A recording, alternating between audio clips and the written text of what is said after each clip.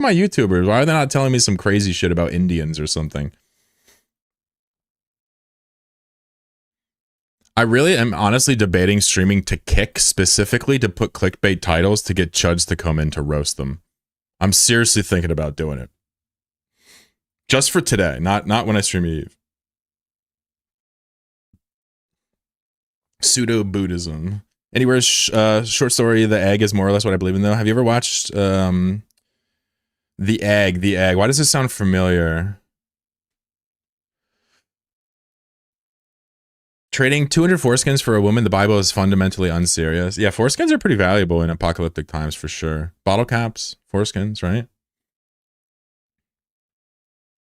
There's definitely a Jewish joke in there somewhere.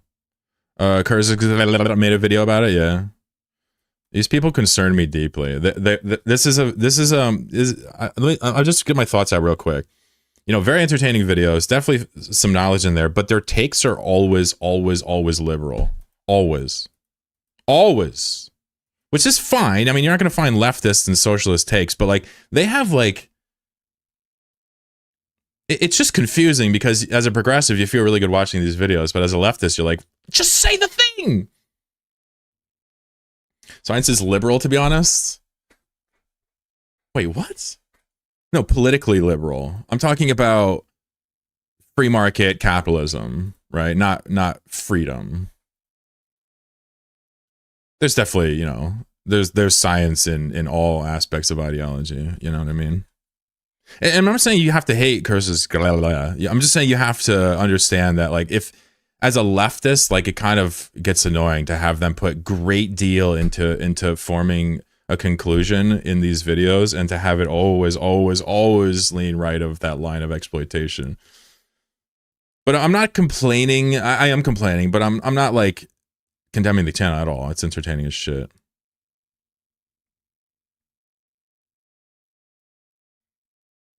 Cybernoah says, my parents gave me a choice. She was baptized, Church of England. My dad is Catholic. Oh, so you got to choose. So did you take the dunk? Or did you do the Father, the Son, and the Holy Spirit, Pope is my Jesus, Lord, Savior thing? What'd you do? I don't even know which is which.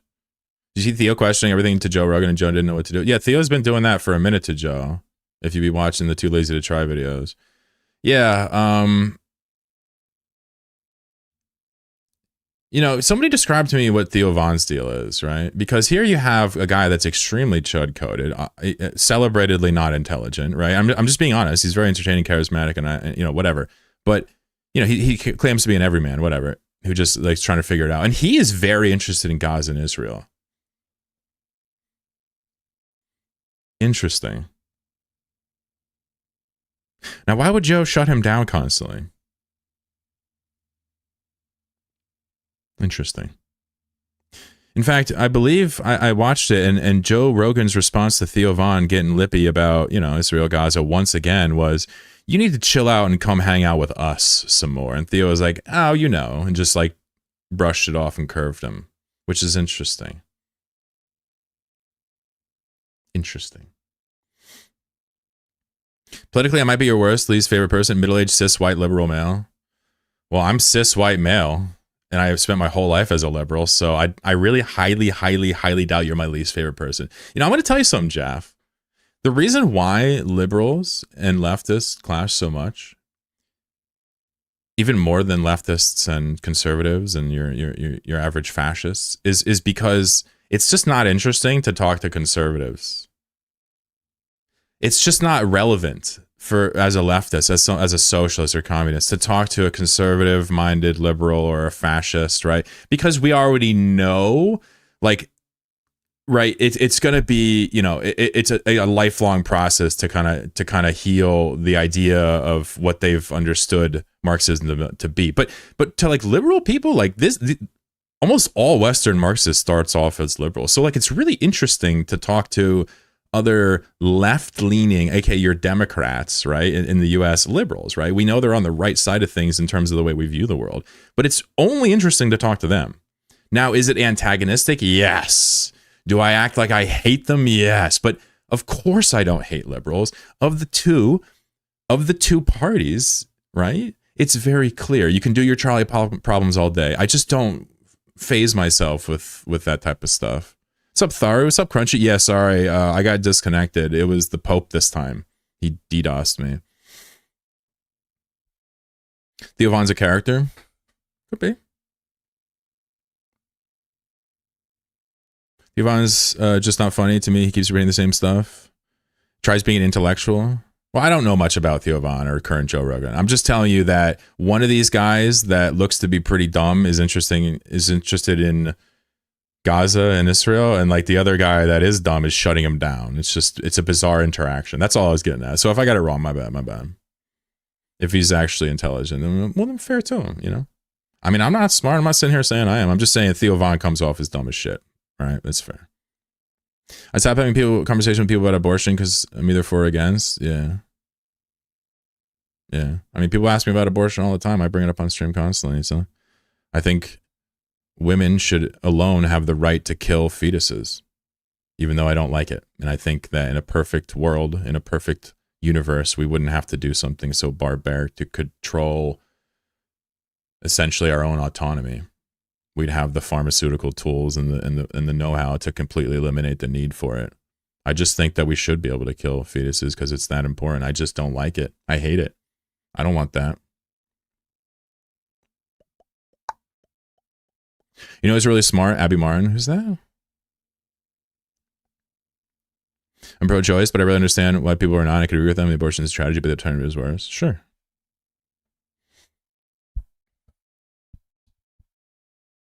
I don't agree in the death penalty, but I'm for abortion. Makes sense of that.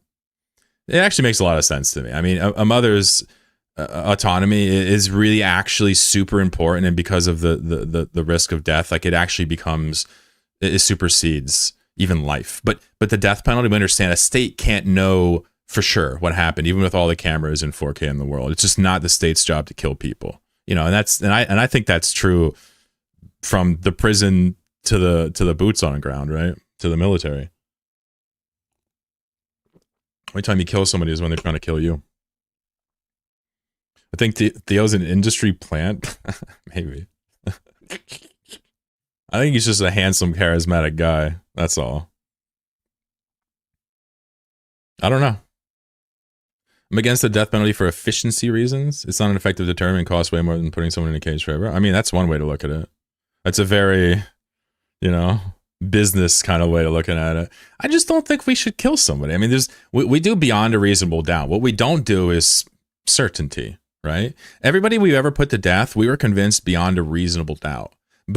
But preponderance of evidence, beyond reasonable doubt, certainty and inkling, these are levels, right? And certainty is something the state can't achieve. So I don't think that you should be putting people to death. And this is why people are like, oh, but Stalin is, it's like, yeah, I don't think you should purge people, even if they're Nazis. You should put them in the, you know, the Nazi area. You know what I'm saying?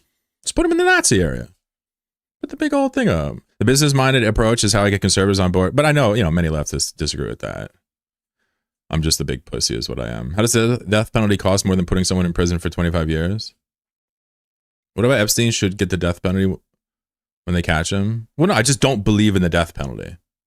For Hitler, for Epstein, pick your favorite boogeyman, Stalin, Mao, whatever you guys hate. I don't believe in the death penalty. For Trump, I don't believe in it. I don't think a state has the right to kill somebody. Only if it's in self-defense. When China executes billionaires for crimes against the proletariat, I don't agree with that. I think it's incredibly base that they'd be willing to equally apply the rules, but I don't agree with the rule in general. Crunchy Thara, how we doing today? What's going on?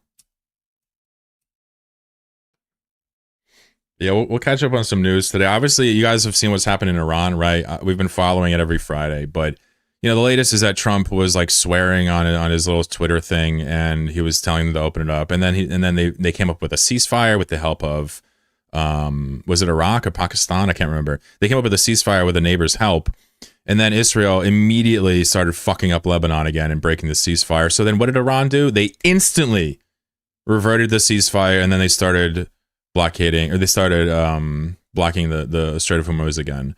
And now they're charging $2 per barrel in Bitcoin for people to get their ships out and through, right? So what that means is that they can't stop the Bitcoin. Once it goes through, no government can stop it, right?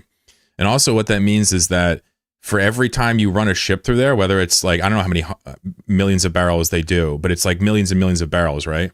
You know, they're taking huge, you know, penalties for that. So what tends to happen is all those ships trapped in this. We'll look at the dashboard later. All those ships trapped in this in the Gulf. Like these ships have to wait and now pay to get out. It's crazy. Yeah, it's actually really expensive to put someone to death. I don't have any numbers, but I've heard it's more expensive than you think because the drug procuration, like to get the drugs to kill them, is freakishly expensive. Like law-wise, bureaucratic-wise, and then administering them and like doing all the things, like it's just freakishly expensive, and I don't quite purport to understand it. But I know the death penalty is not just like $5 for a vial of cyanide to kill a guy. It's not like that. It's like really expensive. But does it have to be? I don't know. My argument is not against the cost. Death penalty could be $1, and I would not be for it personally. Lebanon wasn't in the deal. No, Lebanon was in the deal, of course.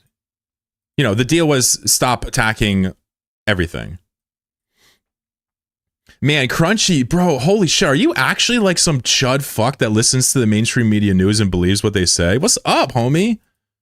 So hold on a second. All right, hold on. I'm gonna bring you over here because you are now my target of interest. So hold on. You've been saying some crazy things, Crunchy. Let me get this straight. So America and Israel attack Iran. Okay, they attack Iran. And then they come up with a ceasefire, and then Israel attacks Lebanon next door, right?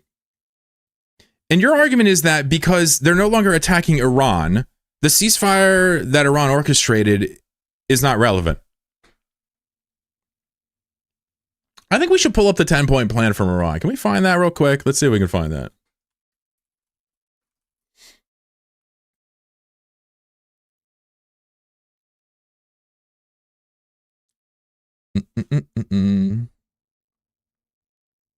Okay, so I want you to see point 2, Crunchy. Point 2 on the 10-point plan, it says a permanent end to the war, not just a ceasefire. An end to Israeli strikes in Lebanon against Iranian allies. You dumb fuck. The third point on the plan says stop attacking Lebanon. You dumb small-minded fuck. This took me 1 second to Google. I didn't memorize it or else I would have roasted you from memory. You are literally so baby-brained that you didn't take the time to Google the 10-point plan before you came up with this? Lebanon wasn't in the deal. Oh, okay. So you're saying it wasn't in America's deal to stop attacking Lebanon? We're not worried about America's 15-point plan. We're talking about the 10-point plan Iran posted to Israel and America in agreeing for the ceasefire. We don't give a shit about America and Israel's tendency to immediately fall back on any ceasefire. We're talking about Iran's rightful ability to roll back the ceasefire because they broke the plan that Iran put forth for them. Iran does not have to listen to Israel. Iran does not have to listen to America. They can do their own sovereignty. They can make their own decisions. And they said, you do not attack Lebanon anymore. And Israel attacked Lebanon. You small-minded fuck.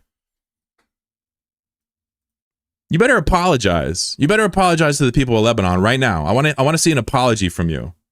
I want to hear you apologize. It was Pakistan? Got you, thank you. Sorry, I don't know why I thought Iraq.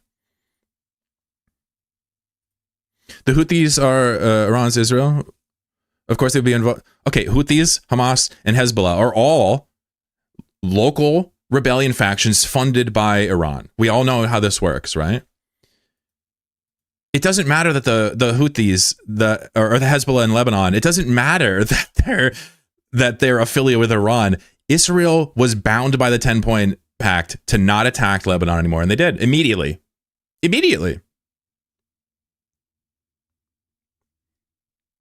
Well, I don't believe anything the U.S. government says, and I ironically believe Iran's output. I do. So when the White House says there's multiple 10-point plans, yeah, they're probably talking about a draft or something. It doesn't matter. We're talking about the 10-point plan that Iran put forth. That's all you need to understand. I mean, I don't know what would you like me to do? An end to attack on Iran and its allies. Do you think that Iran was okay with Israel continuing to attack Lebanon? Let me just ask you this. Do you think logically that Iran would have been fine with a ceasefire if Israel was still allowed to attack Lebanon? Just common sense wise.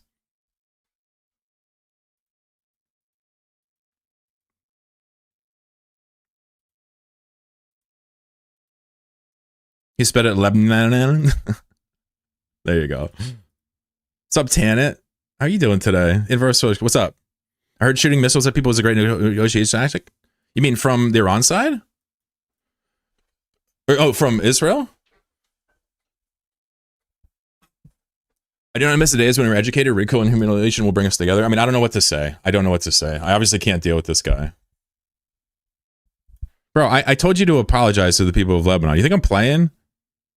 Bro, you literally just said Lebanon wasn't in the deal. The only way that's true is if you think that only the American side of the deal matters. And that's just pure chauvinism, as expected. And what you need to do is apologize to the people of Lebanon and Iran. Thank you. You meant from Israel? Yeah, of course. Hey, what's up? How you doing? Sorry, I skipped it. I'm the worst. How long you been here? What's up, gangsta? Yeah. I thought you were talking about Iran for a second. I'm like, well, man, like, I don't know how to break it to you, but like, they're totally justified. But obviously, Israel is not. Yeah, Crunchy, I don't know what to say, bro. You have to stop talking. Like, just apologize to the people of Lebanon and never talk again is my advice. The second plan for record, according to Gemini. According to Gemini. All right. Well, with all due respect, you know, if you're going to source something from an LLM, I'm going to instantly disregard it, and I'm probably going to disregard everything you say after that point. So I'll give you one benefit of the doubt, though. I'm not interested in LLM summaries of world politics. That is for deeply unserious and uneducated people, right? To ask Gemini what the Iran 10-point plan was. We're not worried about versions and 2 points. We're not worried about White House propaganda and games. All we know is that Israel immediately breaks every ceasefire they agree to, and the U.S. continues to facilitate it, and therefore they're ultimately accountable for it. Done. We don't need to worry about these little games that the White House plays. America is a liar, is a scumbag, lying terrorist state. We know this. We've seen this. Ask a Nicaraguan how they think about the U.S. and ask them, are they right or wrong? Who's the baddies, folks? Is this guy here, my guy? Hell yeah. Grok, is this true? Yeah, you can ask Grok. That's fine. Asking Grok is fine. Gemini, you better not.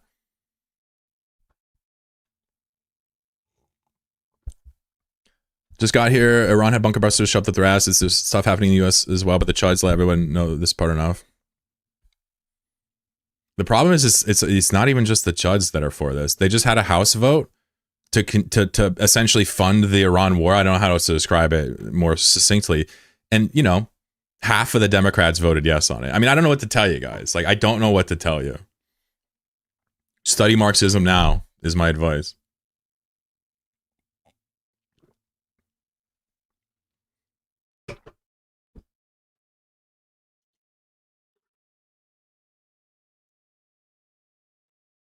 I live in the U.S. where I was right regardless. There you go. Now you're thinking.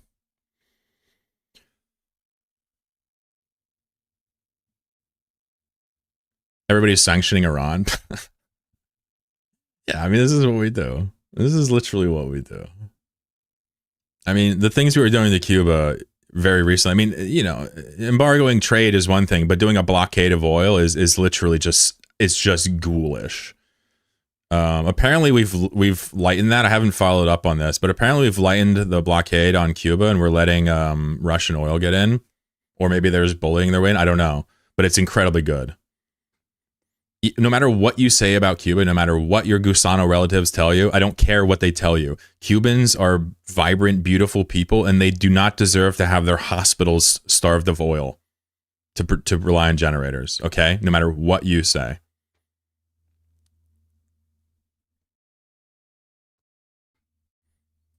Sounds like a human rights violation. at bare minimum. Yep. Jimmy, what's up, gangsta? Found a sleeper cache? Which one? LM is useful. Ask question probably. LM is not useful. No, it's not. I'm not going to read more. Like I told you, if you cling to AI in serious conversations, it means that you don't know how to do the research yourself, and your opinion is not useful. No investigation, no right to form an opinion, and I hate to break it to you, but asking Grok for a political insight on a topic like this, it's not going to actually get you into any circle of even baseline academic discussion on this stuff. Read a book. The funny thing is, Russian dark ship escorted by Russian military ship. The UK did nothing about it. The fuck's the UK going to do to a Russian military ship? Call NATO about it? Like, what are they going to do? I'm just asking. Like, I don't like the Russian government that much. You know me. But what the fuck are they going to do about it? Grok, is this true? Yeah, Twitter is insane. It's so crazy. Standard. How do I get it off the list? You go in. I think you hack those first couple boxes and it'll pop off the list. I think. I don't remember on a. Anybody know what box on a standard sleeper cache makes it despawn? I can't remember. I think it's the first couple. Those first 3 in there, maybe one of them will do it. It's the Mangold. Thanks, Jimmy. Always the real MVP in the comments. I was using an LLM to help me with the moon launch architecture on Kerbal, and it kept hallucinating being stupid. Yeah. I mean, you can use LLMs as a toy. You can use them for your own code. Fine. You can use them at work. Fine. But if you use them in a conversation about politics with me, I'm sorry. I tried to be charitable and give you a second chance. But I don't have enough brain power to deal with people just regurgitating LLM bullshit at me, right? If you can't use a search engine, and I just want you to hear this because you need to hear this. If you can't hear a search engine, right? You need to be a lurker instead of a talker. Capiche?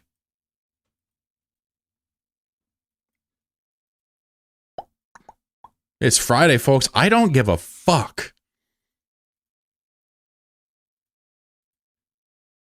The closest one, not the far one? Hell yeah. Inverse says, are you serious? People voted for it? Shit, man, come on. Even JD was like, I don't know, guys. Wait, what was this for?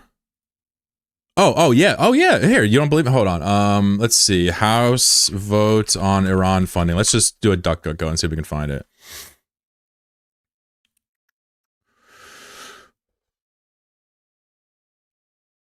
Let's see if we can get it.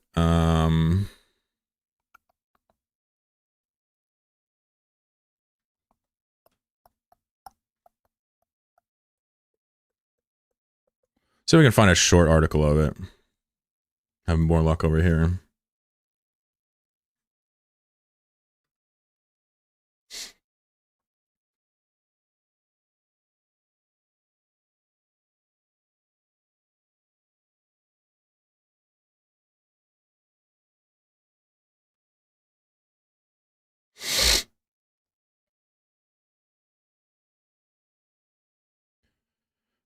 Oh, I hate the House of Representatives. They do so much shit and nothing gets done. You try to find something that's actually hard. What's this one? There's so many votes surrounding this war, it's ridiculous. I'm just looking for the one for the funding.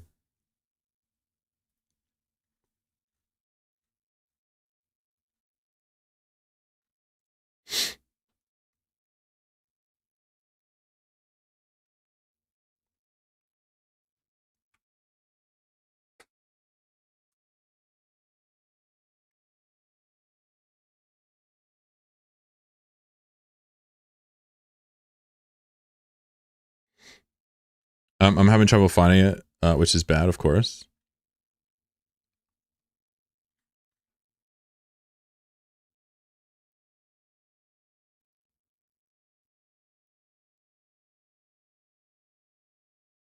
But it's partially because the House is incredibly fucking annoying and complicated.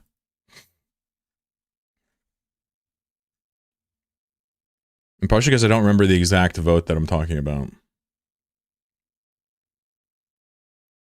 But I'm not sure it matters too much.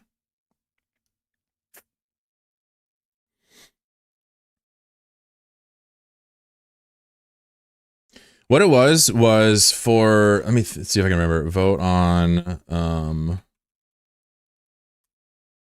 I think it was the budget, military budget, right? Let me see.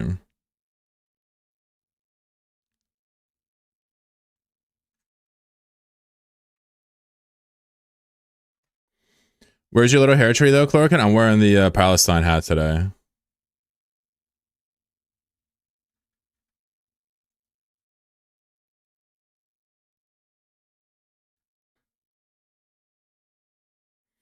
Wasn't the budget vote that won't happen until fall? Got it.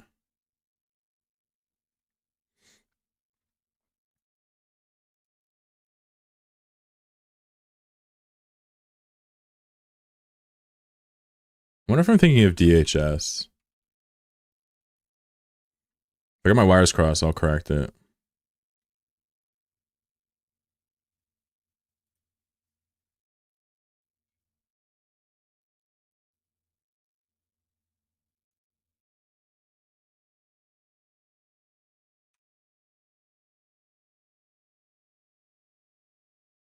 The bill to fund Homeland Security, maybe? Well, I'm wrong about what I was saying. I'm wondering if what I'm getting mixed up about.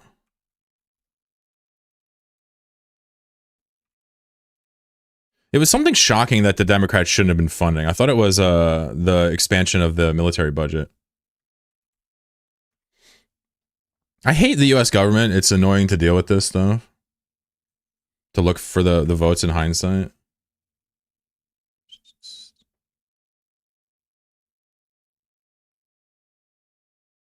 Either way, it doesn't quite matter.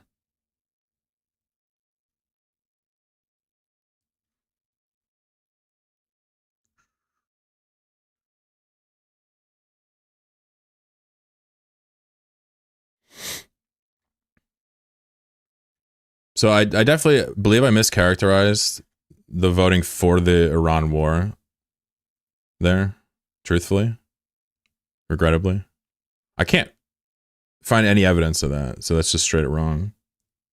I think I'm thinking about Homeland Security and ICE, and there was support for that. He says, okay, I don't read Arabic.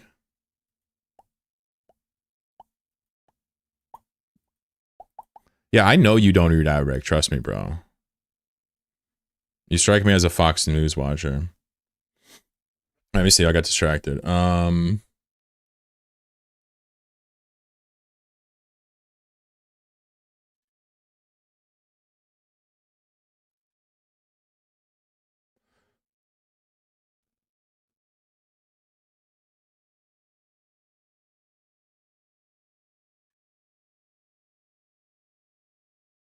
So hold on. Let me. Saber says typical left position. Want to debate, but bro, you came in here with a chat bot. You have -6 IQ. There's no debating with you. You literally came in here and questioned Iran's 10-point plan that I had pulled up on the screen, and your evidence was a chatbot. You obviously don't get to talk to us today. We're just going to make fun of you if you keep talking, right? All right, so inverse flux, what I had said was that the House of Representatives voted to further fund the military budget sponsoring the war of Iran. I believe that was my implication. I don't have any evidence of that, so that's wrong. I think I'm conflating it with the Homeland Security stuff with ICE. And I'm just wrong about that, so I apologize. Which is good, but it makes you feel silly. He says, look, we may always not agree. He says, I get shit wrong every day, man. Yeah, well, I'm going to get a lot of stuff wrong. Every Friday I get stuff wrong. I suppose the only thing that matters is whether or not you stand on your business and are willing to be wrong.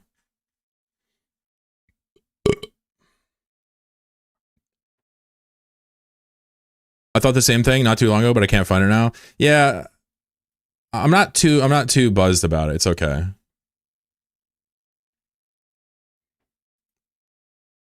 We went through it and I looked it up.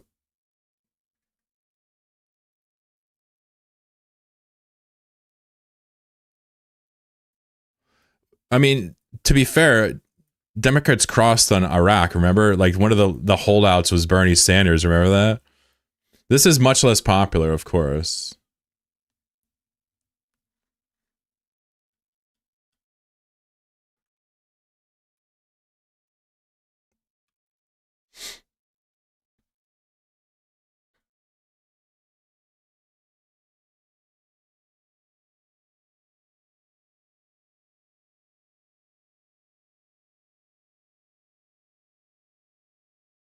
I would like to at least see the Homeland Security one, but I can't even sort through that right now.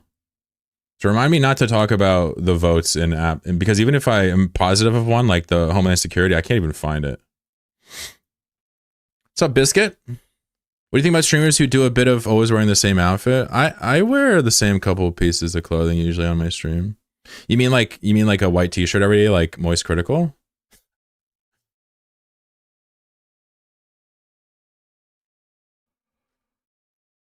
Yeah, saying I don't read or listen, you know, like nobody's fooled, brother. You came in here talking about Gemini. You literally substantiated your claim with Gemini. Now you're saying, no, I didn't.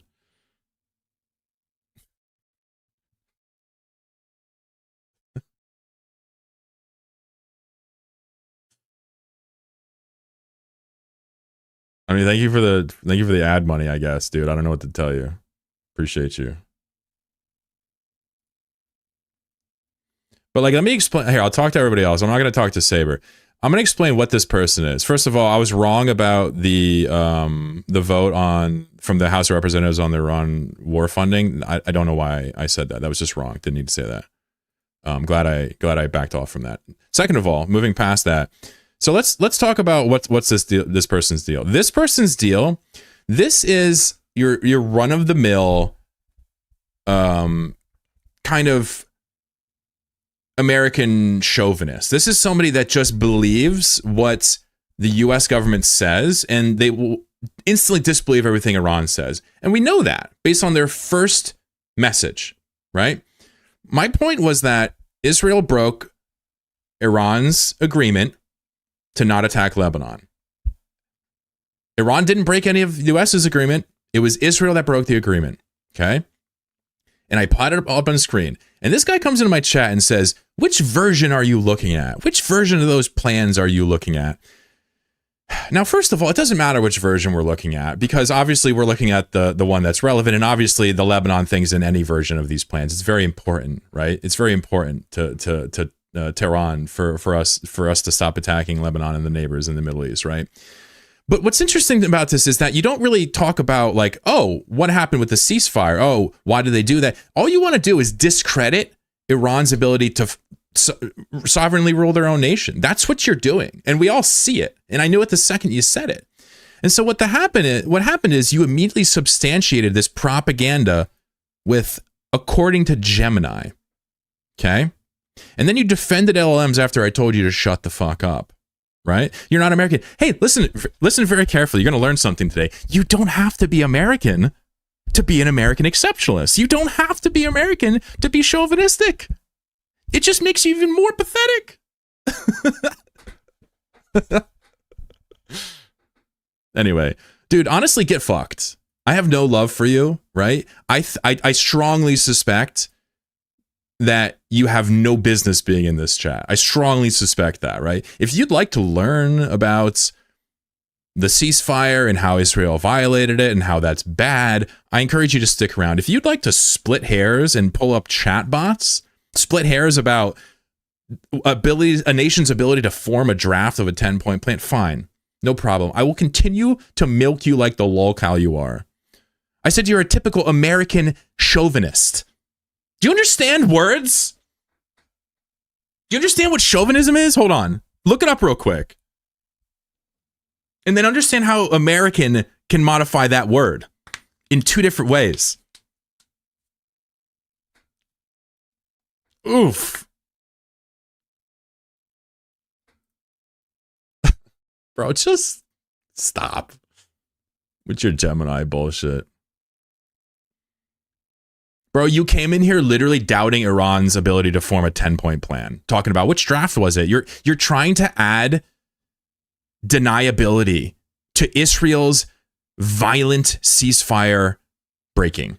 That's what you're doing. And everybody here knows it because generally people here are liberals or leftists that try to at least follow the news. Nobody here is dumb enough to fall for this shit. You should learn how the whole thing started. American propaganda says this started 47 years ago. I said it started in the 1950s. I personally think that if you were to tell me your understanding of Israel-Palestine history, I would have an aneurysm on the spot because it would be a mix smash of like what you learned in 4th grade and like hallucinations from Gemini. right? I don't think I could stomach listening to you talk about the formation of Israel. I don't think I could do it. I guarantee you, based on how this is going, that God forbid I get you on the topic of like Islam or Muslims in the region and Jewish people and Israel. I'm willing to bet you have a whole repertoire of dog shit opinions. What's up, Blue Star? Like, what's up, bro?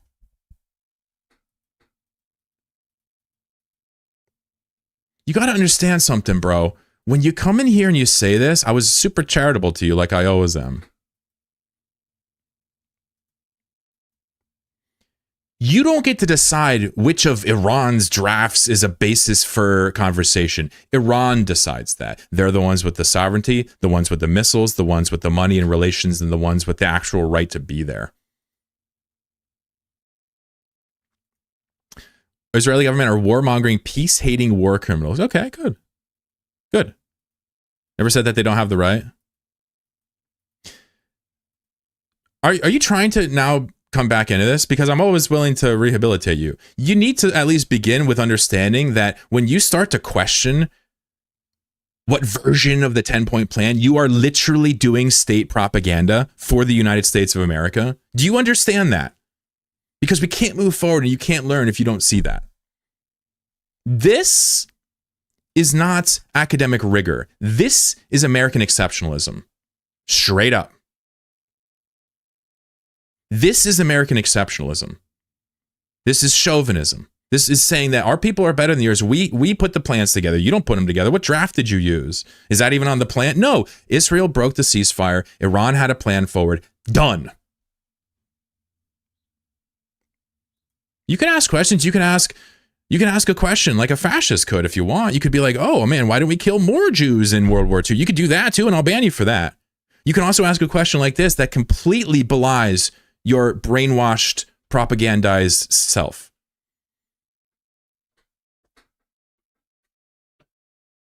Bro, let me ask you something.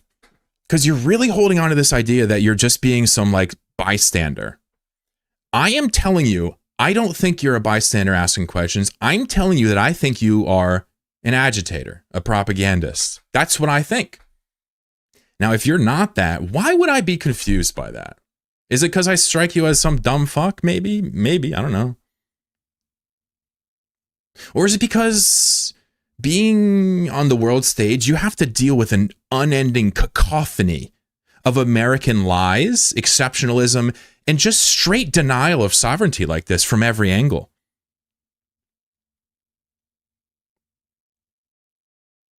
If your goal was, okay, which of these plans was it? Because Lebanon, like, there is no basis in reality where one draft, where it matters, your question. This is how we know you're being disingenuous. This doesn't change anything in the material world. Unless you really believe that draft one didn't have the Lebanon clause on it and the other one did. Unless you really believe that deep down, which you can't. You can't be that dumb. This is just perpetuating state line propaganda. This is the idea. This is the insidious idea. We discredit our enemies. We don't even give them the right to sovereignty with this line of thinking. If that's too harsh, man, I guess my point is, I think what you need to do is to understand that you're looking at the wrong things. You are looking at the wrong things. If, for example, okay, you look at the Holocaust, and this is not you. Let's just say some random guy looks at the Holocaust and he says, wow, a lot of those Jews in those ghettos, a lot of those Polish people and Slavs in those ghettos, they were breaking a lot of laws. You know, if that's your takeaway, I have to question what's going on. If your takeaway from the breaking of the ceasefire is which version of the 10-point plan did Iran put forth last to justify ceasefiring in Lebanon, it just is so otherworldly. Just there's no reason for it unless you're agitating. And if you're not trying to agitate, you've been an unwitting vessel for it. Ikbin, sleep well, brother. It really irritates me when people try to just act like, oh, I'm just curious. You're not curious. You're not curious which version of the plan it was.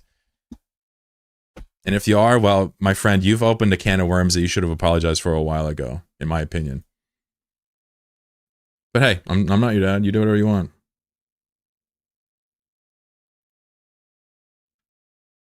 I'm sick of America just acting like nobody else can do their own shit.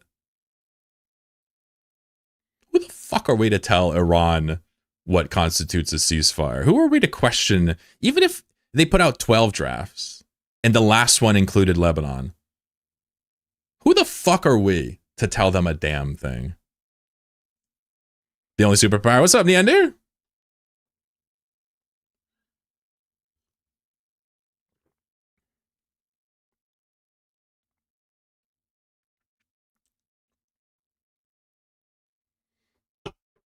Neander, what the hell is going on?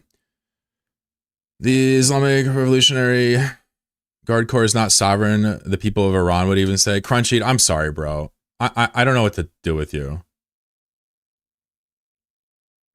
You are like incredibly lowbrow with this, you know?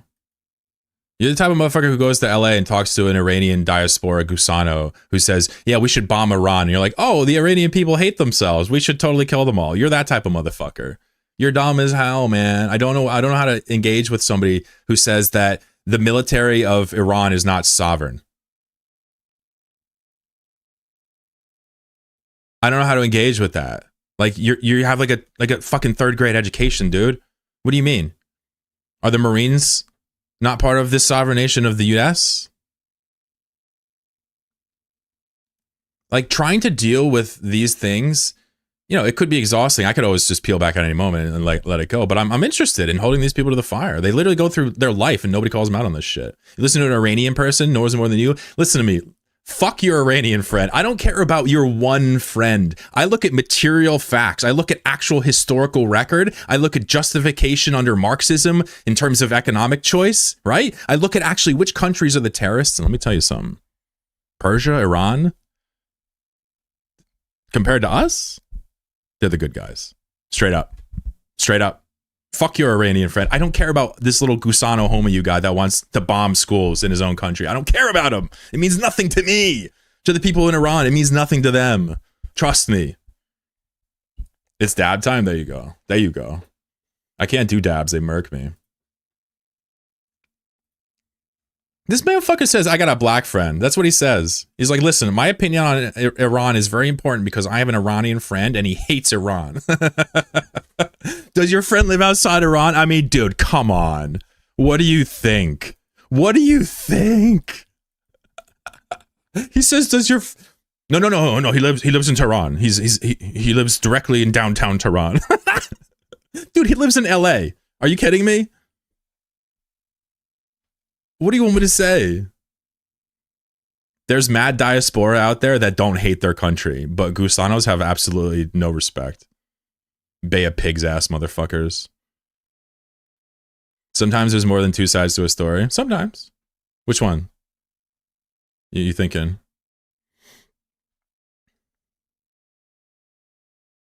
Watching some of the Goon movement stuff? All right. Movement stuff? Are they moving?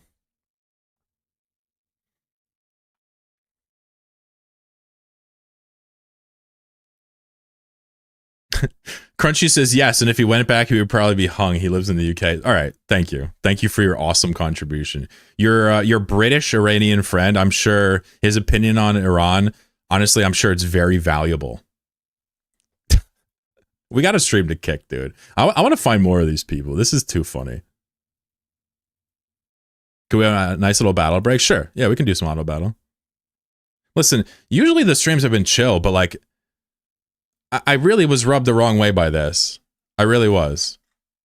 This really bothers me that somebody is so worried about which version of the plan.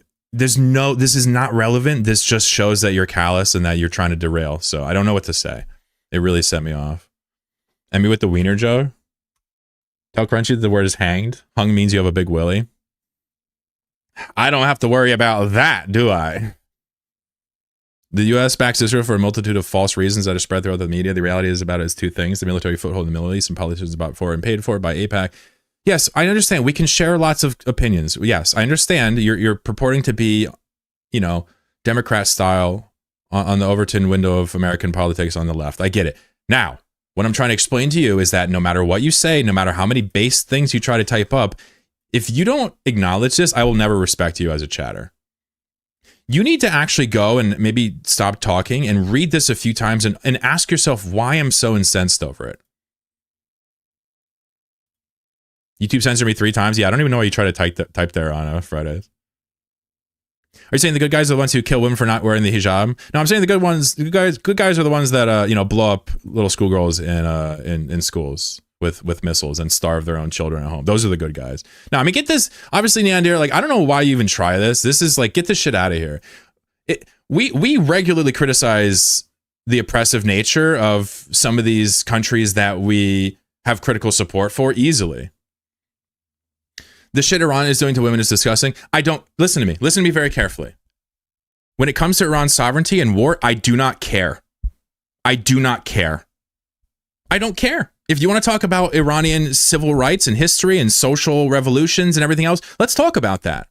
But if your goal is to besmirch Iran and to make them on even footing as this axis of pedophilic evil by saying that they oppress women, I'm sorry, I'm not buying it. They do oppress women, and that is disgusting, but it's not interesting. It's not relevant. It's not justification. All it is a conservative, reactionary, backwater, theocratic ideal that needs to be eliminated either democratically or by the people. It's not the imperial power's job to go and liberate an oppressive force. Are they doing slavery? Is like Saudi Arabia? Should we go liberate Saudi Arabia? What? You tell me, man.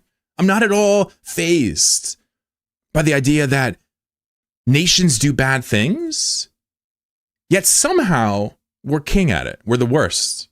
How is that possible? How? How are we interested in Iran's oppression of women in this war? How is that relevant? Because we're trying to make them as bad as us. It'll never happen. The world knows who we are. This terrorist, bully, this imperial, hegemonic, militaristic, just dog of war that is the United States and its vassal states throughout the world. We're not interested in denominating individual oppressions to try to levy feelings to have these things appear the same. It's just not interesting. People did it in World War II. I have to wade through it with Soviet talk all the time. It's just not, it's not good argument, I guess is the point. And that's why it's so easily dismissed. North Korea is an option? Yeah. DPRK. We talk about them rather frequently on this stream. And I have a pretty good grip on how things work there, too. Some people are shocked by it. So listen, let me just spell it out. If you want to have a conversation about the repressive nature of the kind of theocratic style of government in Iran, sure. But if you use the word regime, if you use the word terrorist, if you talk about oppression in the scope of a war and talk about women's rights, we're going to have a serious gap in debatability here, right? We need to focus on one thing or the other. Otherwise, it's just, you're clearly losing the argument that the US and Israel are justified in what they're doing. So you're trying to make Iran look worse. Two guys hit each other hard enough. Well, me and Neander have very different political ideologies. We met arguing. Well, we're cool. Don't worry. He can handle debate. I mean, he's just a libertarian. You know what I'm saying? You take the good with the bad, right? Libertarians love debate. Are you kidding me? It's not like they actually have a government to... I mean, Argentina. Okay, they have Argentina now. Oh, you meant U.S. Israel. Oh, I see. Oh, okay. I thought you were talking about Neander. I'm like, dude, he can handle it. Neander's got good social skills, generally. He doesn't fall into that trap that Crab fell into, where he just needed to always fuck with me. Always. A little bit here and there is fun. As a side note, I've never been happier to be separated than when I see a CIC promising to commit war crimes. CIC. Sorry, CIC, it's eluding me. What is this?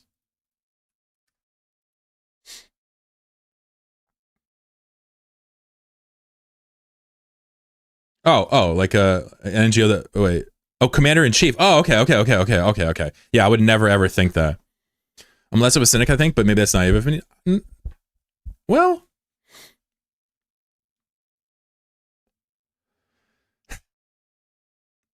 I mean, with all due respect, inverse flux, it's hard to see it as anything other than naivete. And the reason I say that is not because I'm smart or anything. I purport to be a dumb guy. I really do. I have so much to learn. I have so many things wrong. But I think this is a classic case of like, you know, why the fuck would Iran ever be friends with us? You know, after what we've done, you know? Why? How could anybody trust the US on a world stage? It's so shocking.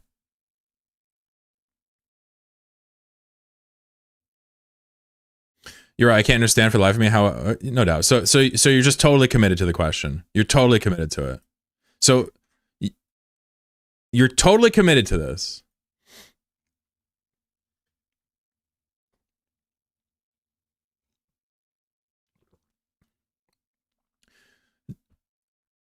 And in this argument, you're now accusing me of not being able to respond with facts.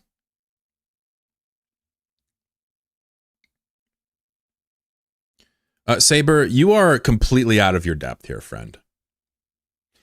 I'm gonna explain this one final time for you, and then I'll give you a little haircut because now you're just sea lining. Let me make this clear, okay? No, it is what you said, and you got to stop walking shit back that you've already typed. Or I can see the words on the thing. You came into my channel for the first time ever during a political stream. Okay. On the screen, I had a 10-point plan by Iran dictating the terms of the ceasefire from their perspective. Yes, there's a 15-point plan from America from their perspective. So if Iran was to break the 15-point, that would invalidate the ceasefire, right? Israel broke the 10-point plan. Okay, this is what we were discussing. You came in and you said, quote, "Do we know which 10-point plan you have pulled up?" I only ask because the White House claimed there were two 10-point plans. The first was rejected. The second is a basis for conversation. And my reaction to this was roll my eyes a little bit and be like, all right, bro, whatever. Because I instantly understood that this is just incredibly, like you're literally taking the headlines from like your CNN style news media organizations and just putting it in my chat. You are building an excuse, a mitigation for Israel violating the ceasefire, and you don't even, you claim to not even realize it. What you're doing is muddying the waters. And I tried to make this clear to you, and then you started talking about AI, right? You understand that? What you're not doing is saying, hey, Israel violated the ceasefire, right? I'm curious, was the Lebanon thing in earlier drafts of the plan? That's not what you're doing. What you're doing is saying that this only the second version is available for conversation, right? You are disqualifying Iran from making their own plans, right? You weren't curious if Lebanon was related to the first or second draft. All you wanted to do was potentially disqualify what I said in defense of the United States of America and Israel. That's all you wanted to do. We see that. We see that. You see that we see that. But what we don't see is you seeing and actually changing your behavior that this is wrong. You understand? You're not just asking questions. You weren't curious about Lebanon. All you were doing was muddying the waters in defense of this pedophilic axis of evil. And for all the people in the world, the global South, Africa, Asia's, right? For all the people in the world that America has oppressed, I would like to say this to you, Saber. Fuck you. Fuck you. Iran decides its future, not America. Iran decides what its plan is, not America. Israel will be history. In a matter of time, Israel will be history when there's finally justice in this world. And your little shitty stenography for state media, it's a pretty shitty hobby, bro. Get a new one, right? Get a new one, scumbag. All right, time to move on. We'll give him an hour ban so I can do something else.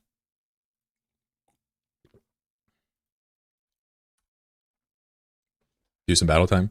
Yeah, Crunchy, you're about to get it too, bro.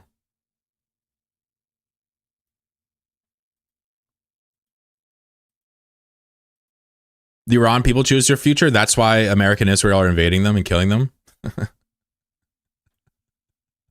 Yeah, I obviously just got to put you in a timeout too. Like, you are too stupid for Fridays, Crunchy. Whenever I see you on Fridays, I'm going to immediately ban you for a day. You're not allowed here anymore, friend. He gets an hour for that. Well, the thing is, I'm trying to ban people for less amounts of time. Because maybe he'll come back and he'll be like, well, okay, maybe I see how that question doesn't answer anything, and all it does is help America. All right, someone wants to battle. All right, let's battle. By the way, I fixed the grouper invulnerability. It works now. The grouper invulnerability works. I think I'm gonna nerf antimatter right now, though. It's too popular. We should nerf antimatter, right?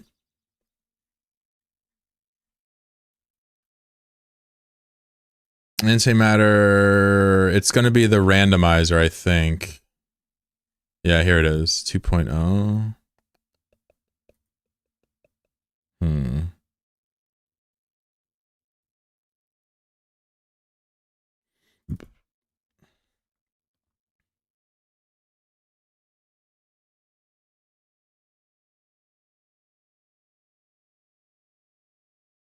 Yeah, I guess it's okay. We should buff some of the other items, though. I feel like Killbot needs a huge buff. I feel like the Killbot should shoot twice as fast. What do you think? Thoughts?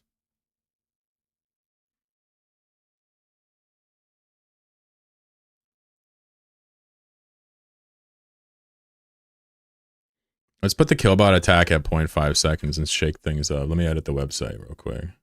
Still don't have it automated. What's up, bro? One? Oh, you just missed a heated argument. Damn. What's going on with you, bro? I'm gonna buff the Killbot here. Killbot has not really been picked a lot. The other ones are pretty good.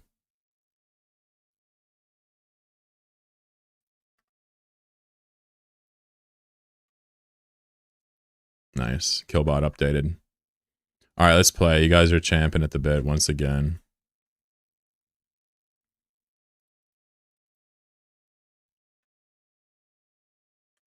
If you guys have never played this game before, you can go to my little website here with information on the classes. Otherwise, you can just type join to join and have fun. This is Chloro Battle. This is what I used to do Eve giveaways when I stream Eve. Play a couple today, hang out. Good luck, everyone. Palestine should have never let the Jews settle there in the 40s. Well, okay, no. Well, so yes. Correct. But let's just be clear here. Like, it wasn't just like, oh, Jewish people showed up and the Palestine people moved aside. You know, it was world powers putting them there and you know, forcing, you know, it's a terrible, terrible synthesis of a colonial settler state. The greater Israel. Fuck me. Turkey's in the next few years, yeah. I don't think Turkey is gonna be willing to deal with Israel quite as much as the other Gulf states and the other states surrounding Israel because of the lack of wealth and the amount of military bases. Turkey's in NATO too, which is interesting, right? How do I join the battle? What are all these extra words? Oh, you ever see this before? We'll play another one after this. Have you seen this before? No. I started making this like this month. So you can join with an exclamation mark, and there's all these little pawns, and there's items you can take, and there's like styles. Oh, you haven't played it all? Yeah, dude, it's changed a lot, huh?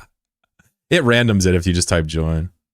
Sovereignty is defined by might. Doesn't matter if I like it on practical basis. Doesn't mean it's just. It's very real. The ever rolling stone of the bigger stick, if you will. I do blame U.S. for whatever Israel term used for Israel's sheer.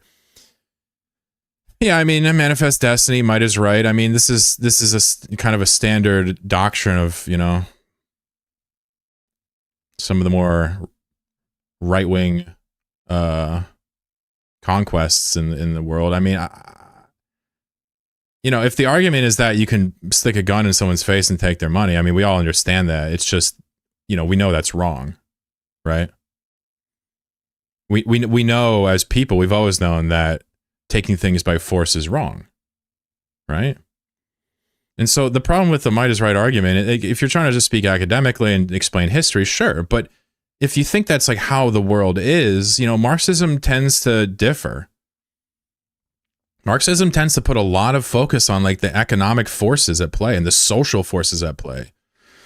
Obviously, wars are more than mode of production, but this candle is holding on by a thread. By the way, Killbot looks pretty devastating now. Look at the Killbot go. You goyim won't understand. Listen to me very carefully.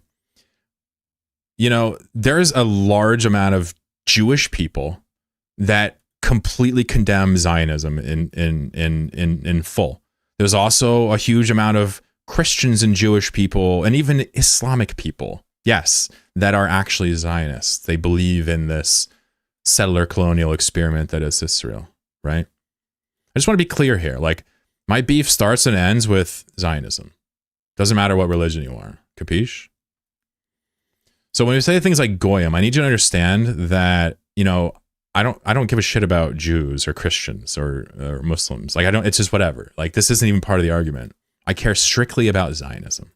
You know, you can never conflate anti-Semitism and anti-Zionism with me. It's like, you know, baby's first argument. You're joking? Of course. But I just want to be clear here, because who knows if people come in the chat and see this and think we're some neo-Nazis. It's not the case, and you know that, but maybe they will. You got to be careful, because these fucks ruin language for everybody. They always blame us for taking away their words. It's like, well, listen, y'all are the crypto fascists that make everything into a fucking Nazi meme. Social might? Well, you know, might is right. Manifest destiny very explicitly means physical force.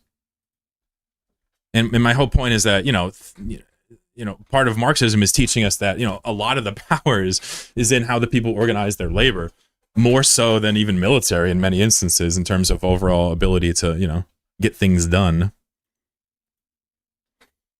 The term's being made fun of in Twitter, at least. Which one? Goyim? Yeah, Goyim is what Jewish people, I believe, call non-Jewish people, just like as a word for it. It has nothing to do with Zionism, Israel, or anything else. He was just making a bad joke, that's all.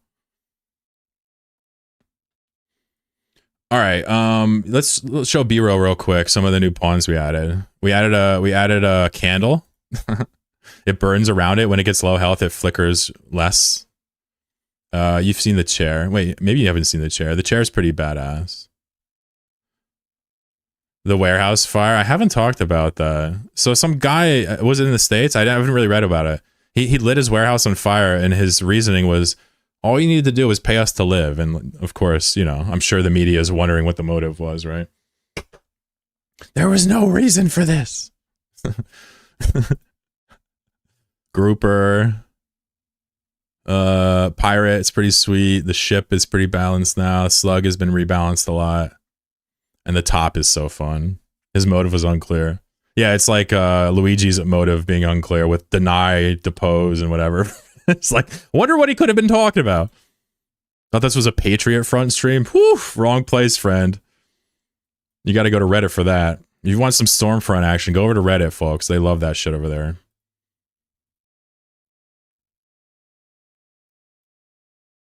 Yeah, no doubt, Cole. I feel you. I mean, you know, I'm obviously interested in history.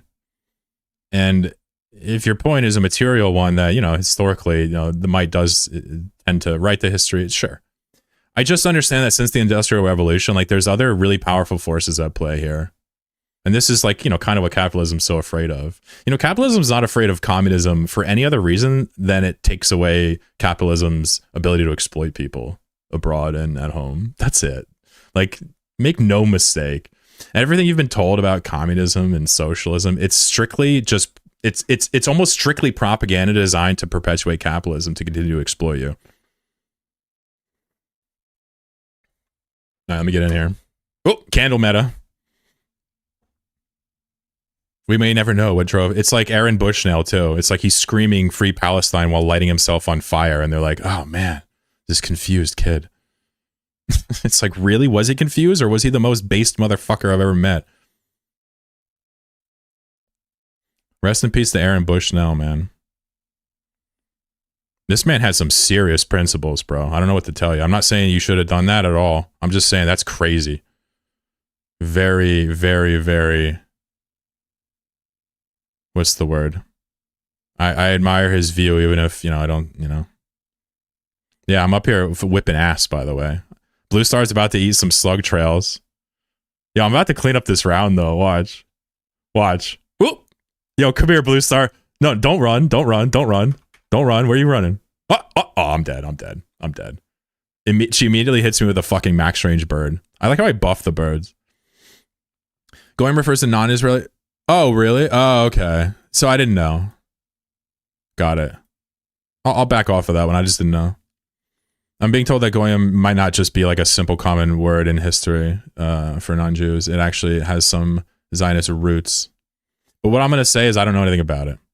On a better note, I'm going to eat some barbecue with the wife. You guys have a good day. Yeah, appreciate you, Web Hostage. Enjoy your barbecue. Hopefully you have a good day with the wife. Make sure you tell her you love her, right? Do something cool for her.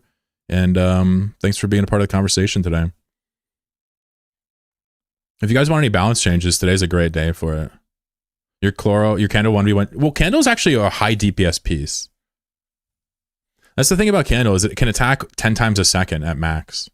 Its lowest cooldown on its attack is 0.1 second. It can potentially vomit out huge damage. Nerf Grouper Splash already did. You know a band called Grandson? They made a song about Bushnell? Nah. That's awesome.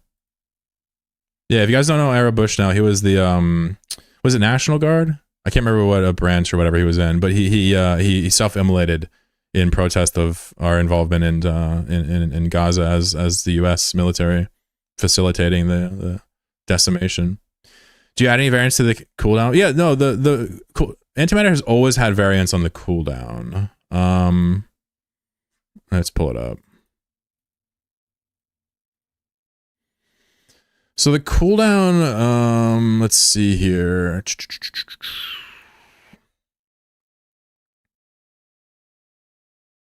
Yeah, so it's a random float range between the max time and the max time divided by 2. So technically, if I wanted to make this range tighter, I could make this. So right now it's between 5 and 10. So I can make this like a 1.5, right? And that would make the range 7.5 to 10. It would make it longer cooldown, which I think we should. I think sometimes antimatter procs too fast. I'm going to change the range from 7.5. I think that makes sense. Antimatter is one of the most picked items, I think.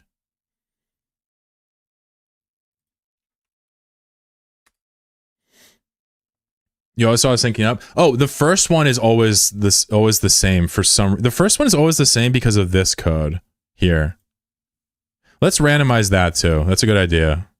Let's randomize that because it always disappears, right? Also, do we think antimatter should remove the name, or should it leave the name? We should probably have it leave the name. It's kind of cool that it disappears though.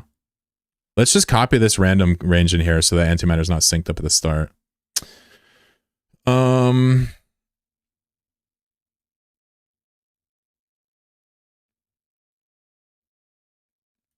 I think we should leave the name visible, right? We still make them disappear. We still make them go black, but we leave the name. It's kind of hard to see where your name is when it phases out at the start. Must watch video about New York learning the Arabic numerals. Strange one. The Arabic numerals. Very difficult. Antimatter has a near monopoly on defensive items and defense is very good. Interesting. Well, milkshakes is defensive. I think we should nerf the defensive stuff in the game and give offense more of a chance. That's why sturdy and antimatter should keep getting nerfs. I mean, we did just hit antimatter pretty hard here. And the grouper got hit hard in the invulnerability timers. Here, let's play another one. By the way, guys, if you want to learn how this works, you can obviously audit the code on GitHub, but you would type join and you would type your style. So I'll go top nimble skates. And this is like a top that moves faster and moves faster when he's hit. So it'll bounce all over the place. There's like styles that work with certain pawns.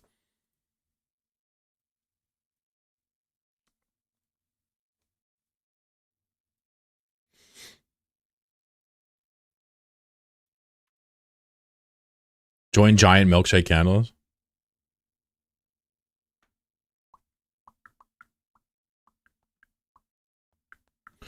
What's the reason I want people to look up Arabic numerals? Join giant antimatter grouper. Giant grouper? The Terminator movies were prophecy, not fiction.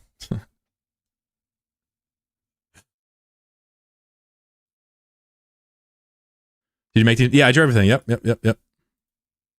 Yeah, some of them are pretty good. Like the candle turned out really well, huh?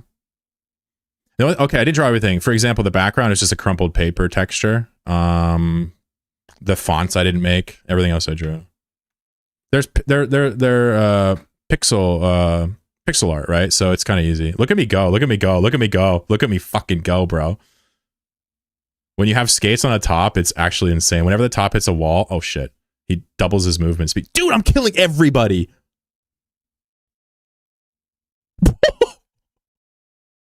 Oh, dude, I'm gonna have so many kills. Gives me Binding of Isaac's vibes. Oh, that's crazy. Thank you, dude. This is a Fado, actually, right here, the slug. Oh, yeah, you remember that. You remember that.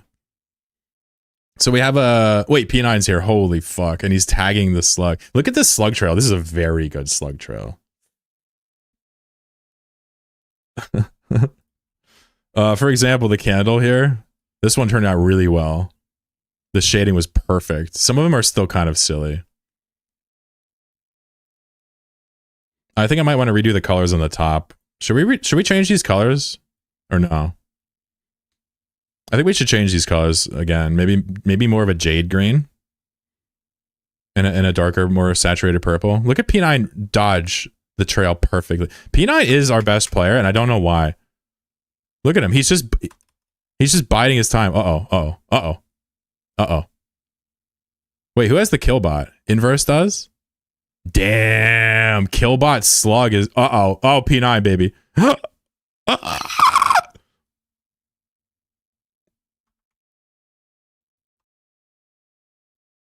You got this. Oh my god, P9 is so good at Chloro Battler. He's gonna literally win now, unless he's gonna win. Watch, he's actually gonna win. I'm telling you. Look. Yeah, he literally won. I can't believe it. How do you beat the slug? What was his build? Giant milkshake candle. Yeah, look at me with 4 kills. How did I? Damn, Spooky had a ratio of 3.9. Yeah, the killbot's way better now. Yeah, let's change the color on the die. What color should we change this to? I think we should do like a jade green, right? Instead.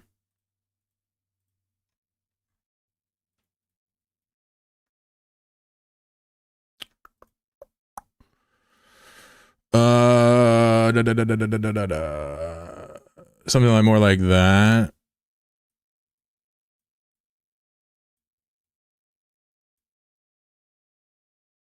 Right. And then this should probably get a little bit, maybe a bit more red in here, maybe.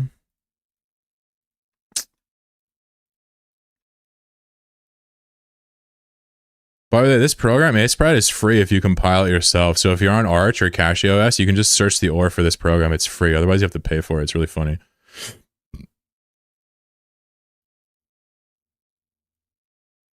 What about like that? That's kind of cool. No? What do we think? Red top should be red. Interesting. I might buy to support them. Yeah, you could do that too. Yeah, it's definitely worth paying the 24 as well. But if you want to just compile it to test it, you can. They also have a trial. Yeah, I agree. Especially because of how the OR works. I didn't even have to compile it. I just typed it in. It just fucking did it for me.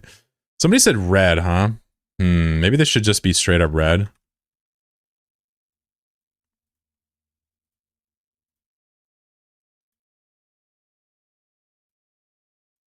But now it looks like Christmassy.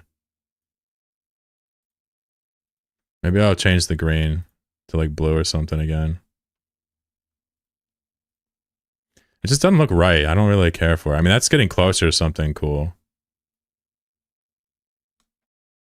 I think the red is still a little bit much though.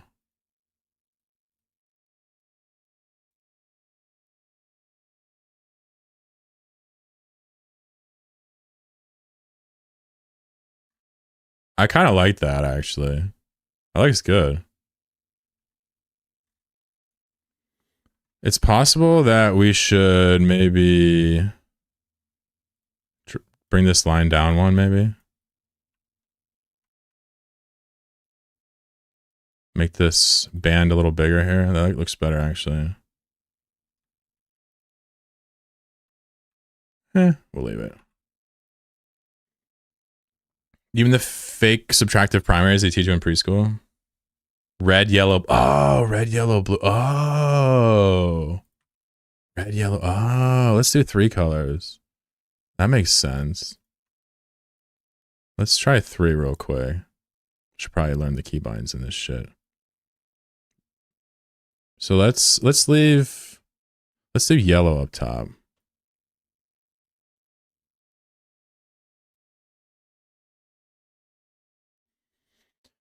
And then we can keep red in the middle. What the fuck? Oh. And then for the bottom, maybe we can do green.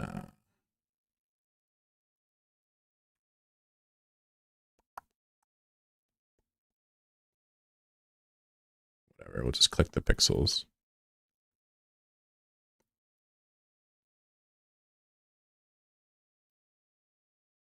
That doesn't look right. Wait, there's no blue. What was it?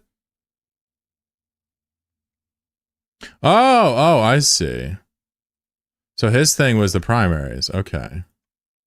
Leave it to a Westerner to talk about the primaries. Am I right? Politics? No. We should make this one blue and the bottom one red. And then we'll leave it there.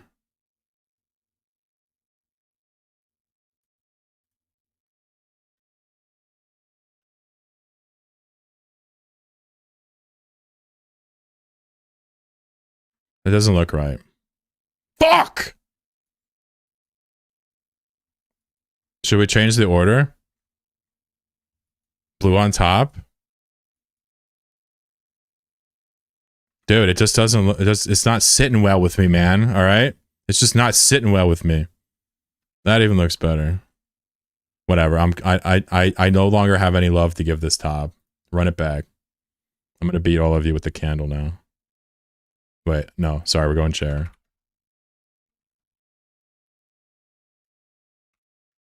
And chair insane dice is a classic combo that sometimes randomly wins. Recky's here. What's up, gangsta? How we doing today? I was really confused. I thought they were trying to make kids learn alternate spellings of numbers, but it's just a meme about base 10. Yeah. It's just a joke trying to get people that are scared of Muslims, basically. Yeah. Don't worry about it. I fell for it when I first saw it years ago. And I'm a woke joke. Just a joke.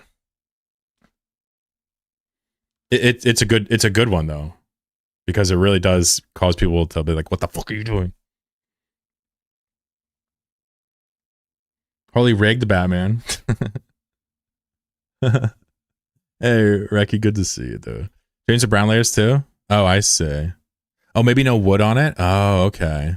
I need to like look at a top or something. It looks better now than it did before, to be honest, but the red is still weird.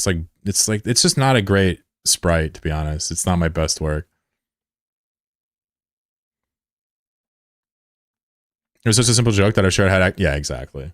Well, the best agitative propaganda is entirely digestible. That's the point, right? So, I mean, in a way, like, par for course. P9 somehow alive again. I think he's broken the meta with the candle now. It's funny because the candle was largely underperforming in my experience. I'm gonna make some more coffee. Died to AIDS once again. Oh, dude. Oh, man. Reki has 2 health versus a candle. There's really very small chance he's gonna win this.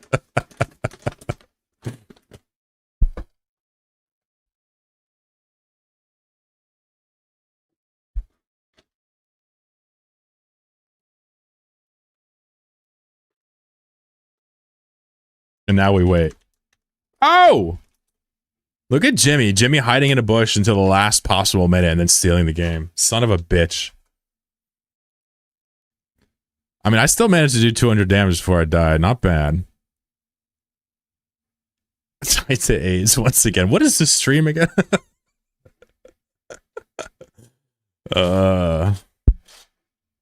Exactly, Neander. No, yeah, you asked. You're good.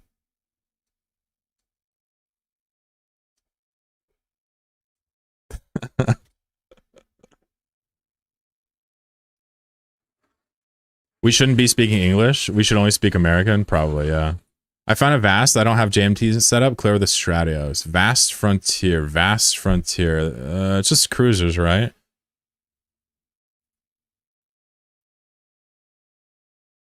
Eight crew. I mean, depending on your fit, that might be a lot.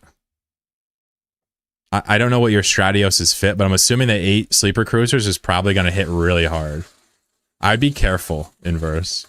It's pretty boss. Yeah, you can do it and warp off. They don't scram. Yeah, you can probably kill him if you're fit for combat. Why do you have Charlie Cock in your stream title? So I have a chatter here who's a big supporter who likes the guy, and I'm gonna explain to him why I don't like him calmly with sources. That's all. That's all. I'm just gonna do it in a way that leaves no room for doubt what I'm talking about. And I'm only doing it because the guy's a big supporter, so I'm just basically, what's the phrase? I'm challenging myself to substantiate my opinion for Charlie Kirk. That's all. We'll talk about it later if he shows back up. If not, we'll do it next week. That's what that's all about. We're just basically going to talk about the man's, you know, political legacy, right? And stuff he said and whatnot. I'm curious. Yeah, we'll figure it out.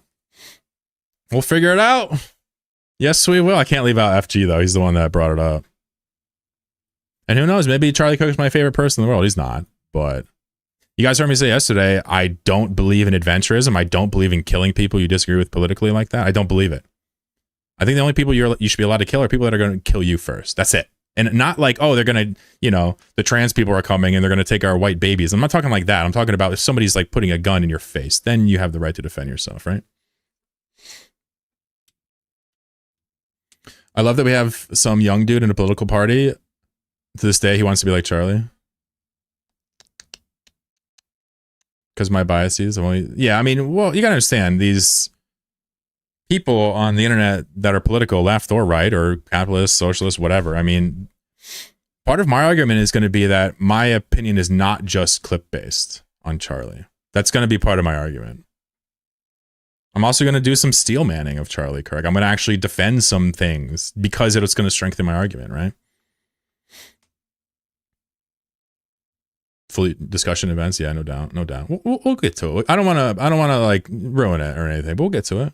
It should be a good combo. Again, if we don't have it today because FG doesn't show up, we'll have it next week with or without. No worries. I don't want to like ruin the convo now, like stop you guys from having fun, but you know, the itinerary must be adhered to. Do you think he was shot or did Nexus do that? I think Epstein shot him. It's hard to see his base takes with the clickbait title. Said some wild shit now. Oh, Kirk. I didn't really watch his stuff, but I appreciate waking up to an AI enhanced version of his death. We can talk Erica Kirk right now if you want. She's my boss babe. Whenever I want to become unaroused, I think of Erica Kirk. It's true. Because even as like if y'all are Charlie, fine. If you like, whatever.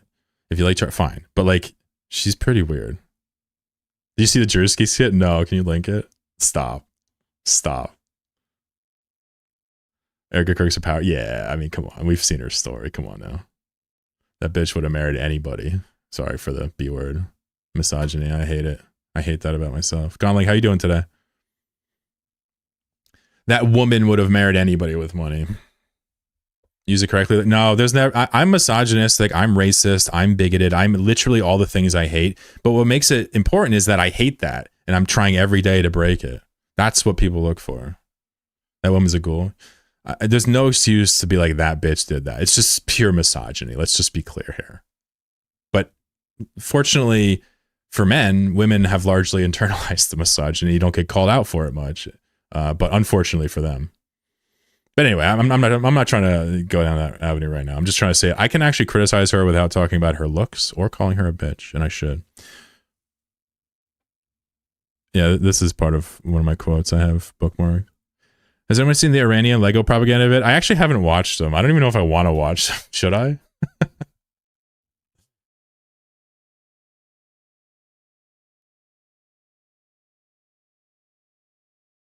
This is the Jersey skit. Wait, where's my volume? Why is it up here? Get on your feet! Hold on.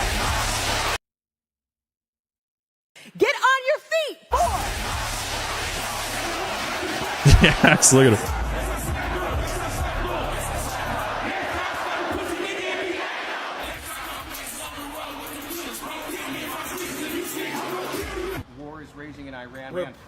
We're praying for all the soldiers and troops. That's great that you're praying, but how about all the kids that died when the USA hit the towers? It broke my heart. That is the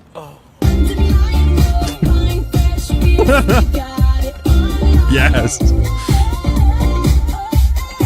What is Floyd? In what ways have you grown closer to Jesus? I serve a righteous God. Yeah, we can end it there. We've all seen the conservative women playbook before. Erica Kirk is more than just a conservative woman, though. She is a clout chaser, right? She's a failed reality TV star wannabe. She's very fucked up. Yeah, Floyd is a weird word. I don't think we need that. I got Twitch Censor trying to explain what Floyd is. Yeah.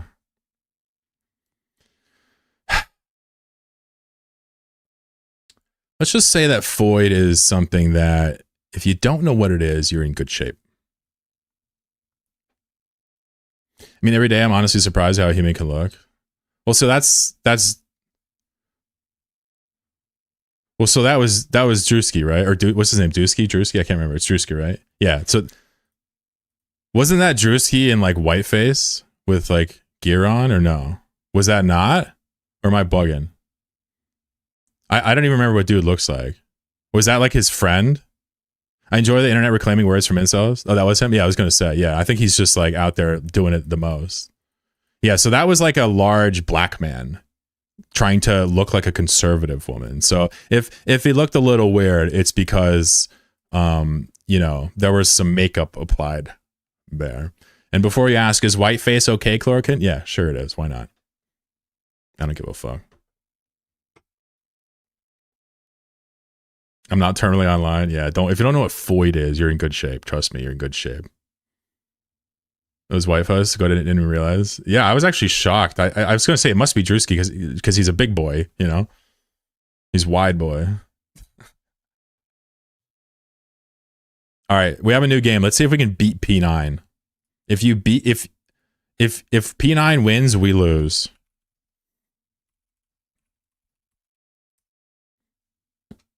By the way, sturdy is heavily nerfed now. I feel like style should be only offensive, like someone else mentioned. Emmy has a good sense on the game balance side of things. Not necessarily right or wrong, that's not my point, but like a good sense for like what to look at. P9 is my lead balancer though, by the way. So P9, I would love some advice on what to balance. Do you have any ideas? He's like, no, I want to win. I don't want to balance, I want to win. What if I pay you to balance my game, P9? Would you do it? I mean, not real money. I mean, I don't have any, the only money I get is from like Twitch subs, but I'm talking about like in-game, where I'm rich. Good luck, scumbags. I'm about to wreck everybody. I'm one of two groupers right here. How do I lose? We did nerf the size of the grouper attack. By the way, for people new to the game, that percentage in the background there, that right there, that shows you how much damage you do. It starts off as 0 and creeps up to 100. That's so we can all find our names. Also, we've changed antimatter, it looks like, so it shows you your name, and we've desynced it, so.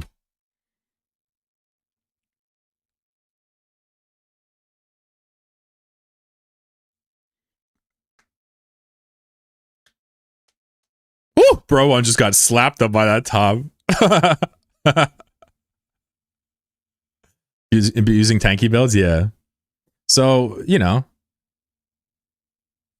But you're the most winningest player of all time, and it's not even close, man. Damn, Corm just absolutely shreked me. Shreked me from afar. Wait, how is this ship doing so well? Never mind. Oof. My slug brethren, no. Oh, look at the top run. The top ran the ship down. Tops are aggressive, man. Oh my god. Aggressively ran into 2 birds. Corm, 500 damage. Ingenic 500 damage. Oof, now Corm gets to throw birds everywhere. Like a stud.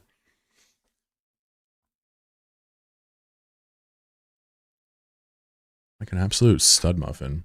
Fucking Blizzard with combat probes show up as I die in Chloro battles. A buzzard? I thought you said Blizzard. I'm like, Blizzard, oh god.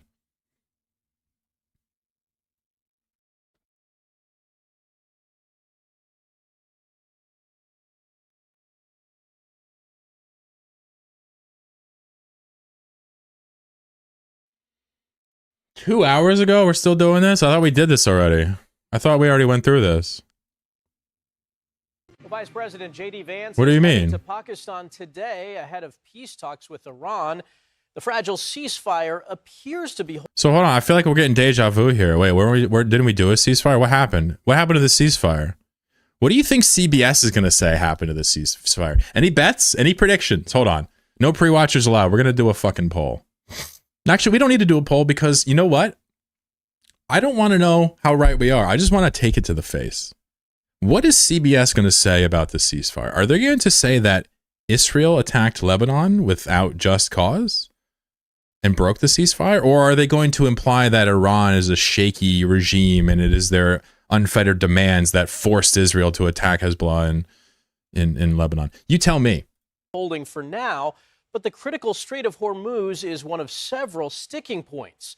Last night, President Trump posted this message on social media, writing, quote, Iran is doing a very poor job, dishonorable, some would say, of allowing oil to go through the Strait of Hormuz. That is not... Was this not after the deal was broken? What is the timeline here? ...the agreement we have.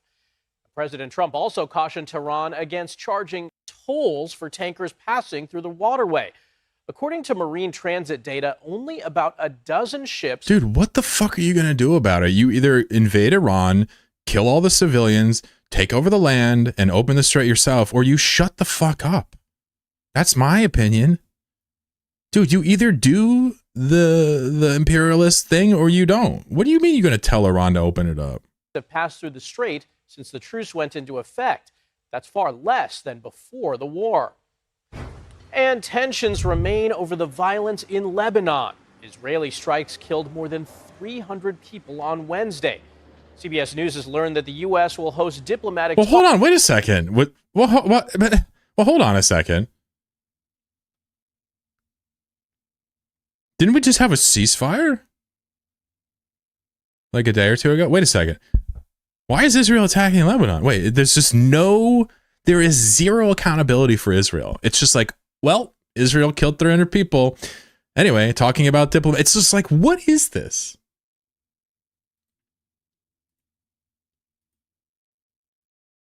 Who the fuck? I mean, I can't say who sees this and doesn't challenge it because I was like this my whole life. But like, seriously, as you watch this with me, do you not understand that they're just admitting Israel's war crimes as a fact of life, but every time Iran breathes, it's a regime hell-bent on evil? Do you not see that in real time? Talks between Israel and Lebanon. Lebanon's a different war?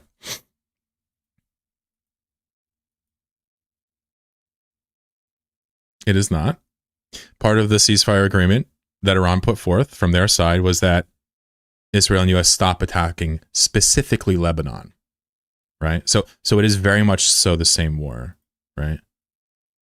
And to be fair, it's really hard to call what Israel is doing in Lebanon a war, displacing 600,000 people, regularly striking down hundreds of civilians, distributing pagers that indiscriminately kill civilians and claim everybody that died is Hezbollah. It's just plain and simple war crime factory. They are a war crime factory. Israel is so efficient at doing war crimes that it is just a byproduct of Israel to just understand that they're going to do those things because obviously the Holocaust happened to Jewish people, almost a century ago. So that's why Israel needs to murder brown people. That's why. Next week. We have team coverage for you this morning. Imtiaz Tayyab is in Islamabad with more on the peace talks. Remy Inocencio is tracking the latest on the Strait of Hormuz from our London bureau. But let's begin with CBS News White House reporter Olivia Rinaldi live in our D.C. bureau. Olivia, good morning. So what are you hearing from the White House about these peace talks, and how are lawmakers... We haven't talked about Kirk yet. We're gonna go through it later when FG shows up. We're gonna go through it. Hold off on Kirk until then. We haven't touched it yet. Reacting to all of this. Well, good morning, Michael. It's good to see you. Yes, the vice president is about to head to Pakistan for what will be the biggest moment of his political career thus far. He had a pretty quick turnaround this week, landing from Hungary, I should say, yesterday morning, and quickly getting prepared for these negotiations, and will be flying out later today. Those negotiations are... So I remember, didn't Vance go to Hungary this week? What's up, Katza? Yo, didn't Vance go to Hungary and then he left Hungary and then Viktor Orban's chances went down after he left? That's what I heard. I don't know if it's true. That could be false. But it is kind of funny. Imagine getting on a plane to campaign for another country as a sitting vice president of the United States of America and then having your presence actually decrease the odds of that candidate winning. The incumbent, by the way. The far-right incumbent of Viktor Orban. Just imagine being that unsuccessful at politics. I mean, you don't really have to look too much further, you know? That women never gets... We're watching CBS, crazy. If they get something right, it is strictly a bug. They're set to take place on Saturday, and they will be taking place alongside Special Envoy Steve Witkoff they can't think that far son-in-law ahead. Jared Kushner. We're told two key tenets of these negotiations will be no uranium enrichment for Iran and the Strait of Hormuz, which, as you mentioned, the president has been railing against in the last 24 hours. He, on True Social, has accused Iran of doing a very poor job, dishonorable, some would say, in his words, of allowing oil to go through the Strait of Hormuz. He also said there are reports of Iran... Sorry, I'm just going to ask the question again. Why the fuck does Donald J. Trump get to tell Iran what to do with the Strait? Did I miss something? What's up, Gumby? Why does America and Israel get to tell Iran what to do with its own land and water? Can somebody explain that to me? Because we have big guns? Okay, well then Iran should be able to shoot anything that coming at them then, if that's your argument, right? We agree? On charging fees to tankers for going through the strait, adding they better not be, and if they are, they better stop now, giving you a sense of just how fragile this ceasefire and these negotiations are. Also, we're hearing from lawmakers who are questioning the basis of the war and the potential for a deal. Take a listen to them here. I can't wait to have a clip of Chuck Schumer saying that it's all I could do. All I could do was let him exterminate the Iranian people because we need to let him become unpopular so we can vote him out. There are millions and millions of Iranians that are crying out for liberation, that are actually applauding and supporting President Trump. By the way, this is a Dem, right? Crying out for liberation. Yeah. Oh, this is Republican. Okay, sorry, I was wrong. So this is a Republican. So you understand something, that whenever the U.S. says that people are crying out for American liberation, understand that they are invariably lying. They are lying, just like they lied about the extent of the crackdown in Iran, right? If you believe American media and chuckle fucks like this, you would understand that Iran just exterminated hundreds of thousands of protesters, right? That they are an evil regime hell-bent on destroying the world, right? You would also believe that most of Iranian people want the government gone, and it is an oppressive regime that the people don't want. Now, let's be clear here. That is false. Even though there is oppression there, and there's obviously resistance to any government, it is false. These things are objectively false. If you look at the history of Iran and our meddlings there, Shah and everything else, if you look at our meddlings in Iran, it's just like all the other states of the world. We fucked them. We fucked them hard, and they're still dealing with the fallout of it, and we have no business continuing to fuck them and being in their own sovereign decisions. It's just no reality where we get to do anything that we're doing. It's simply not a point. You don't get to point as Hezbollah, Hamas, and Houthis and be like, oh my God, they're attacking Israel. It's like, brother, Israel just genocided the people of Gaza. They decimated them multiple times, okay? Meaning removed 1/10 of their population, okay? The fact that people are attacking Israel for that is like one of the last good things left in the world. Do you understand my point? Like, you can look at Hamas, Houthis, and Hezbollah as terrorists if you want. You can also look at them at local rebellion groups that are funded by Iran to try to push back the influence of America and Israel in the region because they're literally terrorizing the Arab populations, right? That's another way you could look at it. That are actually applauding and supporting President Trump and what he's trying to do. This president cannot be trusted to police himself. He does not recognize any red lines. Not $200 billion, not 13 service members lost, not thousands of civilians, not genocide. And Michael, there are some lawmakers, including Senator Lindsey Graham of South Carolina, who is a big proponent of what's Graham got to say? I heard he's getting cool to it. This war, who are suggesting that any deal made in Pakistan this weekend has to get the approval of Congress. All right, Olivia Rinaldi in Washington. Thank you, Olivia. Why are you wearing a jean jacket on the news? She's wearing a V-neck jean jacket. That's interesting. Thank you. Let's turn now to CBS News senior foreign correspondent Imtiaz. All right, now we're in Islamabad. All right, let's go. Tayyab, he's live in Islamabad, Pakistan. Imtiaz, good morning. Do we know who Iran is sending to Islamabad and how these peace talks will actually... It's just so funny. Like, you can't do this news piece without acknowledging that we just had a ceasefire and that Israel just broke it. But they're doing it anyway. They're literally doing the news piece without mentioning the ceasefire breaking and that Israel is responsible. They're literally just doing it. They haven't mentioned it yet in this news piece that Israel attacked Lebanon after the ceasefire. They haven't yet said it. And we're now 3.5 minutes into a 9-minute news piece.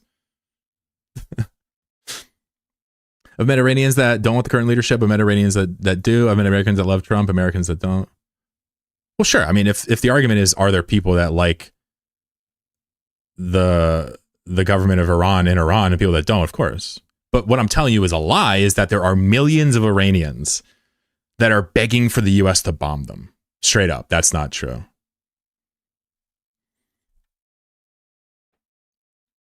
I think we can all agree on that. When I used to travel internationally for a living, I look up the history and culture of the country I was soon to visit, and almost invariably there's a history of Europe or the U.S. pillaging and destabilizing, then jumping ship when it was convenient. And, it goes with, it's worth mentioning, when you're traveling internationally for a living, it's extra ironic to be doing that through the lens of, like a military member, right? But the cool thing about you, if we've talked about this to death, is that, I truly believe that you have, introspective thoughts that are, what's the phrase? Redeeming qualities, right? And that's what I look for in service members, whether or not you understand your role or not, right? Techno says, funniest part about this is that the West keeps accusing Iran of breaching international by preventing vessels from passing through the strait when Iran isn't part of the UN maritime laws. I mean, that is a funny part.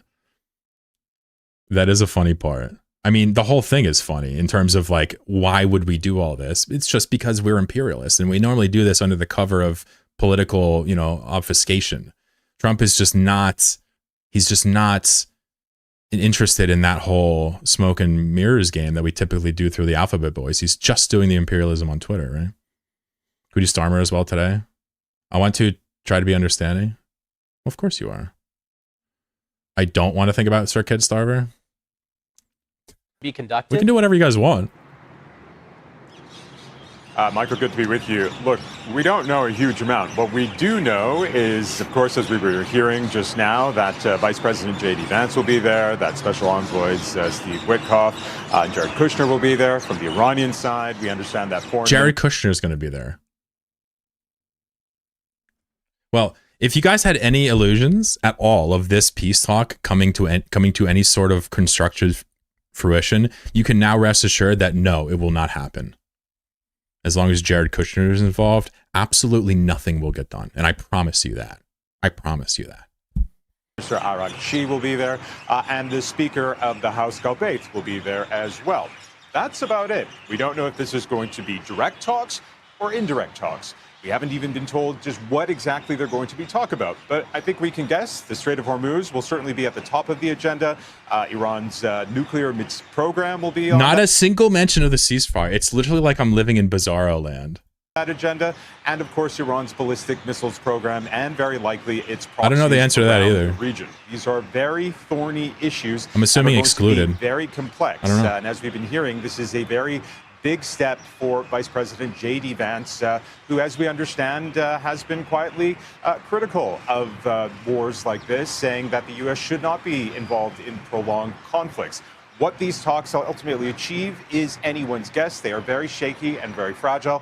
Pakistan, where we are now, is at the heart of it. And I have to say, Michael, as somebody... You know who really loses? You talk about Americans and their gas price and Iranians and their precious kids' lives and all this stuff. None of that matters. That's all small fry stuff. You know what really fucking sucks? The fucking Somali pirates have no ability to rob ships if the ships aren't allowed through the Strait of Hormuz. Okay, they got to go down and around, and if they can't go around, then how the fuck are they going to rob them? Will somebody please think about the Somali pirates? Please! And just get this little war over with, for fuck's sake. Be based here. In fact, Piracy is a noble profession, and we are ruining an entire historical industry right now. 2011, when Osama bin Laden was captured and killed by U.S. forces in Abbottabad, which is about a 2-hour drive from where I'm standing now. That relationship between Islamabad and Washington really hit a rock bottom. It's only in the last year or two that relationship has turned around. And now here we are, Islamabad at the very heart of this very high-stakes negotiations between the U.S. High-stakes negotiations between how America can completely snuff Iran out of existence. By the way, guys, 90 million people live in Iran.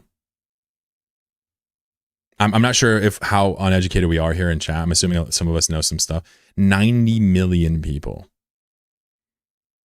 Right? And I just want to be clear here. Like, you know, Iran is not like a little town where there's like 50 people. It's huge. It's like the 19th most populous country in the world. And our president threatened to exterminate them. Even if it was 90 people instead of 90 million, it would still be abhorrent. But to just casually threaten to eliminate a civilization, Persia, of 90 million people, you know, it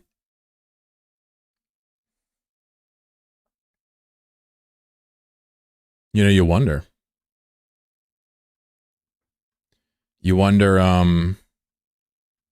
Is this accelerationism manifest, right? You wonder what's actually going to happen here. You know, sorry, folks, but you know Europe's not going to fix this. There's only one wild card in this whole geopolitical era, and it's China. It's the only wild card. Everybody else is spoken for. Lady Maisama is from Iran. Fair enough.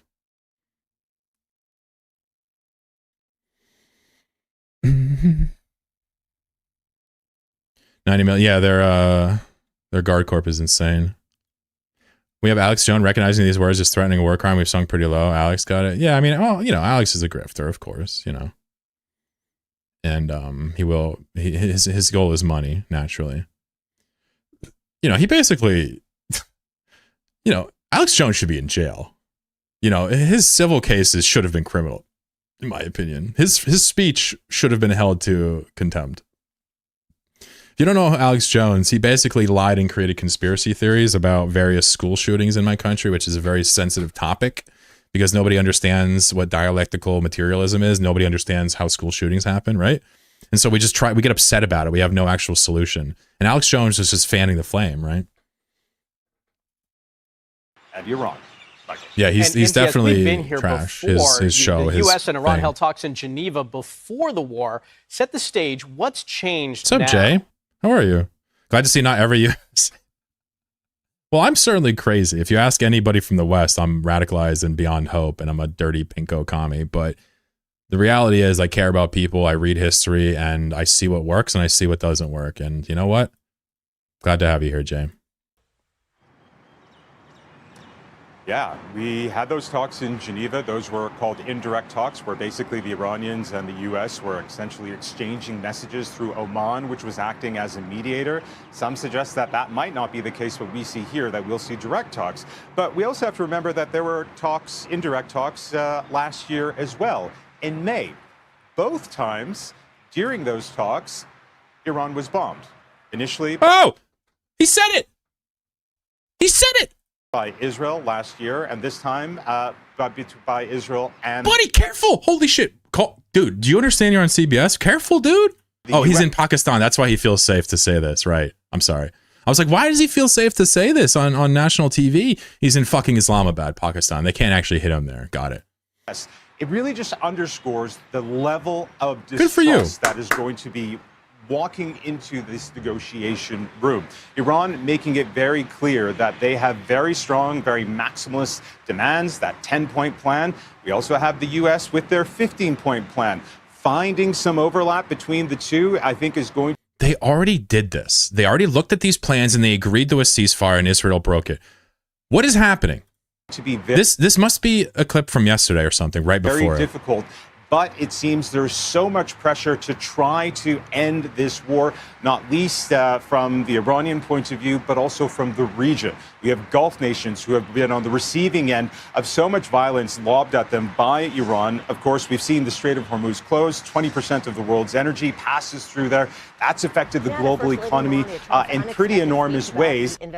Yeah, so let's listen to Melania Trump deny any involvement with Epstein. Now to First Lady Melania Trump's unexpected speech about the investigation into this should be Senator good. Jeffrey Epstein. Overnight, we learned the First Lady's remarks took It's too low, isn't it? Man. White House by surprise as survivors of Epstein's abuse are responding. Here's ABC's Sophie Flay. This morning, new reaction to First Lady Melania Trump's unprecedented speech, denying she had any relationship with sex offender Jeffrey Epstein. I never been friends with Epstein. I've never heard Melania talk in my life until now. Never. I've never heard her. I've somehow got this far without hearing this woman speak. I can't believe it. I've never heard her talk. She's Slavic, yeah. I don't know what ethnicity, but she's Slavic, right? Or whatever. I don't know. East European? I'm not sure. Sorry, I'm not the best with nationalities. Russian, yeah. Slovenian. With sex offender Jeffrey Epstein. I never been friends with Epstein. Donald and I were invited to the same parties as Epstein from time to time. To be clear, I never had a relationship with Epstein or his accomplice. None of these were. The First Lady addressing the email she exchanged with convicted sex trafficker Ghislaine Maxwell. My email reply to Maxwell cannot be categorized as anything more than casual correspondence. Well, I was just casually corresponding with Epstein, you know, just hanging out, chatting. Allegedly, they met through Epstein. Of course they fucking met through Epstein. Whatever the hell is the most cringe thing possible is what these motherfuckers are cooking up. Sources say White House officials were caught off guard by the First Lady's address, some asking why she was commenting on Epstein now. One source says there was discussion among people close to the First Lady about... This is like you watch that true crime and like the wife is dead and the husband's like, I just want to be clear, I didn't kill my wife, never killed her, definitely did not kill the wife. This is the same vibe. She's like, I don't know Epstein. Like, nobody asked. Who asked? Why are you saying this? Whether she should have addressed the issue, given that the public outcry over the Epstein files has subsided. So stupid. I think it's really time for the country to get onto something else, really. But now, the First Lady is calling for congressional hearings for Epstein's victims. Each and every woman should have her day to tell her story in public if she wishes, and then her testimony should be permanently entered. Each and every woman should have the ability to deny any categorical interaction with Epstein's human trafficking ring. It's like, nobody, you did not have to say this. Like, truly, like, it's just a classic case of casting more suspicion upon yourself. Why would you do a press conference to deny that you were, like, damn, yo, this woman has not only not heard of the Barbra Streisand effect, like, you could explain it to her and she wouldn't get it. Into the congressional record. A group of Epstein survivors now responding, accusing the First Lady of shifting the burden onto survivors rather than pushing for accountability. Writing, survivors of Jeffrey Epstein have already shown extraordinary courage by coming forward, filing reports, and giving testimony. Asking more of them now is a... Do you think that when they eat dinner at home together every night, when they have a home cooked meal on their dinner, when they have a nice loving family chat, do you think that Melania and Donald, do you think that they talk about Epstein and like, she's like, man, that Epstein guy is a real bad egg. And Donald's like, well, hold on a second. He may not be that bad. Let's give him a chance. And she's like, well, you know, you think they just go back and forth or... Reflection of responsibility, not justice, and claiming the Trump administration has still not fully complied with the Epstein Files Transparency Act. Sophie Flay, ABC News, New York. The opposition's approach is to outsource our foreign policy and let... And now let's watch some British people act an absolute motherfucking fool. All right? Let's do it. Mr. Speaker, the leader of the opposition's approach is to outsource our foreign policy and let the US decide whether we go to war. Why are they talking when he's talking? Why are they mumbling in the background? What's up with that? I mean, I know why, because, you know, Brits are weird and they do the whole, but like, why are they allowed to do that? To outsource our energy policy to Russia and Iran and let them set the price of energy. I will never do that because it's not in the British national interest. Hold on, wait a second. Let's hear his argument real quick instead of just staring at his face. Let's hear his argument. Here we go. Here we go. Secretary of State. I really think if she's going to put this challenge to me, she needs to read the legislation. That is the legislation that they applied for 14 years. It's exactly the legislation that they used to put the licenses in place, which were then struck down because the process was defective. But, Mr. Speaker, let's be clear. When Russia invaded Ukraine, energy prices doubled. The 12-day war, oil prices hit £100 a barrel. In the last 4 weeks, because we're on the fossil fuel roller coaster, everybody has been held to ransom. So is this guy a piece of shit or what? Like, I'm getting some piece of shit vibes from him. Whenever he talks is empty? Oh, he is? Oh, okay. Yeah, I'm getting some vibes, like, because I don't know the story here, but I'm getting the vibes that he cares a little bit more about the price for a barrel of oil than the bloodshed at the US's hands, you know. And when he says like Russia and Iran will not control our oil, it's like I think they actually do in large part, and there's nothing you can do about that. So I don't know why you're going to do an idealism and deny reality, but maybe I'm missing something. The only way forward is to go further and faster on renewables. Yeah, I would probably beat this man in a debate, and I'm serious. And the leader,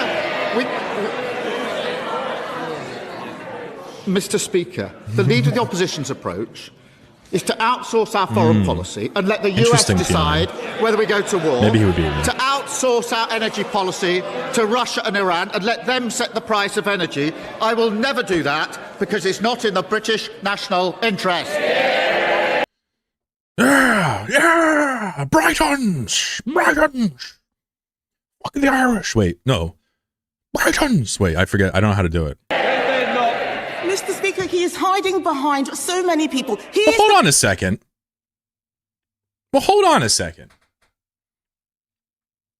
I know, I told you for certain that I wasn't going to talk about Kirk yet. But I'm going to quote Kirk for a second, okay? I'm going to quote Charlie Kirk and I'm going to change one word. When I see a black politician, right, it makes me wonder if it was a DEI hire, all right? Is that what we're dealing with here? Are y'all stuffing your government full of black people like the United States of America? Is that what we're dealing with here? Because Charlie Kirk says that's exactly what we're doing in our country.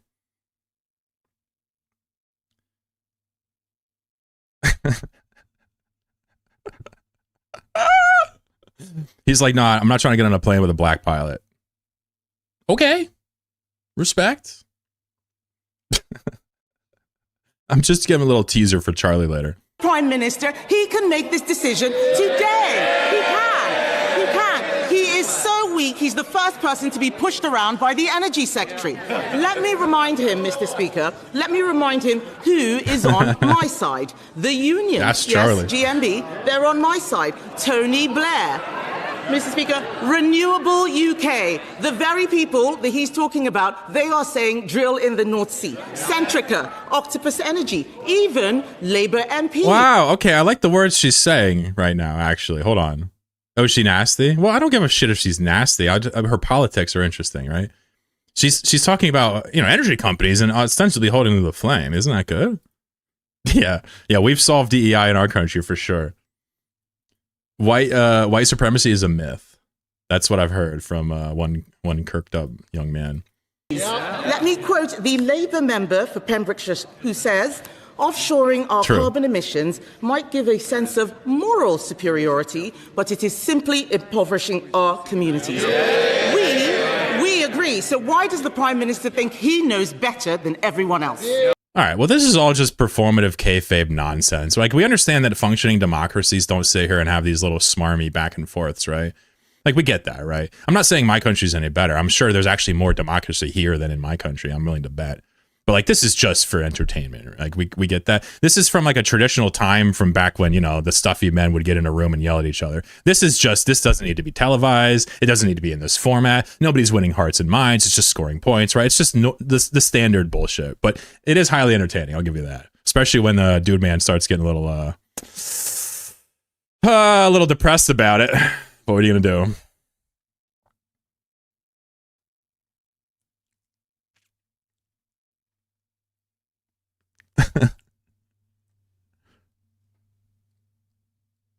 What about Trump yelling at like fucking Candace Owens and shit? I haven't saw anything about this. Let's just watch this little short video.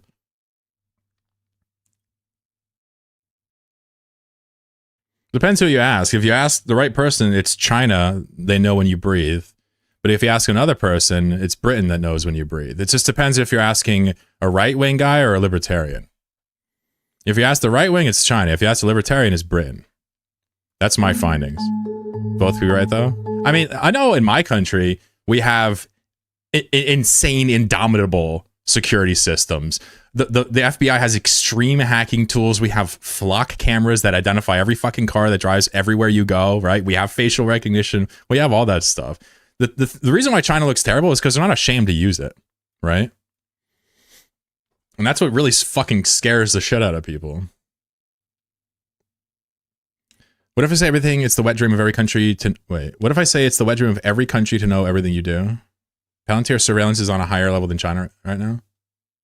I mean, China has extreme surveillance. I would never debate that as a China stan.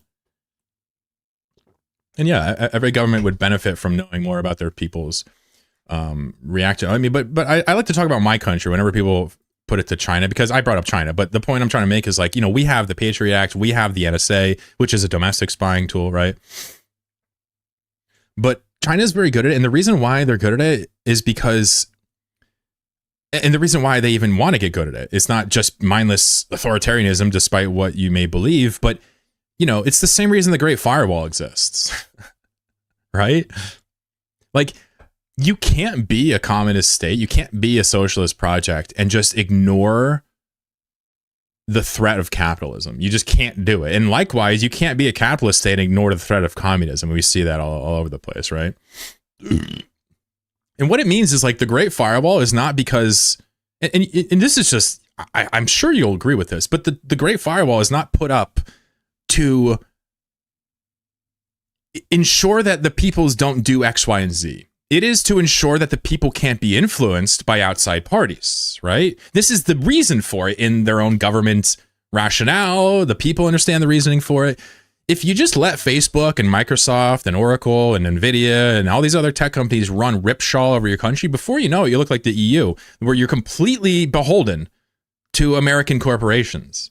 Putting up the Great Firewall is actually an incredibly smart way to preserve your ability to run your nation the way you want to. It's oppressive and censorious if you completely ignore the historical threat that capitalism has continued to pose to communism time and time again at the end of a rifle.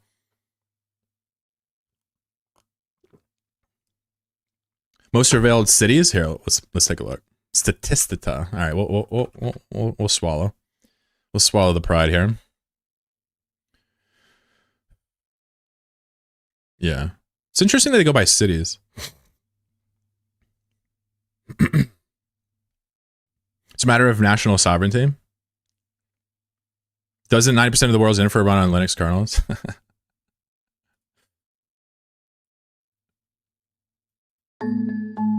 Oh, this is one of these. Fuck. Is this AP? Hold on.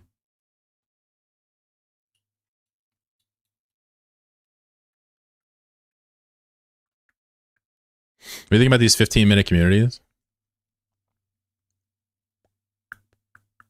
What's that? What's up, Ren? President Trump stirring the pot among conservatives by posting a fiery rant against 4 prominent right-wing commentators on Thursday afternoon. Trump held nothing back, not that he ever really does, when he called... Yeah, fucking glaze him a little bit harder, bro. Tucker Carlson, Megyn Kelly, Candace Owens, and Alex Jones. Those 4 had I don't know what it is, sorry. opposition to the war in Iran, which appears to be what up, set Trump off. His long Truth Social post reads in part, quote, "They're stupid people. They know it. So they didn't even tell you who he's talking about. He's talking about Tucker Carlson, Megyn Kelly, Alex Jones, and Candace Owens. Trump is now mad at these figures because they're criticizing him. It's like, you know, fair enough. Families know it, and everyone It's just a total waste of time, but I suppose it's entertaining. else knows it too. Look at their past. Look at their record. They don't have what it takes, and they never did. They've all been thrown off television, lost their shows, and aren't even invited on TV because nobody cares about them. They're nut jobs, troublemakers, and... These were some of your most ardent supporters for almost your entire tenure as a politician. Okay. Will say anything necessary for some free and cheap publicity, end quote.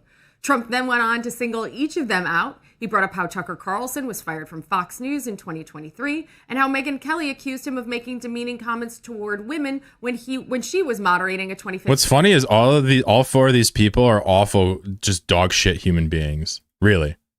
Like all four of them, you know, like if they had a cold, I would not give them a tissue. Right? So it's just funny. It's like the people you hate are fighting, I guess. I don't know. Like, you know. Republican debate. He also called Candace Owens. It's also funny to have this like very formal British guy and this like kind of like mealy British kind of mumble accent, like talking about the hilarity of Trump beefing with YouTube stars. It's just, what is this? Crazy for suggesting that the First Lady of France, Brigitte Macron, was born a man. Can't really argue with him there. And he blasted Alex Jones for his conspiracy theories about the 2012 Sandy Hook school shooting being a hoax. Yeah, fair point. All four personalities, Trump says, are not MAGA anymore. He concluded the post with, quote, MAGA is... You know what the best part about this is? Marjorie Taylor Greene didn't even make the list.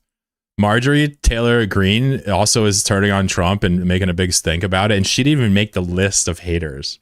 Holy smokes. Retton says it's liberal theater. Yeah, I feel you, G. I feel you. We're just kind of cheesing it right now, you know what I mean? Liberal theater? Are you a leftist, Retton? Do I have a leftist here? He said liberal theater. I'm assuming he's got to be a leftist. Jester says, dude, seriously, I've been questioning my mental health because I was agreeing with Kelly and Carlson. Well, listen. These people tend to be opportunist grifter style, right? These style of people. So they'll say whatever they need to make money, even if it's agreeing with you. There's no principle, right? Very cool. Welcome to the stream, dude. Welcome. We're just hanging out today. I'm like an Eve player. I don't know if you know me, but just chilling. We mostly deal with, you know, kind of Democrat style liberals here and just talking with them. Some libertarians, a couple leftists around. See ya, Pepe. Take care. I don't know what a 15-minute community is. I could look it up, but I'm wondering if you'll tell me. The secret group of people that rule the world, actually a very public group of people that rule the world, and the name is Linux Foundation. I thought he was going to say bourgeois. I was like, all right, well, we're about to get there. Can anybody tell me what socialism is? Anybody know anybody know a definition? Yeah, right. Exactly. My bad. 15-minute neighborhoods. New urban planning minute to try to keep residents of the area within 15 minutes. Oh, okay. Yeah. And then charging pay per mile of a vehicle. Yeah. I mean, what do I think about that?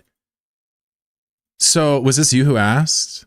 Jess. So I love cities. I love walkable cities and I hate cars. So you can pretty much figure out exactly my opinion on a 15-minute city. Like I have a car. I have a 2004 Honda Accord. I hate driving. I get mad every time I drive. I want to live in a city with no cars. I actually want to move to New York and get rid of my car. I'm planning to in like 5-6 years to move to New York.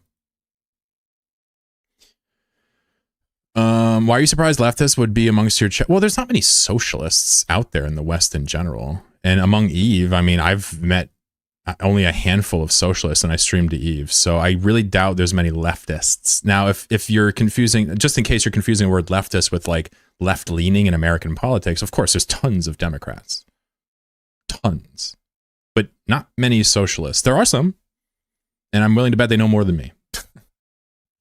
Following YouTube for a hot minute, saw you were getting into politics. Gotcha. Yeah. Just kind of a Friday thing, just for myself. I like to tell people these Fridays cost me viewerships and money.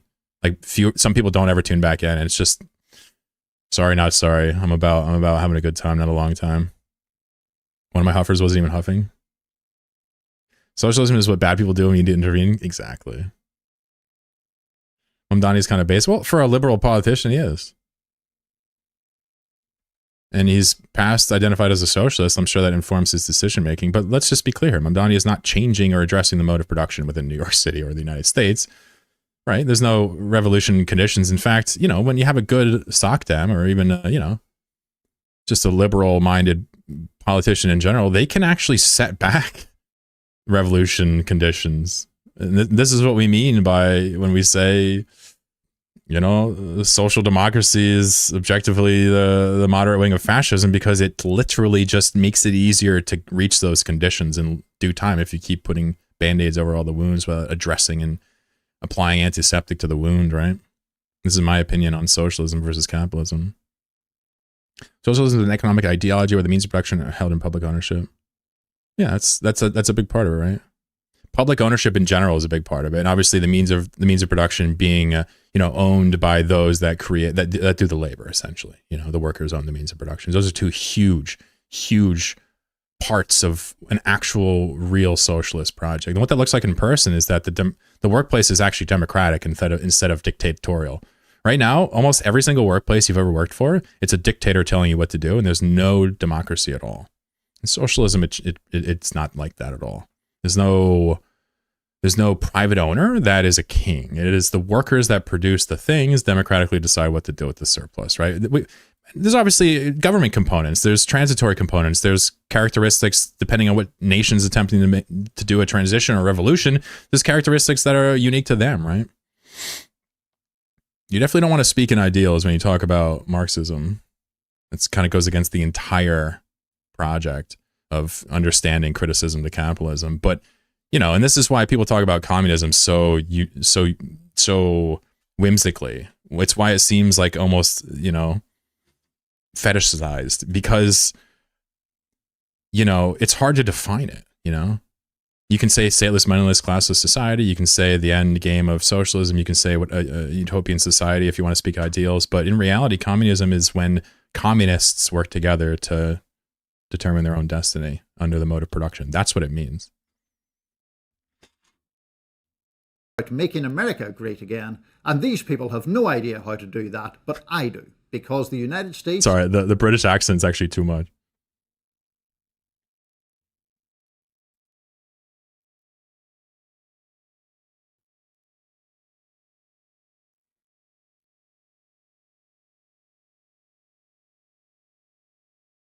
Most mac and cheese is stodgy, dense, and one-dimensional. This version from a 3 Michelin star chef solves all those issues.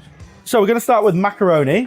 You can use other different shapes of pasta, but it is more traditional. And now we're going to make macaroni. Boiling water, just lightly salted. I'm going to put it on quietly while I roast America. This is the main point of difference of this. Is communism instead of using a bechamel, which is completely my coffee, fuck! Oh, it spilled everywhere. Oh, fuck, it's all over my mouse. Oh, Jesus. Oh, fuck. Oh, God. Oh, God. Oh, no, it's spreading on my hard drives. Oh, Jesus. Oh, God, it's getting... Oh, Jesus Christ. Oh, God, I'm going to spill... Oh, fuck.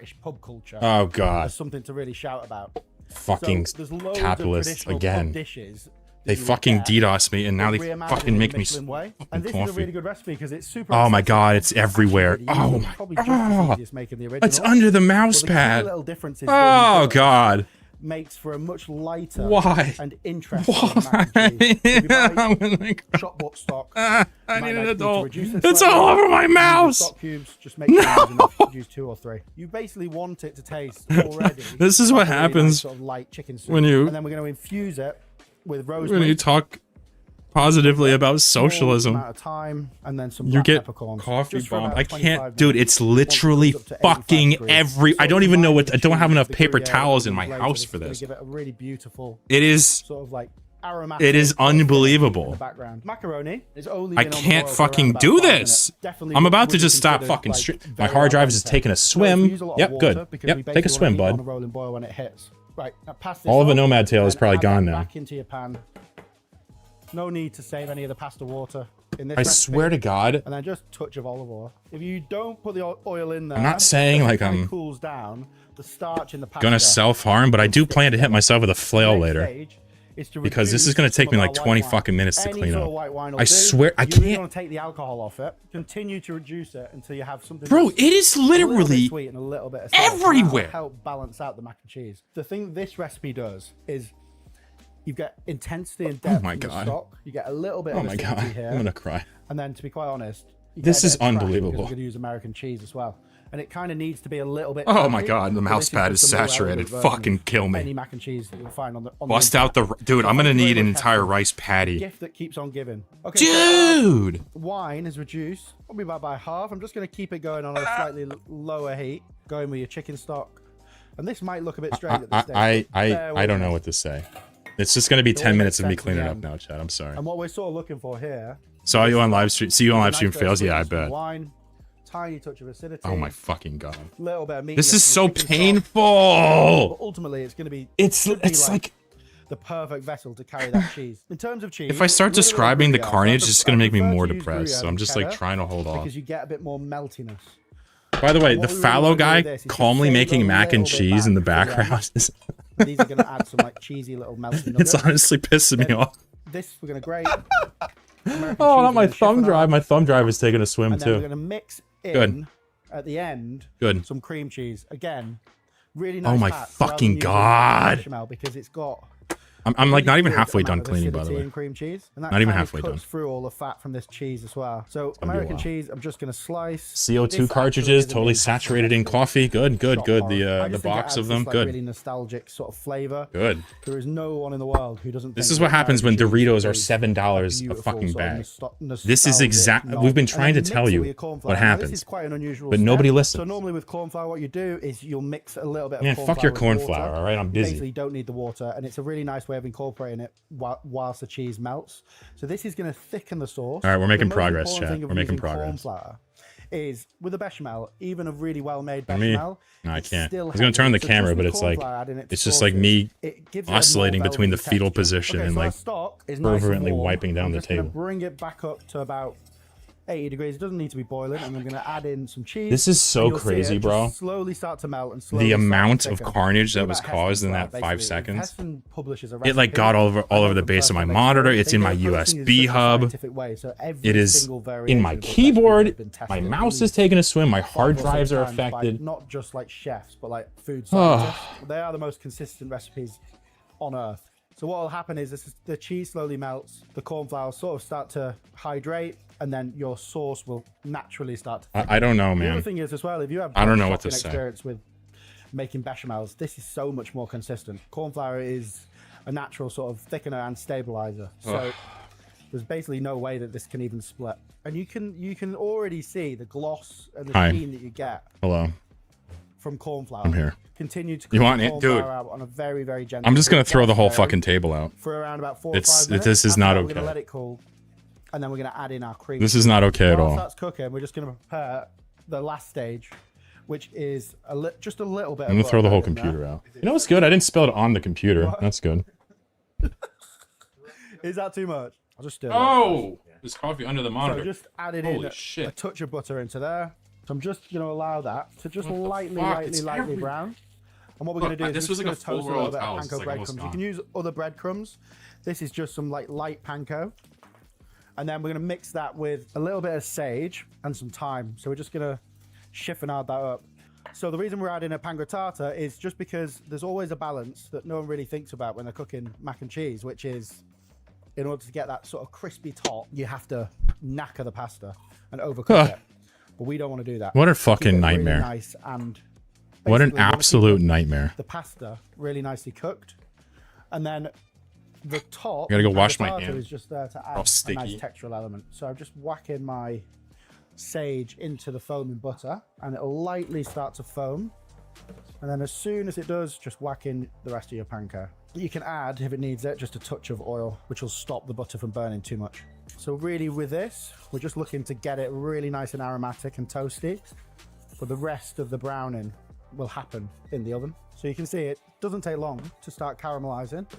So just turn it down onto the lower setting and just keep it ticking over. I'm just gonna season it as well with a touch of flaky salt, a good hit of pepper. And now our sauce base is kind of finished doing its thing. Not having the fucking motor skills required to stream. Is thick, but not too thick. This sucks. But it does trace the back of a spoon quite nicely. This sucks. Once this pan starts, I got another mouse pad. Golden. You're using a nice heavy pan like this. Just turn it off. Thank you for clipping that. I appreciate that. I can't tell if it's a bit. No, this was a full cup of coffee, and now it's all over all of my computer parts. Our cream cheese.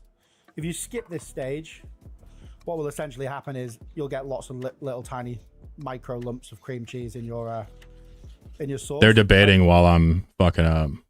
Social democracy and fascism. I'd love to hear you talk more about that. Sure. So it's a Lenin quote, right? And the idea is, social democracy tends to be, about as far left as you can go until you start to realize and make the understanding that capitalism is the problem. So the rationale, especially, in the foundations of Marxist-Leninism, while he was alive, before it was called that, was that, the leftmost people on the right tend to just make the right more palatable. And when push comes to shove, they tend to make fascism stronger. And you may have heard a scratched liberal as a fascist, right? It's the same idea. It's that when push comes to shove, capitalists will side with capitalists, regardless of how many social welfare programs they put in front of you. That's kind of what it means. There's a ton of historical context for this, even in World War II and so on. But I mean, that's the general premise. Wow, we have a lot of chats. Holy fuck. I'm going to have to skip some. Hi.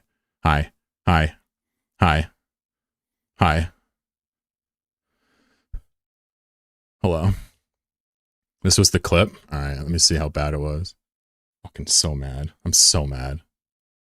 The point of difference of this is communism. Oh, that hurts. Oh, that hurts. Of using a bechamel, which is completely my coffee. Fuck. Oh, it spilled everywhere. I should have left the camera on. Using a bechamel. Communism. Instead. Yeah, I put my hand behind the coffee. Oh my god, this is so sad. We're gonna watch this in 0.25 speed, and we're also gonna blow it up. Let's watch this. Here it is. There's the hand. Is communism using a bechamel. Yes. That's so good. I'm so mad, dude. Oh, dude, it got everywhere, all over my fucking shit, man. What happened to your channel points? They're temporarily frozen. What's up, Joe? So we're talking about libertarianism and trade and non-aggression pacts and taxation and stuff. What's up, Vatch? How you doing? What was the conversation?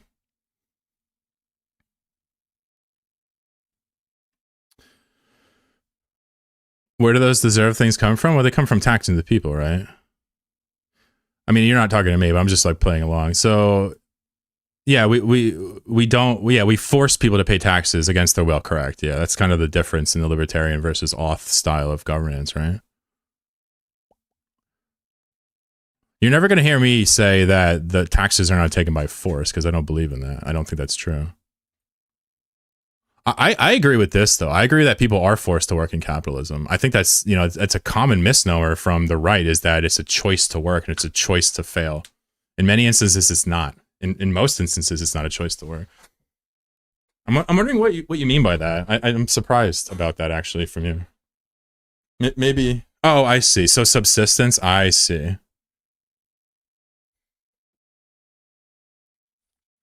I mean, it's a better argument than most people on this. Normally in this argument, it's just like, well, you just have to try harder. He's saying you can subsist. That's the problem with libertarians, is like, I don't disagree with that. It's just, I just don't think that's a practical response for most people, even though you do, right? I think that's kind of where that disagreement comes from. This is why me and Andrew get along. I think that we sort of I mean, I have the mic. It's not fair, but I don't do him dirty. He's very strong on his... What's the phrase? He's very strong on his ideals, just like I am. He just happens to be a libertarian, which is very different than what I think. So you can argue with him all the while. He loves it. Jay says, this is a good question. This is the potential for a lot of interesting reflections. What happens? So here's a question. What happens when you don't work in a society where it costs money to exist? Sure, and this is the coercion you see, a lot of people talk about in the capitalist contract. Spoiler, you got to work in socialism too if you want to have a sweet life. But what you actually work, it actually pays equitably, and people are taxed to pay for people's quality of life instead of bailouts for bourgeois, right? You understand? Socialism doesn't save you from work. Communism doesn't save you from work. It just makes the surplus, the distribution of the surplus, into something that's not exploitative by nature. And that really is the heart of a lot of, my passion for the topic. I also believe in centralized authoritarian, authority-based governance, right? I said authoritarian. Mask off. A lot of Americans are very unfriendly towards people like you, trans people, or British people. Is the term liberal derived from libertarian? Liberal in academia in historical context means somebody that supports capitalism, free market, private property. It is synonymous with a capitalist in the West, or just capitalist in general. It is used synonymously with somebody who believes in capitalism instead of socialism. Liberal also means a left-wing voter in American in like Western, parliamentary context as well. Liberal has two meanings. Academically, in Marxist terms, we're talking about capitalists. So it's confusing to hear somebody that is on the left make fun of liberals, but we're just talking about capitalists. And we have to use the term liberal because that more accurately describes what they are. They don't just believe in capitalism. They believe in private property and so on and so forth. The whole laundry list of, liberty-based ideals. What's the French word you keep using? Not a meme. Bourgeois, proletariat, which one? So proletariat it means working class. Bourgeois means essentially capitalist class, owning class. Rich, poor. But these are like, Marxist terms. Maybe not the rich. Yeah, bourgeois. Yeah. So when people talk about, yeah. So again, this is great, and this is a hard thing to do. When you start using the terminology, it's really annoying. I get it, but bourgeois, French word, just understand it means the owning class, the rich, the capitalist, and the proletariat is everybody that works and sells their labor. There's a litmus test here in verse. There's a litmus test. Do you sell your labor for money? You're proletariat. Do you get money without selling labor? Chances are you're bourgeois, although there's some interim classes like landlords and whatnot, right? Can you be someone who sells labor but also work for the bourgeois? Sure, look at police, right? That's called a class traitor, right?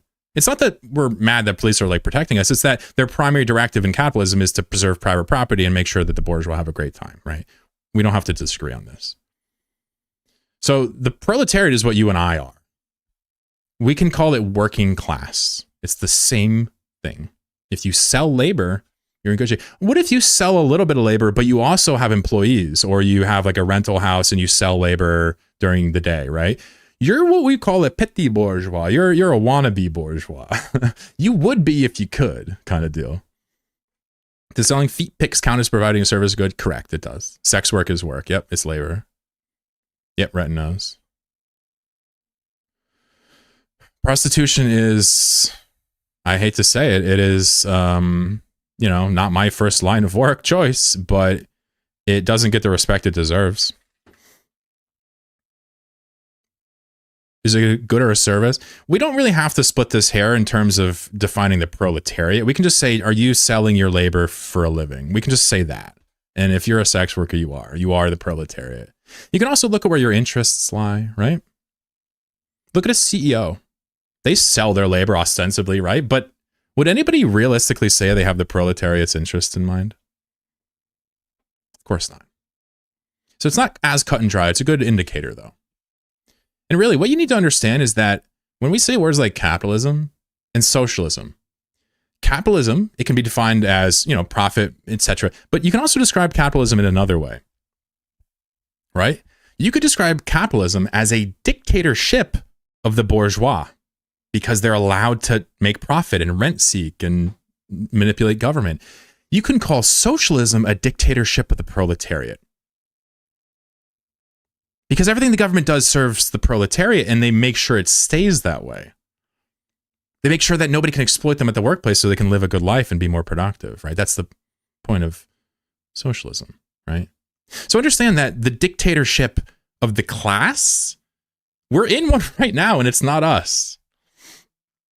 The CEOs I'm just trying to explain, they have a paycheck, right? But I'm trying to explain how even though they sell their labor, technically, their interests don't align, their purses don't align, they may as well be bourgeois for many intents and purposes, especially for the big companies, right? Even if they don't necessarily sit around and do nothing with their money. CEOs I've interacted with, well, yeah, that's good. But of course, we're talking about the big company CEOs, not that kind of the startup stuff. It is a myth that CEOs do hard work, just to be clear. Even if you know a few, it's a myth that they actually do hard work. Like, we know that, right? You can agree there, Jetta, right? I'm not saying everyone doesn't do work, but the more successful the company, the more the CEO's job is simply to eliminate wastes and to hype people up, right? Isn't leadership and dictatorship the proletarian elite class in its own right? No, of course not, because it serves the working class, which are the people making everything in the social contract. The people that make the goods and services to rule society, to run society, they deserve to rule society as well, because they're the ones that actually interact with it. Bourgeois people they just manipulate the social fabric of how we do trade. They don't actually contribute to it. It is only workers. I tell this every stream, but every single thing you pick up, a lighter, a coffee grinder, a keyboard, a mouse, everything has a story of human labor. Even if it was built by robots, it still has a story of human labor. And bourgeois wants you to forget that. They want you to think that things just come out of nowhere and you just pay this person, do that, exploit this guy, and there's a product. That's not how the world works. It's not how commodities work. The second you fetishize a commodity, you take the human element out of it, and you fail to understand that when it comes to society, it's the people that make the things that have all the power.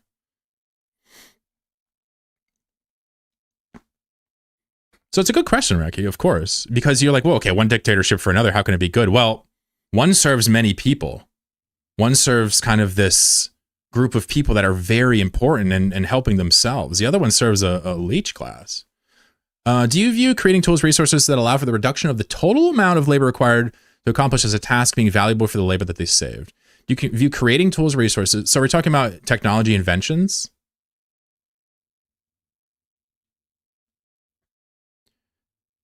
So this is a classic Marxist line of thinking, right? This is not even my own thoughts, but what happens, and this is in the Communist Manifesto, obviously, arguably the first book most people read on socialism, but the idea is very simple.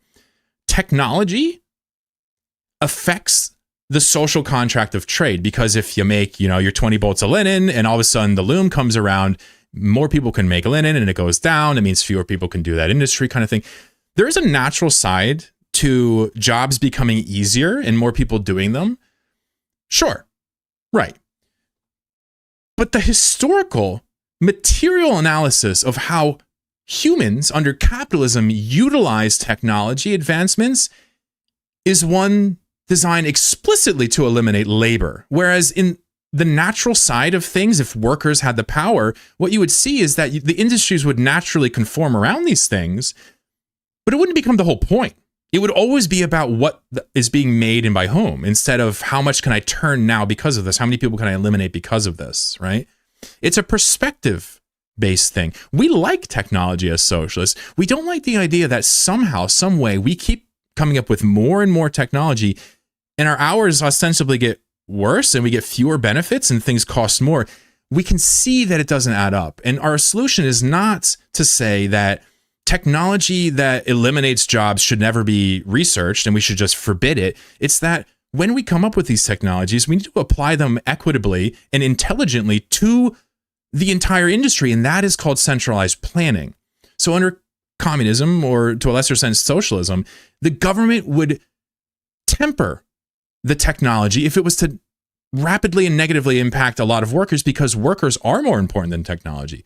But any technology that can make industry easier, that can make people's lives better, it's celebrated and glorified. I hope that answers the question. The only manifesto I believe in is the Hacker Manifesto, not even the Unabombers. People here always talk about the Unabombers Manifesto. I still haven't read it. Cats are always the bourgeois, exactly. Kind of like a backwards way to view it, sure. Well, I mean, this is Marxism. This isn't chapter 1 of Capital and Communist Manifesto. I'm not, your beef is with Marxism more than me, but I feel you.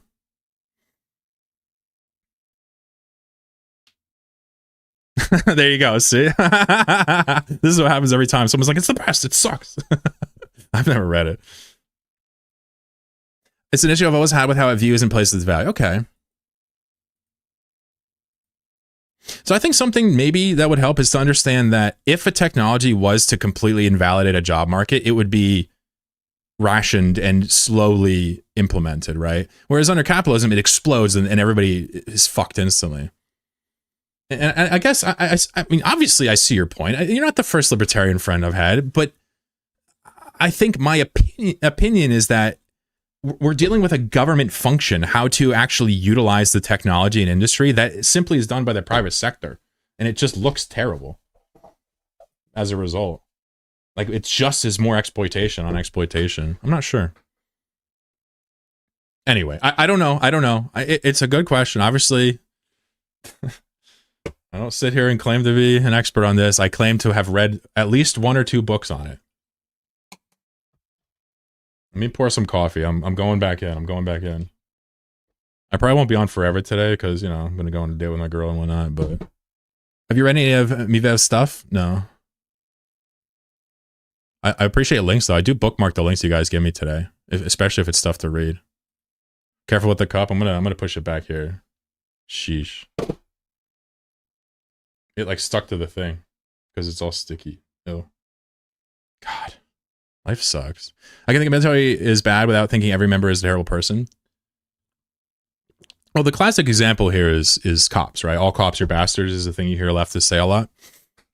And I agree with it because I understand it's a criticism of systemic misappropriation of justice functions. It's not, hey, I hate Steve the cop. It's not, I think he's a bad guy. It's that policing under capitalism largely is about enforcing private property for the bourgeois. That's largely what their job is, regardless of what you've been told by your cop cousin. They go on patrols. They literally, most of their job is defending private property. Anyway, regardless, I don't have to get into this. And what that does is it creates this distrust, this kind of obvious duality of this force that's designed to kind of prevent crime is actually being used to uphold an ideal instead. And we all see it. We all know it. And that's why we say all cops are bastards. We don't have a personal beef with your brother. We say cops under capitalism, it's a bastard class trader style profession. I talk openly about the military as well. It's not enough to be impoverished to sign up to go across the world. But cops, military people, it's like anybody can be rehabilitated from this and understand. It's my opinion. The cops thing is a bit different in the US. Here in Canada, I laugh a bit at the Canadians complaining about the cops because the same hypocrites will call the police the second in their house. I mean, it's the same thing here, brother. Same thing here. Are you kidding me?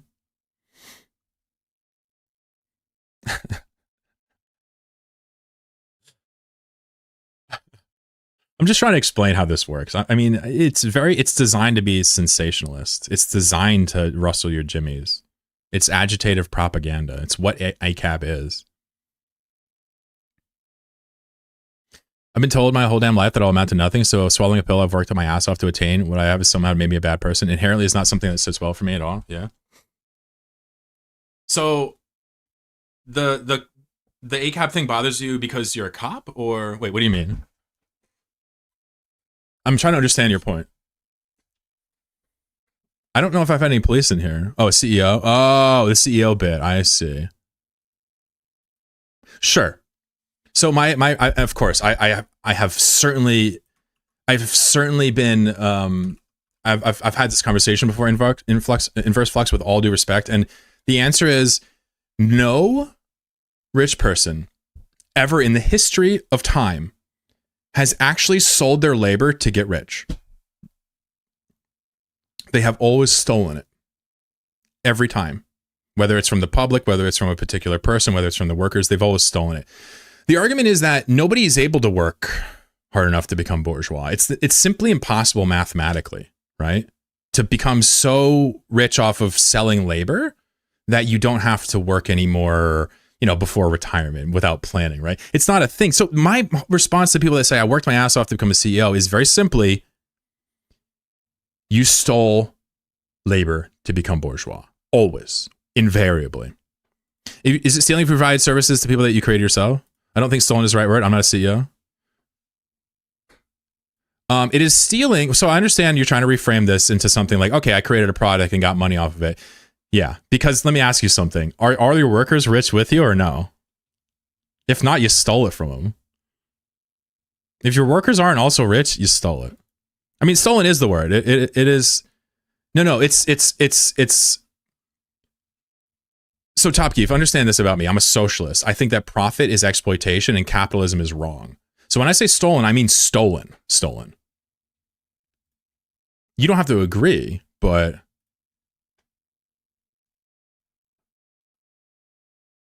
yeah, I think so. I mean, the Royal, Canadian Mounted Police have done a little genocide themselves, but the idea is the police in the US are a lot different than ones in Canada, I'm sure.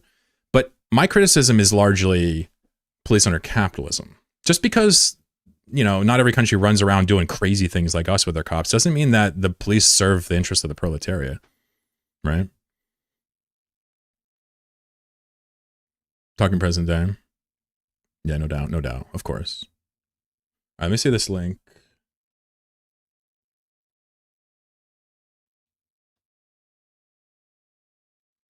Do you have a favorite work from Miville? Miville.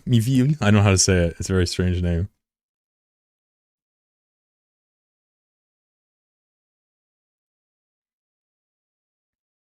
So like the idea that you could make a product. So hold on, Andy is responding. You can't produce a product people want without workers, but what happens when, okay. So what about the solo guy who produces a ton of products and he makes a killing solo? My response is still the same. My knee-jerk response is still the same. You can't actually become bourgeois selling labor, right? So the scenario now is if you create a sole proprietorship and leverage your means through business with no employees to exploit and become rich off of that, and become a member of the bourgeois, is that exploitation? So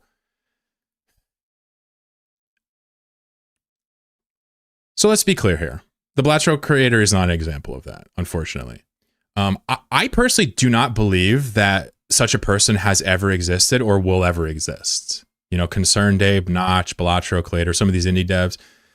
So I'm going to get to it. He was a solo dev, right? And solo devs, a good example of somebody creating something on their own. But I need you to understand something. They didn't actually create it on their own, right? And this is where we're going to get into semantics. But they had a publisher, they had advertising teams, they had QA teams, right? The money they made was not a result of their labor. It was from a company doing soul-crushing advertising or something.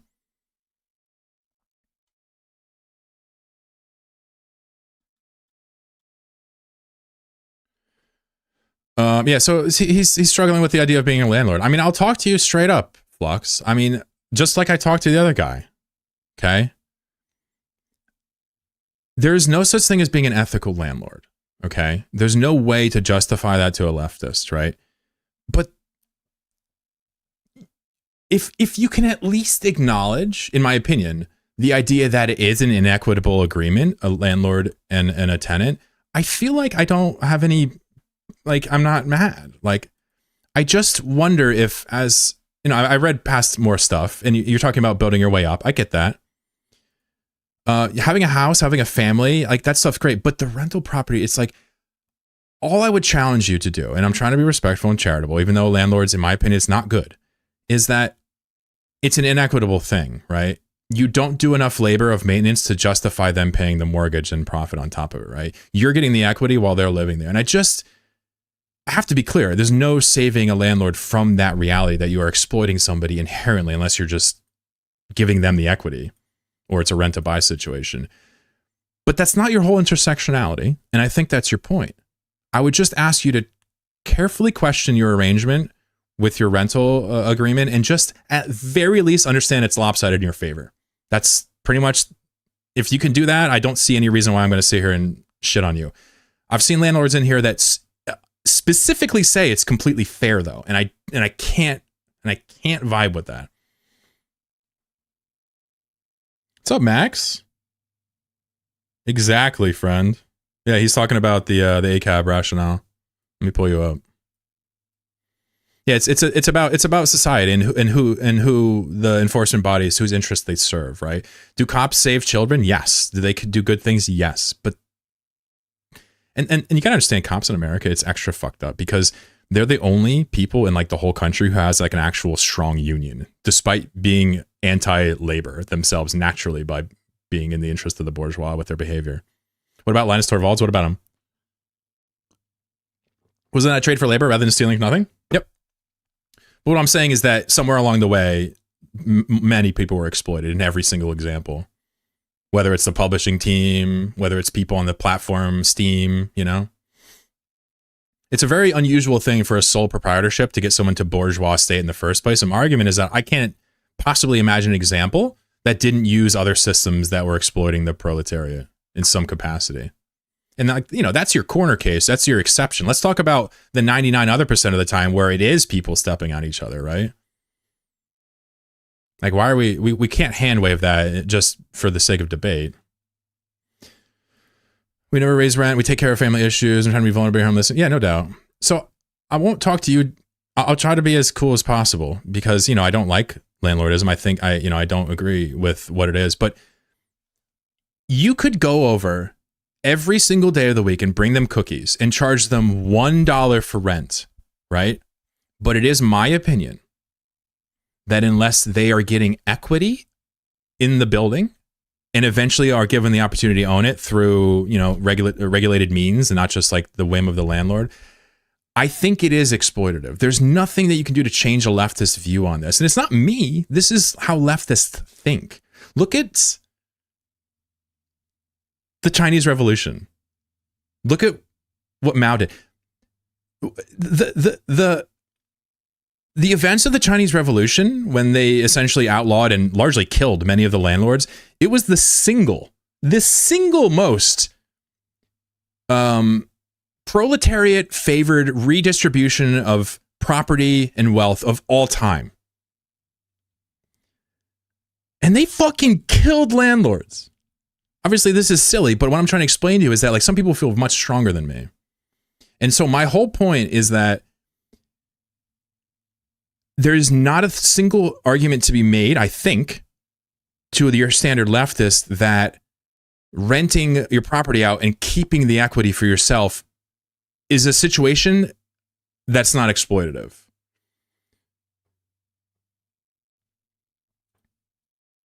So we had a landlord on the first couple of weeks of me doing this, and he got roasted to hell and back. And obviously you're struggling with it too. But the reason why he got destroyed was because he wasn't even willing to humor the idea that what he was doing was unfair in even a little way. I think it's very unfair, but he wouldn't even give me 1 inch. Who benefits from the arrangement more? You or them? They get the house, but you get a payment. It's like, it is unethical. It is a strike against your personality from my perspective, but I would love to give you a chance to see it from my side and realize that like, okay, we're doing this thing. Hey man, having employees is also unfair, right? Benefiting from white privilege in this country is also unfair. I do it too. I just ask that you question it and that you see it from the other perspective and that you realize this may not be as fair as I always thought. And I'm not telling you to get rid of it. I'm just telling you, just keep that in your back of your mind. Love your talk, greetings from Germany. Hey, buddy. An anarchist would disagree. Now, we do have some anarchists in chat every once in a while. I mean, there's solidarity there, of course, right? You think it's possible for the landlord relationship to ever be fair? If the landlord is a maintainer, a handyman who owns the house and sells it to the person and they build equity, yeah. But that's not a landlord. The word lord kind of gives away the game, doesn't it, in the end here? No, I don't think there's any such thing as a feudal situation like that that could be construed as acceptable. I think it's an archaic practice that needs to go. I think Mao was right. Landlord has a responsibility to upkeep property and taxes. Yes. But what landlords do deserves a small wage. It doesn't deserve full equity in the mortgage. The idea that landlords have to profit from renting out their properties, it sounds like a capitalist problem. Everybody always talks about the risks of capitalism, and then when all of a sudden they start to fail at it, they're like, oh my God, fix it. If a landlord has a property and they can't rent it, that's a them problem. It's a skill issue. I've seen many stories of tenants who destroy the property they rent. Sounds like they needed insurance. All the laws in this country favor the landlord so unbelievably strongly. Even the states that are like tenant friendly are still so landlord friendly. If you fuck up being a landlord, you are just so bad at capitalism. It is the freest possible way to get money.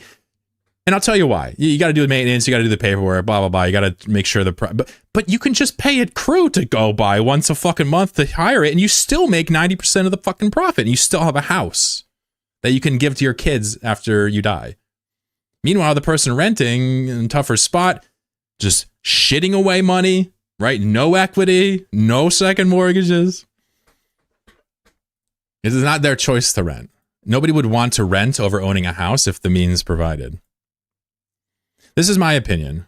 I see this argument a lot that the landlord justifies their money, and they do not. They do not. They do maintenance, some of them. A lot of them just hire people. But the maintenance they do is a fraction of what they charge. I like renting for flexibility, sure. And I think that in a more just world, we should be able to rent stuff. Like hotels, they should still exist, right? And we should have condos. We should have apartments you can rent. But renting should be a choice made by people on the go instead of a family with a bunch of children and they can't afford anything. If you had a property you choose to rent out, what would you do with it, Chlorokin?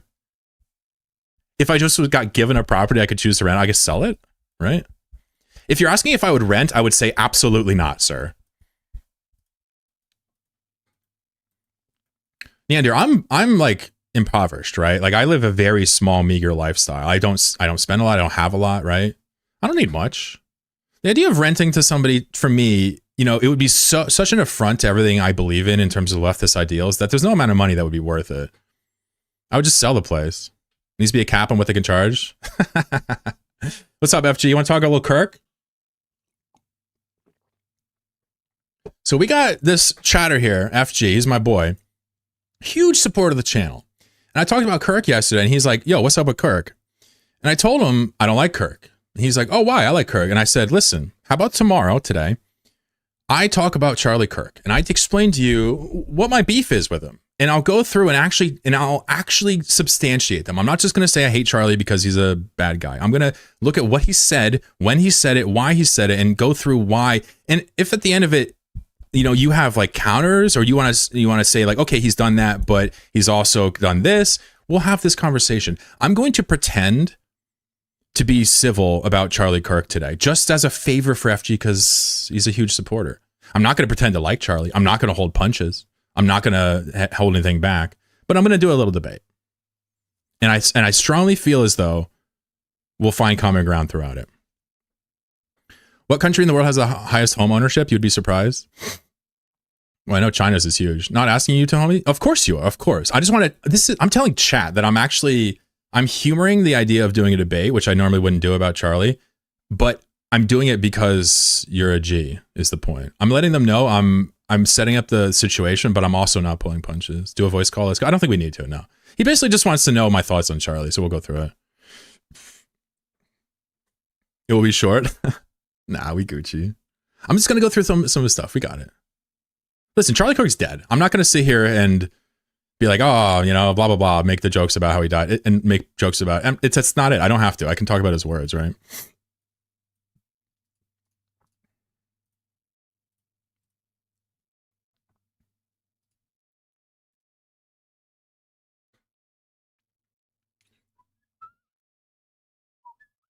So basically, what is everybody's beef with Charlie? Before I even look at anything, you see like liberals and people on the American left, you say like, oh, he's a hate monger. And you see people on the right saying he's challenging status quo and he's being careful with his language and he's picking, like he's fighting back against these issues that face us, right? Why would anybody make jokes about a political assassination? I mean, leftists do it all the time. I'm not even going to joke.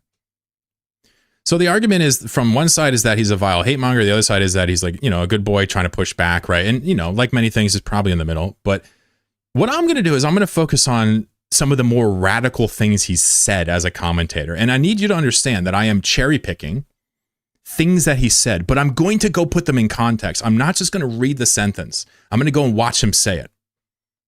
So I'm not going to do him dirty, even though he deserves to be done dirty, in my opinion. Right. So the first thing we're going to talk about is his stances on DEI, right? Diversity, equity, and inclusiveness, I believe, is the acronym. It's been a while since I've heard people talk about it. But this is one of the more commonly parroted phrases criticizing Charlie. And we're going to talk about what it means. And we're going to watch the whole clip because we're not just going to clip chimp him. We're going to watch the whole thing. But the quote goes, with no context, if I see a black pilot, I'm going to be like, boy, I hope he's qualified. Now, I can tell you the context is with regards to affirmative action style hiring practices that target minorities for hire with lax requirements, right? The idea is, okay, we're going to hire black people so that, you know, it's more equitable in the workplace, but it's a government mandated thing, affirmative action DEI. It's not the corporations trying to, it's basically this bullshit system that doesn't address our chattel slavery history at all, that just makes black people even more ostracized in capitalism, essentially. That's what this does, DEI and affirmative action. So he's right to criticize it, in my opinion. But this criticism is racist. Okay, let's hear him say this. And that's why I think this United story and the DEI story hits so hard, because we've all been in the back of a plane when the turbulence hits, or when you're flying through a storm and you're like, I'm so glad I saw the guy with the right stuff and the square jaw get into the cockpit before we took and the blue eyes off. And I feel better now thinking about that. No, I mean, like, you want to go thought crime? Like, I'm sorry, if I see a black pilot, I'm going to be like, boy, I hope he's qualified. Well, that's the you wouldn't have done that. You wouldn't have. You wouldn't have done that before. That's not an immediate. No, you wouldn't have done that before. That's not who I am. That's not what I believe. What do you mean that's not who you are? You just said it. So he's trying to be provocative. He's trying to make a statement about DEI, and he doesn't trust the idea that the government is trying to install people into these very high pressure roles of safety. And what he's saying is that if I see a black guy, I'm wondering, was it DEI that put him there, or did he qualify on merit? Let me explain to you something, in my opinion. Okay, I'm not going to tell you how to think about this. My opinion is, if you are worried about DEI, okay, you can obviously say, okay, they're going to hire minorities, right? But if you see a black pilot and your first thought is it a DEI hire, and not, does this person know how to run this plane like you would any other pilot? I personally think that that is racist. I think the first thought you should have whenever you see a pilot is this person going to kill me or not? Not, is this person going to kill me because of their skin color? If your criticism was when you see a pilot, I wonder if he's qualified, I would have to agree with that. You know, you don't want to have some affirmative action hire kill you in a plane. But if your argument is that when I see a black pilot, I hope he's qualified. This was a slip of the tongue by Charlie, and this haunted him. I feel bad. This haunted him, and you can tell. I want you to listen again, and I want you to listen to how he immediately walks it back. I want you to listen to this. Better now. No, I mean, like, you want to go thought crime? Like, I'm sorry, if I see a black pilot, I'm going to be like, boy, I hope he's qualified. Well, that's the you wouldn't have done that. You wouldn't have. You wouldn't have done that before. That's not an immediate. No, you wouldn't have done that before. That's not who I am. That's not what I believe. It is the reality the left has created. So, okay, it is not the reality, right? We don't have these unqualified pilots going around killing people because they're black. It's just not reality. And his statement belies racism to me, right? Yeah, and so my whole argument is that I don't want DEI hires either, but my problem is that he took this example to say a racist thing. I'm not going to tell you how to think. I'm going to tell you my thoughts. That's all. You can easily hit back here. No worries. I'm not going to, like, you know, deny you your ability to get your thoughts in. I think that this is racist because I think the problem is the DEI, not the particular race. I just want to be clear here because I happen to like you and I know our ideals don't line up. You're a big supporter. I'm trying to do the right thing here and hold the idea to the fire, but not like shit on you. You've always been super kind to me. So this is my idea here. The first quote is, a normal person would say, when I see pilots now, I'm not sure if they have the skills because of these practices. I think a racist uses this opportunity to single out black people. That's my opinion. Why do I think? Well, because we have different opinions. I mean, I'm not a shepherd of racism, and neither are you, of course, right? And I try to explain this a lot. You know, I'm trying to explain, like, trans people can be garbage to other LGBTQ people, for example. I see it all the time. Iranians abroad can have the worst geopolitical idea of their home, you know, region. In this case, I think it's the case of you being less sensitive to it to me, despite you being black and me being white. I think that's what it is. So let's just keep going. You know, this is what we're going to do today, by the way. I'm not going to go any past this point. Black people aren't a monolith. No people. Of course. And he knows that. He was actually trying to see what I said to that. I think he was trying to see what I said to this. It was clever. Because they're exactly. But But is there not a problem with this? Shouldn't we just omit this word? Well, I'm telling you straight up, I don't like affirmative action, Jay. Wait, hold on. What did he say? Because affirmative action, Jay, quite frankly, means taking somebody you wouldn't otherwise, whether you're racist or not, and putting them in a role. That's what affirmative action was from like the 80s and 90s, and that's what DEI purports to be today. It is this kind of liberal style reparations for our sins that just fucks everybody over. It puts distrust in minorities. It makes people not... the whole thing is fucked.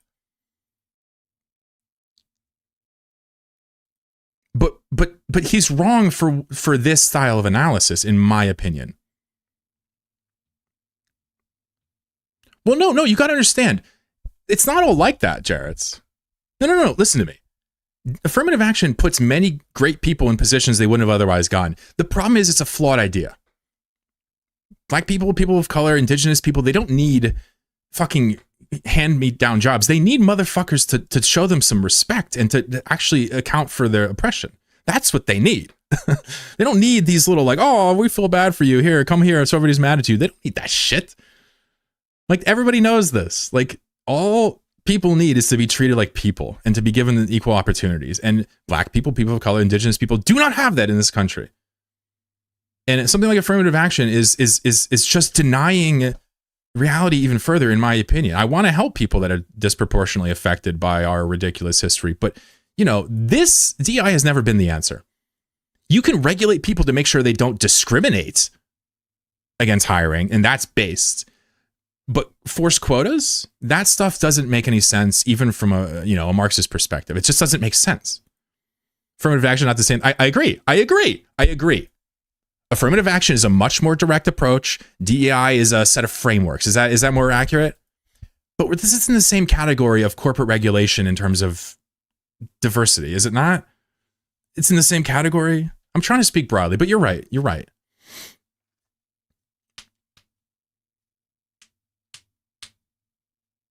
DEI has, my understanding, it's a very broad set of, laws, but it affects more than just the target of who you're hiring. It has to do with a lot of different components of corporate life. It should be merit-based. It's not a hard topic. This is Charlie Kirk's entire argument, as poorly as you may have seen it. Yeah, but you guys, you see the problem is, like, I agree with the criticism of affirmative action, or in this case, DEI, and I agree that they're not the same thing. I'm not trying to conflate them. I'm trying to be clear here. I just think that Charlie Kirk had a racist spin on this that I would never expect to see from somebody who purports to actually care about the issue of affirmative action from the perspective of the marginalized people. That's all. So to me, this is racist. And right? So he talks about the Civil Rights Act a lot, right? He talks about this a lot. This is not some one clip chimp thing. Like, he's proud to admit this. This is not like he misspoke. This is a misspeak. I'm serious, because he walked it back immediately and he mitigated it, right? This is no misspeak. This is a true thing he genuinely believes in and will stand on if he was here today, right? So here's the problem, okay? His idea, as I understand it, is that the civil rights framework has led to kind of this, like, this anti-white sentiment in the bureaucratic side of the government fomenting. That's what I understand his logic to be. It's like, well, the universities hire Asian kids and people hire people of color for cheaper salaries, and like people don't want to hire white people because whatever. It's like, this is the idea of when you say things like this, correct? So let's watch him talk about it. And the Civil Rights Act, though, let's be clear, created a beast, and that beast has now turned into an anti-white weapon. This topic would have been even more forbidden 4 or 5 years ago, but it's now becoming in more and more mainstream circles. Is that because the problem is becoming... Oh, dude, fuck yeah. Well, there's racism in hiring, bro. Right? Like, insane amounts of racism and sexism. But that's not an issue that needs to be fixed from regulation. That's an issue that needs to be fixed societally to make racism not cool, to actually snuff this stuff out and have, some form of pushback from the government about it. So maybe I'm confused, but you know, the idea that white people have it good in this country, yes. And that's why this is such an abhorrent fucking argument, is because this man is quite literally, or we'll let it finish. This man is arguing that white people have it bad. That's the point of his argument. Worse, but our side is more courageous to confront it. Why does Kirk believe passing the Civil Rights Act was a mistake? Now, again, apparently they don't listen to the show because we do that at least once a week, right? Once a week we talk about why the Civil Rights Act was a mistake. See? The present reality, not the ideal, the reality of the Civil Rights Act and how it's being used is making it harder for us to pursue excellence as a society. Here's a fact. Since the Civil Rights Act passed, I think that it's fair to say any sort of racist sentiments that are in America have gone, at least individually amongst white people, towards black people, have gone away. So I've pre-watched this, obviously, when I did my research for today. You know, I would just love to know, FG, listen, bro, I'm going to say the words, as a black dude, like, what is that about? When he says that, when he says this, what is this about? Any sort of racist sentiments that are in America have gone, at least individually amongst white people, towards black people, have gone away. Like, I'm sorry, I'm not trying to clip chimp him too hard, but like, surely you disagree with that. Like, we can at least maybe meet here, right? That he has a fundamental misunderstanding. Yeah, hit me up. Because his words are, white people are no longer racist to black people. And I just don't, that's not what I see every day in life. So I'm curious. Like, if his point is like it's diminished, I don't even agree. But he's saying it's gone. Doesn't exist like it's used to. It's still a thing, but doesn't exist like it's used to. But he says it's gone away. He didn't say it faded and that it's been less. He says that's just gone. So it's a misspeak, right? Is that the point you're trying to make? Fair enough. If you're saying it's a misspeak and that's not the point, fair enough. I heard this and was shocked. I didn't even realize he said this. I mean, it's like, I'm not mincing words here. I think that it's fair to say any sort of racist sentiments that are in America have gone, at least individually amongst white people, towards black people, have gone away. What I'm trying to... That's just not true. And of course, you know, hopefully the most charitable thing you could say is that he didn't mean all sentiments. He meant it's better. But like, I can't listen to a white guy that I think is racist say that white people are no longer racist to black people. I live in the countryside. I see it all the time. People think I'm a racist because of how I look, and they just confide in me, bro. Like, we know how this works. It's like, that is just a wildly unfactual statement that I think informs a lot of his worldviews that is just not true. Majority over minority. It's possible I misinterpreted it. It's possible. Counter is the reason we talk about race so much is because we have a federal holiday to a guy that talked about race all the time. So that kind of segues into the next one, which is his thoughts on MLK. So, you know, I don't know necessarily how much I care about this. I don't really think that this is really indicative of anything that's relevant here today. I think it just lends itself towards, you know, what kind of guy we're dealing with here. It's like, how could you focus on the downsides of MLK as a serious person unless you're interested in stymieing civil rights? Right? How could you focus on that? Maybe I'm bugging. Like, is the accusation that MLK has done bad things worth going to jail for? Okay. But is that what we're focusing on? It's just weird. This is what we'll agree. All right, word. So I think I got something on him. I'll have to read this one. But let's just get this right. I think the reason why he's anti-MLK is because he's anti-civil rights. And if he's anti-civil rights, he can't be pro-MLK. He has to focus on what's wrong. Okay, I'm not justifying. I'm explaining why he is anti-MLK.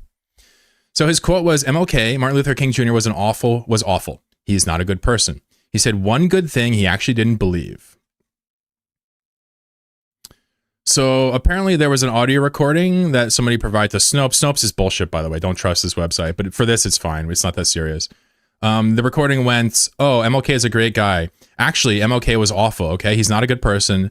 Go research MLK. You should go research him. It's like, If somebody talks about Martin Luther King Jr. and the civil rights movement or racism in general, and your opinion is that he's a bad guy, go research him. This is a red flag for me. Right? This is a huge red flag for me. Like, I don't know how to say it. If this is the only thing I knew about him, I'd be like, wow, really, dude? Uh-oh. We'll leave it at that. Right? His opinion on Martin Luther King, it doesn't matter. It's just, I think he has to, it's just such a wildly unpopular thing to say. It's both provocative and it substantiates his huge anti-DEA crusade, which is the critical of the Civil Rights Act, right? So here's another one. He says white privilege is a myth. Now, let's talk about the word privilege real quick, because privilege is a semantical word, and we're going to get into disagreements over this, but I want to just clear the air here, right? You know, people on the left in America and leftists alike, they do regularly abuse labels like privilege and racism all the time. I'm straight up telling you, I do it too. So what I mean by that is, like, you know, if you listen to a leftist talk, it's like, you know, white people have their own fountains still, right? It's like, you know, black people are getting whipped still. If you listen to them talk, in reality, it's not like that. But what I need you to understand is that it also works on the other side too. You know, there are far right styles of hyperbole that are just so laughable, and this is one of them, right? So you can argue that the word privilege is made up. Okay, what I'd like to replace the word privilege with is the word benefits. Is that okay? Can we just talk about white benefits? White benefits being a myth, that is just Looney Tunes shit. I don't think MLK is bad, but many people who use his legacy for horrible things. Sure. Well, I mean, he also did some questionable things as well, even outside of the scope of his politics. What privilege do you have that I do not? So privilege is this term. I know we're going to get into semantical. So privilege could be construed as rights. Like, what can I do as a white guy that he can't do as a black guy? Well, I don't think that's the conversation. I hope. Hopefully there's no laws preventing you from doing anything. If so, let me know so I can protest them. But when it's time to get the job, when it's time to get the loan, when it's time to go dating or something like that, there is a bias, a racist bias that benefits the blue-eyed white kid in kind of intangible ways that I know you feel. Because I feel them from the other side. And I shake my head.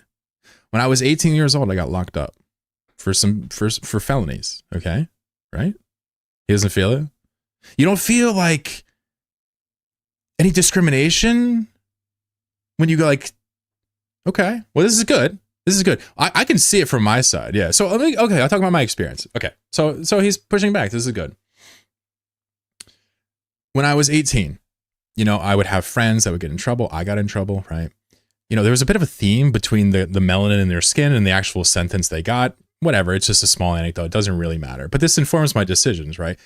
I was given very lenient treatment in almost every possible way. And maybe it was because I was white. Maybe it was because I was clean cut, or maybe it was because I knew certain people or family had like some money to help. I'm sure those are factors, but like the criminal justice system, I've seen it. I've seen them way more interested in the black kids in the car. I've seen it like up close over and over again. Like, I don't know if you'd say there's no like symptoms of it. And I'm saying the lack of that extra interest is the privilege in this way. So what I'm getting at in my head is it's actually amazing and awesome. I think that you are describing a situation where it didn't bring you down that much, and I love that. And I think that we should get to a point where that's literally everybody, and that can be a normal experience. But like, I feel sort of like when it comes time to get a house, like this is something I've heard black people describe as just blatantly discriminatory, and especially in the past.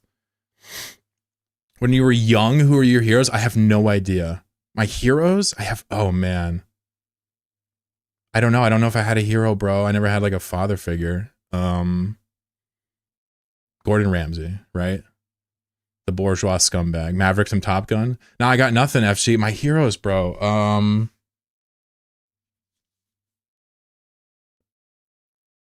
I don't even know. My family was so bizarre. But I'm listening. If you want to just make one up and keep the point, I'm here. People like Scarface. Okay. Growing up in the black community, are people like Scarface? Yeah, that's no role model, is it? Yeah. And I've seen that shit. I get it's like it's ball, deal crack. It's like that type of stuff. It's like your role models suck. You know, I never dealt with any of that shit, of course. I was suburban life, right? That's more urban, right? But my goodness, like, how are you going to make a life when those are the people to look up to? That's why there's so much violence in the black. That's a factor for sure. 100%. 100%. It's got to be a big factor too. I'm a sprinkle a little crack into that calculus. I'm gonna say the CIA had something to do with it too. A little bit of this violence going on with the crack trade ever since the 80s. But you know, another factor is, yeah, there ain't no fucking heroes for black people in the US. What do y'all got? Django and who else? Malcolm X, like 2 people. What y'all like looking at Che Guevara being like, he's dark, he's black enough. Like, there you go, Harvard. You see what I'm saying? The point he's trying to make is like, you know, who the fuck can we look up to? You know, poverty is then one factor. Of course, well, I mean, as a Marxist, of course I agree with that. But he's trying to say cultural factors outside of, like, you know, lack of opportunity. I think he's trying to describe the cultural things from the black perspective, which is interesting. Black Panther, okay, sure, yeah. Wakanda shit. No, I mean, listen, you got to be real. What type of little kid is going to look up the Black Panther instead of Jadakiss or some shit, you know, back in the day? Jadakiss was hell. You know what I'm saying? Like, these people are cool as shit. It makes it's a no-brainer, but it's an interesting topic. So we're basically dealing with white privilege and 2 different perspectives on it. I say I feel it when I see my homies in the criminal justice system get harder, you know, L's than me. And my friends. I also see it in school a little bit, right? In my opinion, I think I had a lot of opportunities for reasons that go beyond my ability, and just say what you want. In an Asian-dominated school, I felt like I had that opportunity as a white guy. Maybe it's totally misplaced. The problem is my anecdotes don't add up to material understanding of this. All I can do is zoom out a little bit and say that if privilege is a benefit of being the oppressive class, then it's undeniable that white people have it, you know? It's just an issue of how much does that affect people. If it barely affects the average black person, it's not something worth jumping through hoops for, I think, is the point of a lot of the right. From the left, it's like, well, no, this does actually affect a lot of people, and we sweep it under the rug. So that push and pull is there. So white privilege is a myth. I think white privilege is obvious because I think that there are more discriminatory factors in life, to me, based on everything I've seen, that go against people with more melanin in their skin. We've all seen the Family Guy thing, okay, not okay. But I've seen actual things here, and we have people saying all types of experience here. As a black man, I don't feel oppressed. Good. Fuck yeah, King. Well, these views like are not that surprising, honestly. Like, if you felt like oppressed, you wouldn't be kind of conservative leaning. I'm just being honest with you. You know, you wouldn't be. And I think oppression is really kind of the heart of Marxism. And it's why it's not a black-white thing in this instance, in Marxism. In this instance, we're talking kind of people of color versus, you know, the white person. But oppression is also bourgeois and proletariat. It's very interesting stuff, right? So you ask yourself, like, if the oppressing class, do they have to be oppressing to benefit from the oppression? I don't know. Does every black person have to feel oppressed in order for white privilege to exist? I don't think so. And quite frankly, it's refreshing when some black nerd comes in and is like, yeah, well, you know, I'm not actually feeling that down about it. Like, y'all nerds anyway. That's nice. But I you know, some of this should be getting people down. No doubt. I'm not left or right, but believe in a balance of the two. We'll call you a centrist scumbag. I mean, it's a good conversation. So let's talk about the idea. If my opinion is white privilege exists, right? There's a little intro at the start here, and they kind of talk a bit about it. So, they're going to ask the same question that FG asked. What can you do what can I do as a white person that you can't do as a black person? And her answer is like, well, I don't make as much money as you. It's a really shitty answer. What I would have said to Charlie, rest in peace or whatever, to the dude man or whatever for being extra charitable. What I probably would have said is like, what I can't do as a white person is I can't benefit from the systemic structures in place that tend to exempt white people from the same punishments or consequences that people of color seem subjected to time and time again. I can't escape that no matter what I do, even if I'm not directly subjected to it.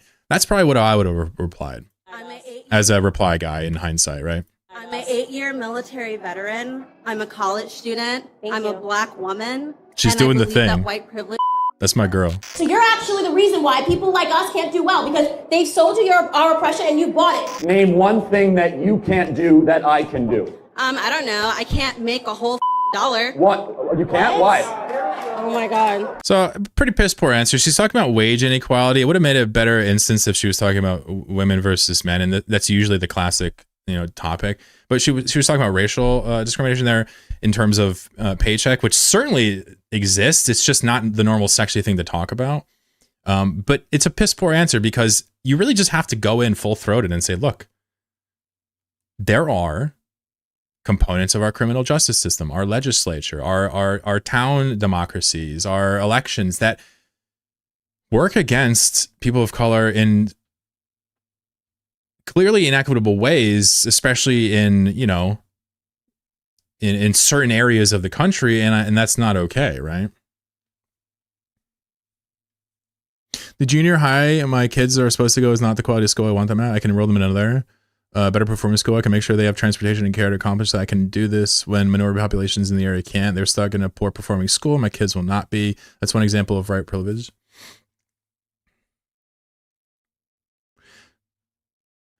So listen, you are a smart guy.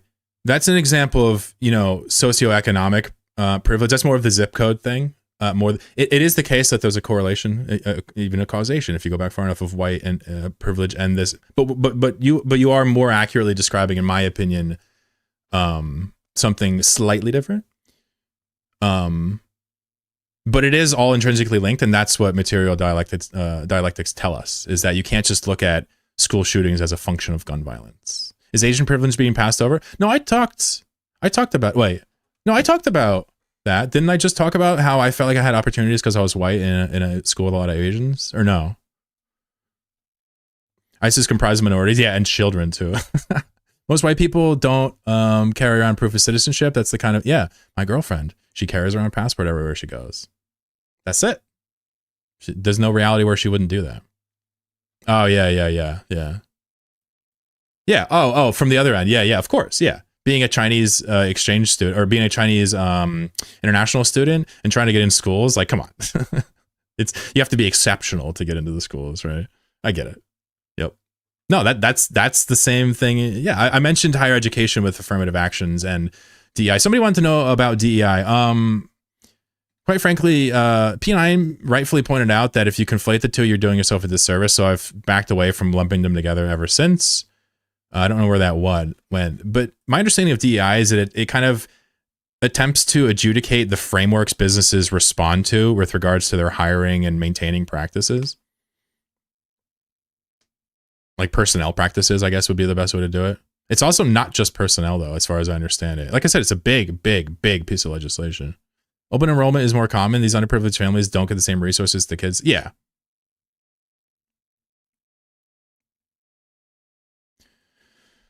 Anyway, so we don't have to watch much more here. If you understand my point is that white people get benefits in the US, then you would understand that this is wrong. But if you don't understand that or believe that, then this is, it's not an affront. And we're going through all these. I'm not afraid of these. Well, we're not going to go through all, but some of these are the same. We can skip 5, right? I think we're probably going to just gloss over 6 because I don't really want to do the whole, he died while he was talking about gun violence thing. Not because it's, not important, but because I just don't really feel like talking about death right now, to be honest with you. We're talking about Iran enough. But the idea is, so he famously has said numerous times that it's an acceptable loss of life in society. So people have gun rights so they can fight against tyranny, right? It's an acceptable thing that people will die, right? He said that. I don't really think I don't think it's fair. And this is me being as charitable as humanly possible. I don't think it's fair to take that quote and use that as in any way, shape, or form justification of killing him. Just to be clear, there's an irony there that people can talk about all they want in terms of the subject and what happened, but it's not. There's obviously no justification there. I don't think you should murk the Kirk. That's insane, in my opinion. So, his point is, to have a liberty like gun ownership, people will die. His whole point, we're going to watch it. We're going to watch his words. This whole session is me not making stuff up. We're just going to go through the controversial things, and we're going to talk about what exactly either I agree or disagree with, right? So we need to be very clear that you're not going to get gun deaths to zero. It will not happen. You can significantly reduce them through having more fathers in the home, by having more. Just want to say, when people say more fathers in the home, you can disagree with me all you want, but it's always been a dog whistle against black people. Always. It always has been. Now, that's not okay, even if there's issues in these communities. That's not okay to just always attack in these racist angles. I personally think this, disagree if you like. I don't think it's okay to do that. You can significantly reduce them through having more fathers in the home, by having more armed guards in front of schools. Yeah, we need armed guards in front of schools. That's what we need, right? We saw what happened in Uvalde, right?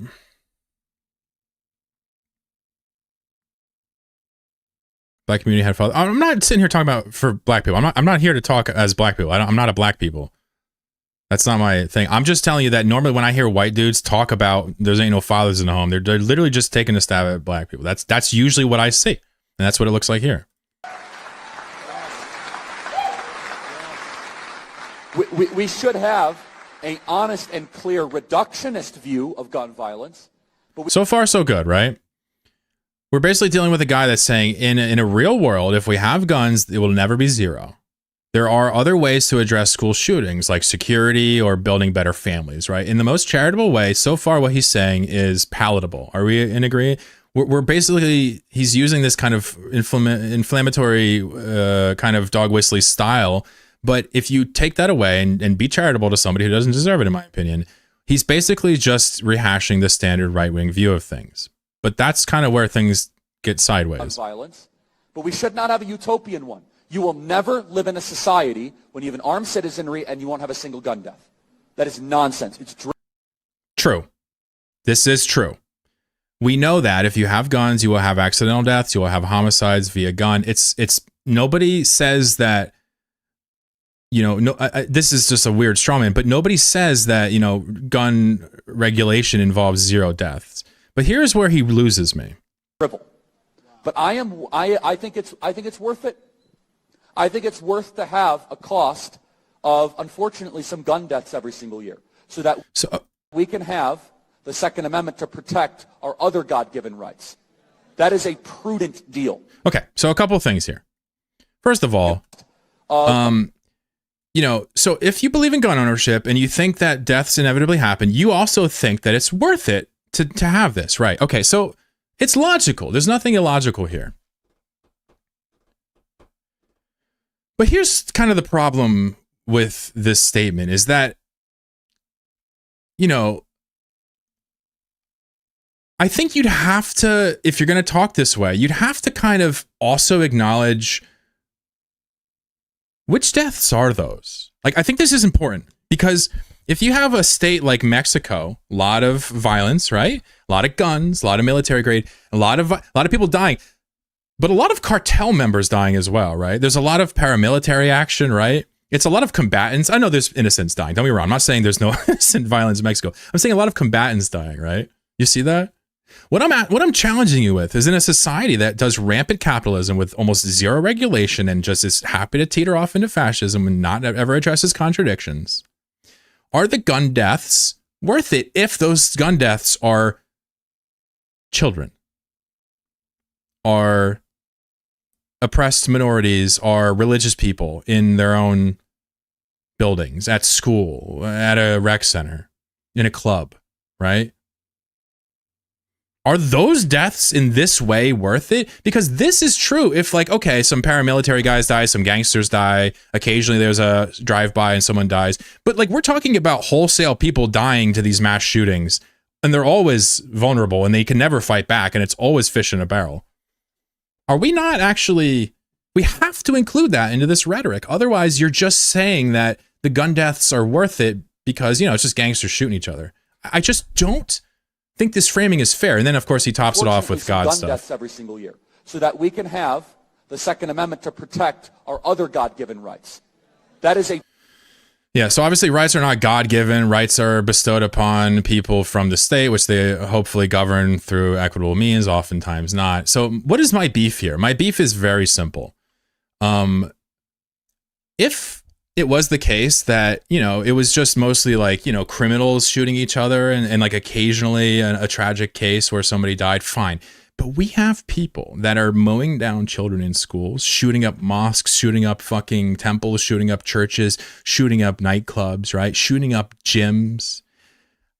I don't think, this is my opinion, I don't think those are worth it. I think it's ridiculous to assume that those are worth it. And he is inherently saying they're worth it because that is the material reality in the world we live in this country. He is, as a commentator, sponsoring it by saying it's worth it. And I think it's just such a crazy view to not mention like, yeah, but like we need to like, you know, to focus on the idea that the people dying, it's not a normal thing, what's happening. Anyway, let me read. Hey, what's up, Seth? Let me read some chats. I don't think there's benefits of me being white. Well, it's kind of hard to notice, I suppose, when you benefit from it. Why kids without fathers have terrible outcomes too? Well, sure, I didn't argue that. I'm just saying when I hear this, it's usually a dog whistle. Government made it more beneficial for single women to not have a man because they would receive money for welfare plus food stamps. Ooh. Get the double whammy welfare. Get the steak on the lobster, you know what I'm saying? Jim Crow laws, anyone? Thank you. My Dutch ass doesn't even understand gun need. Well, it's not a need. It's just if you have something forever, you don't like it when people take it away, especially if you can use that thing to stop them from taking it away. White privilege is just another way to keep racism alive. Tons of poor whites also, I think, family pay. Well, I mean, white privilege is a real thing. I mean, you know, it is. You know, I'm trying to be tacit here to try to teach some people what this means. You know, white privileges, white benefits, it certainly exists in so many pillars of our institutional society, in the government and so on, and at work, you know. To say there's tons of poor whites, this is irrelevant, and it honestly betrays like a lack of understanding. The gun culture in America fascinates you? Hey, what about Finland? Switzerland? No need to keep this about black people. Well, we're talking about people of color as well, but we're talking about Charlie Kirk, and he's talking about black people a lot, is why we're talking about black people, just to be clear. I'm not a take their guns guy.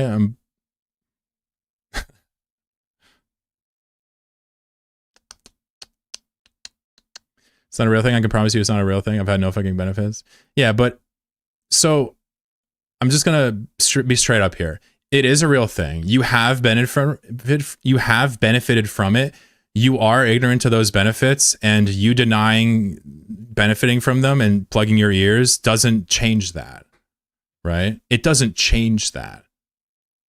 You have it in your head that like white privilege means that like you go to collect your free $20 at the store every day. You know, you get a free thing. What it actually is in theory is that shitty things happen a little bit less frequently to you. You know what I'm saying? He says you live... Well, this is where you're about to crash out instead of listening to me. Try not to crash out here and listen to me. I'm telling you white privilege is a real thing. I'm telling you that you, being a white guy, just like me, have benefited from it without realizing, just like I did my whole life, right? When you start to realize what it is and what it looks like, and it's not like I'm trying to explain to you, you don't get a gift basket. It just means that things go a little bit easier for you in many aspects of life. It's very insidious. You tend to not notice it unless you have a repertoire of people that you see being subjected to it as a control, if you will, right? You not noticing it doesn't mean it doesn't exist, right? You having a bad life and a struggle and to get everywhere, that doesn't mean you didn't benefit from white privilege. Like, you can't avoid it. No white person in America can avoid white privilege. And the second you start trying to get out of this is where you're just going to dig yourself into an ideological hole. You benefit from the system because it is rife with it. It is built around white supremacy. We mastered chattel slavery, and we are slowly tapering off the impact in our government. I drove a low rider for 5 years, my boy. Thank you, Retton. I'm glad this kid's here. He says, white people can still be oppressed by virtue of being poor. It doesn't change the fact that they have an inherent edge socially. The better way to look at it, and the better way to phrase this, is that they start at 0. Everybody else starts at like -5 or -10. And it's not everybody. Sometimes, you get your person of color that starts at +8, We're talking about consensus, material history. We're talking about what actually is happening. You feel me? Yeah, you got it. Being white isn't guaranteed for you to be successful. Of course not. Your description of being arrested is starkly contrasting in my experience. You're saying there's laws that don't apply to white people. What laws are you speaking of? No, you're just doing like a really poor trolling attempt right now. Is what you're doing. White men are now becoming oppressed.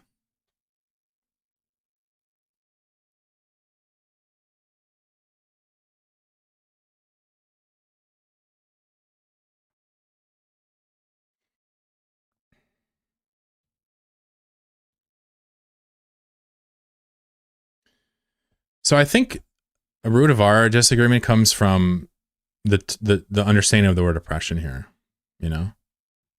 Oppression is a big thing. Oppression is a symptom of a power dynamic, right? White men may have some retributory functions of legislation or social justice that swing the pendulum back and punish white men occasionally. It's true, right? There are some things where being a white guy is not the greatest thing ever, like, certain vocations or whatever it is.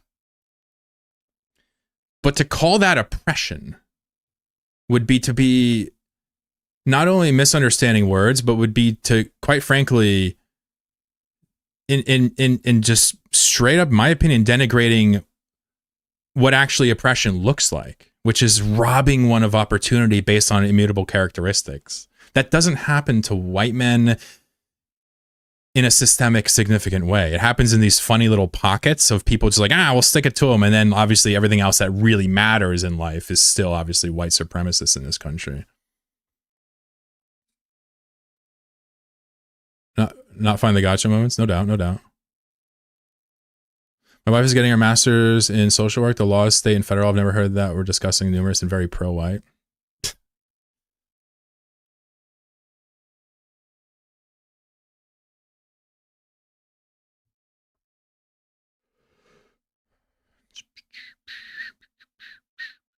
The only group it's okay to openly be racist again in the current... Well, I mean, you're talking to somebody who doesn't believe that you can be, bigoted against the oppressive class because it has no actual teeth. Bigotry and slurs require actual baggage and hurt and teeth. There's just no way to attack a white man's identity of being white because, quite frankly, being white is not an identity that represents anything other than oppression in history. There's no collective white struggle. There's no collective white time of death, in culture. Why are white men denied these same services? Well, they shouldn't be, if that's your argument. I agree. If you're interested in that, I mean, my obvious inference going through life is that the services are denied so frequently more to people of color, right? So, like, if the argument is that, like, when white people are denied some service or some opportunity in life, that's bad. Like, I agree with that. But the oppression in this country has always been dramatically lopsided against people of color, immigrants as well, regardless of their skin, right? Let me switch these.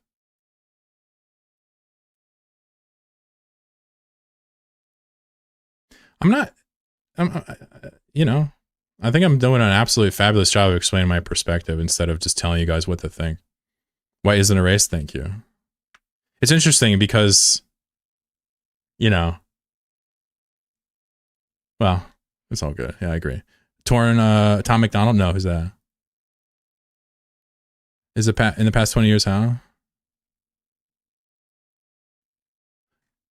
Sorry, how is discrimination?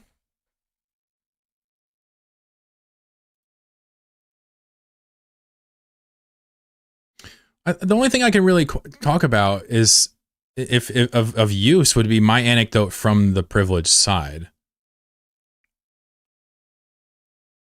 This might be a short stream. Sorry, what's up, Harvey? Yeah, if you got to check out today, it's okay. We're going back and forth on some of this. We talked about his DEI views. This is another one that's bizarre to me. You know, the Great Replacement theory. You know, I can't see how you could be taken seriously as a commentator and spout this. I mean, to imply there is a conspiracy among people of color to replace whites, I don't understand how that could be taken seriously. That doesn't seem right, right? That doesn't really pass the sniff test. And yeah, he actually said it. This is him. I don't get that. It seems like kind of like whites projecting their own intentions that they've always just enacted on.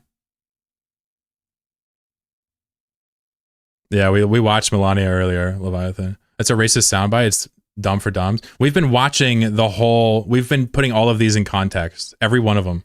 We've been watching the whole clips. This is just the whole Instagram post, by the way. That's it. It's not clip gent. That's him.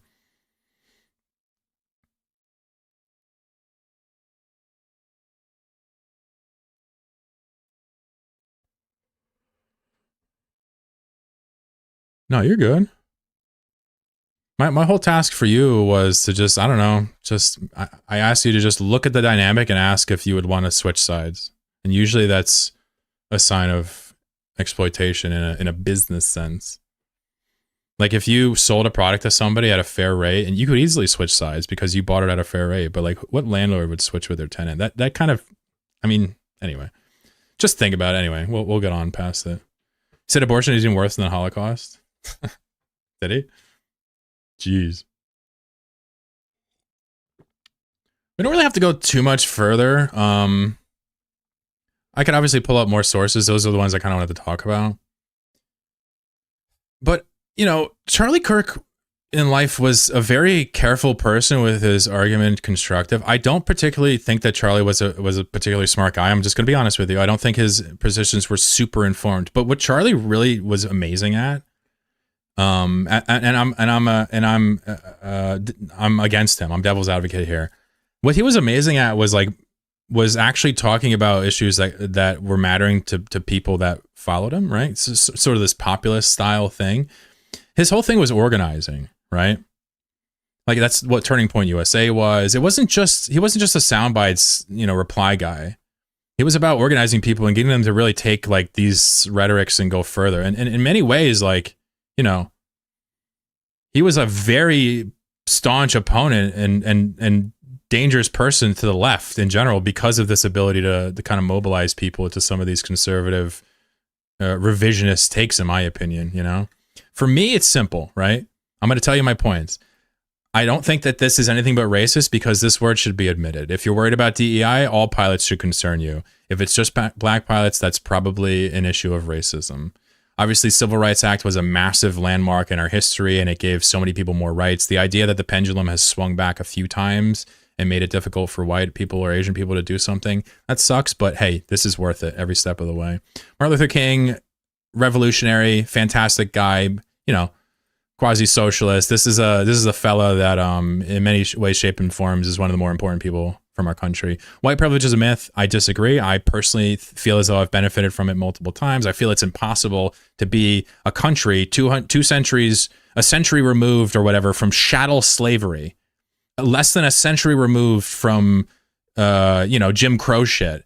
I find it hard to believe that privilege, that racist, you know, those elements in the government has just gone away in that time. And I know it hasn't, but I find it hard to believe the other side that says it has. And it's just hard for me to see that, you know, and I can't purport to sit here and experience what it's like through, you know, the eyes of a person of color, indigenous person, or anything else. But, you know,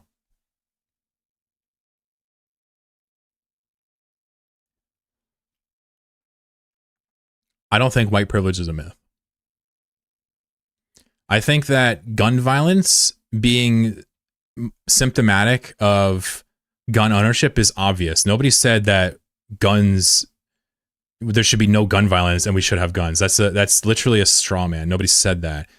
But what the argument is that the gun deaths we're experiencing, schools, fucking hospitals, places of worship, you know, educational centers, community centers, nightclubs, that's not worth gun ownership to me, straight up. Like, you can't have a society and be like, that's fine. But of course you can, because we condone genocides as the US. Of course we're okay with a couple of gay nightclubs getting shot up. Of course. So this is really my thing. I don't think Kirk was necessarily a visionary. I don't think his ideas were particularly fleshed out. Obviously, academically, he's just a nobody. You know, I don't think they should have killed him. I think that was completely ridiculous and adventurism, and it's just violence for no fucking reason. I think that guy should go to jail forever. I think that his wife is hilarious, but he was actually effective. And him being gone actually did hurt the right-wing kind of conservative mobilization efforts. So it's bizarre that a right-wing guy killed him, is my point. Anyway, you're allowed to like Charlie here. I encourage you to just think about what we talked about today. That's all. We go, bro. I hope so. I'm gonna give you a smooch later. I'm gonna give you a big old smooch on your lips.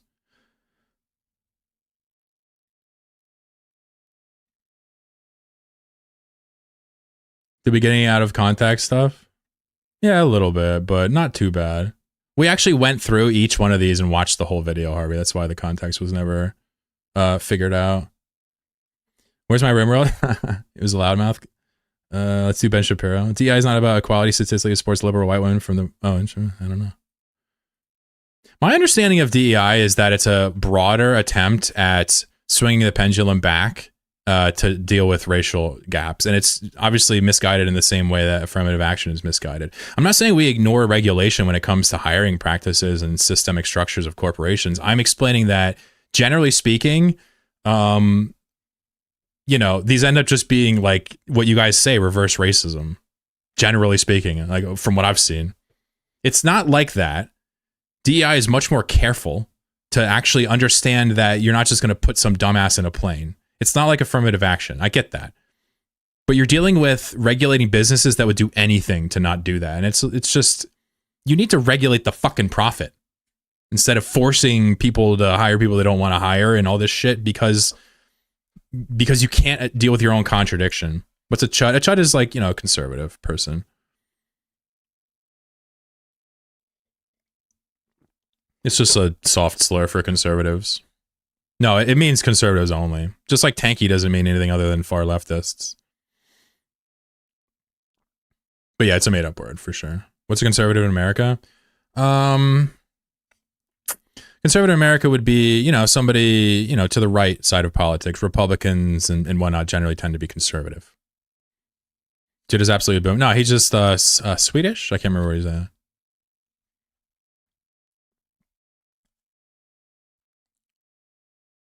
Harvey said I blocked you, fella. Wait, what happened? Which one?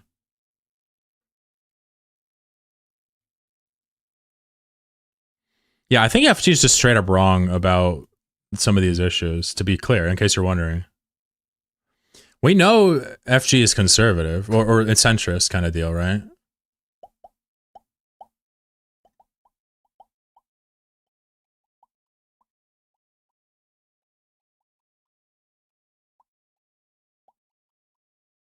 I just don't see a world where DEI benefits white women. I just don't see how that's possible. Gonna grab some lunch? Hell yeah, dude. Take care, dude. Taking me something different based on what fractional leftist belief you hold. The trots.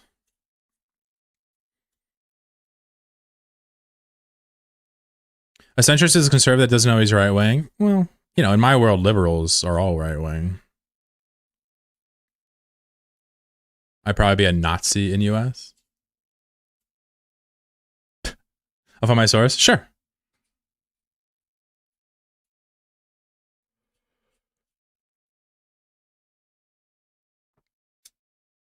I personally think that F Jesus has bad political views. I don't know, man. Chuds are oppressive and annoying. I think F Jesus just doesn't. He just. I think it's just a bad views. That's all. I don't know. Maybe I'm bugging. He says, you know, Nazis were not actually socialists, right?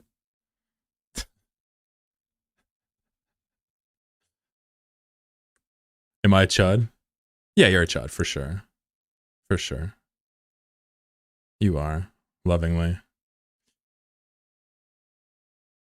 You are. I can't hide it. But you skimmed black shirts and reds. It's kind of hard not to like you. You've given me mad money. You always listen to me. It's like, how could I not like you? Spooky.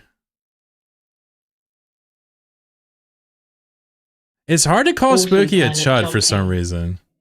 Hey, look at him. He's gifting more subs. What the fuck? I call dude a chud and he gifts subs. What? It's because he liked the honesty, guaranteed. He was waiting to see if I would call him a chud or not. Cheers, mate.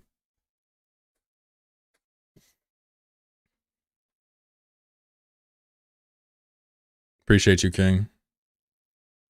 Let's play around an auto battle real quick and get the Kirk off the screen. Good talk, you know? Listen. If anybody else wants to gift me subs after I call him a chud, you let me know. I'll do that shit all day, baby. Let's go. Appreciate you, King. Honestly, bro, I feel better after talking to you today. Personally. Like, why not just get to it, you know? Chair insane. Dice. Thank you very much for the subs, dude. Way too kind. It's a complicated world out there, folks.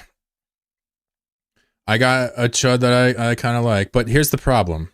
Here's the problem, all right? Today we talked about something that I had to be careful about because I don't have any business talking about certain parts of today, right? You feel that? It was interesting. I liked it. Yo, Rike, what's up? Spooky, you want one for the road, bro? Take a roadie. Take a road shot. Yo, look at me go for the slugs. You clumsy pilot. This is hilarious.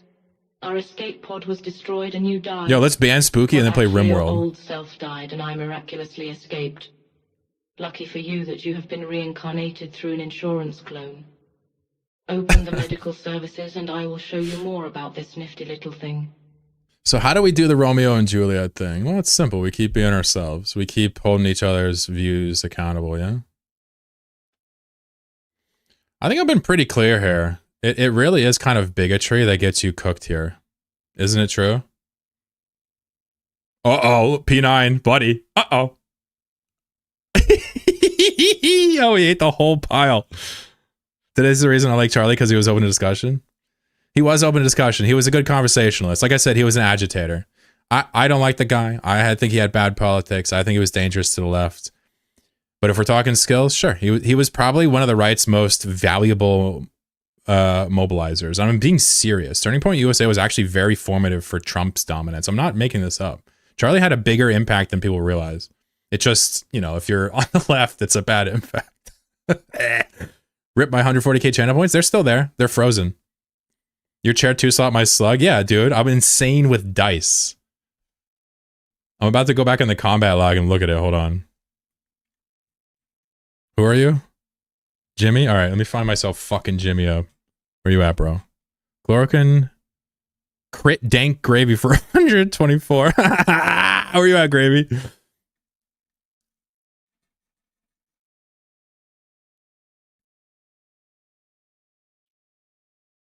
Yo, Inverse, Flux, and Techno. They both went. By the way, Killbot got buffed. Woo! Techno troll, easy dubs. Do you hate the guy? What was he saying? Wait, what's up? Oh, Kirk? I mean, do I hate right-wing commenters? Not really. No, I disagree with his politics immensely, and I think he was racist, in my opinion. He was bigoted, yeah. He was like kind of careful with what he said, though. So like it only slipped up occasionally when he's doing off-the-cuff things. But if you'd like to compare Charlie Kirk's racism to other conservative people, I'm fine with that if that's interesting to you. But I don't really care to talk too much about Kirk. I got my piece out. Don't like his politics. Not happy somebody shot him. I think that's fucked up, and I think that he was valuable for the right, which is a problem for me. So that's all. Now, Crowder is a little bit different because, you know, I don't even know many people on the right that defend Crowder after like the video of him fucking with his wife. Like, that's just crazy, bro. Like, I don't know if, you know, if there's a way to justify that shit. We didn't touch on Charlie's bigoted opinion towards queer people today. Yeah, it wasn't on the lists because, you know, queer people, they don't matter, you know. Come on, LGBTQ who? What? They don't matter, come on. No, there's obviously more. But I was particularly interested in the racial aspects because I knew I was going to be talking to a black guy today. So I just was straight up putting it out there, and I made him fucking do work. He's at work and he's doing work. Or maybe he's done, I'm not sure. Kirby says, ouch. It's hard to hate someone you don't actually know. We can, whatever. Yeah, whatever. Like, I'm going to save my hate for people that personally wronged me, I guess. I think the racist angle is fair to dislike someone's character. Yeah, but I'm just saying I don't really care to form a judgment on these people's personal characters, is my point. Same thing, people talking about like, Theo Vaughn's just a character. I'm like, well, okay. Fair. He's instigates in the nuisance. Yeah, I mean, shit, we got a lot of left-wing people that do that too. Thinking you're funny when you're not as rough? Didn't even hear about the wife shit? Oh. I'm gonna sum it up for you. There's a video of Steven Crowder sitting down on a lawn chair on his porch with his pregnant wife standing up. He's smoking a cigar and blowing smoke at her. And she wants to run to the store to buy something. And he says, no, I'm the man. I will drive you there. And she literally is like begging him to please let her go. And like, he's just blowing more smoke. And he's like screaming at her, talking about like, I'm the fucking man. And like, this is why you're ruining the marriage and all that. He's literally an abuser.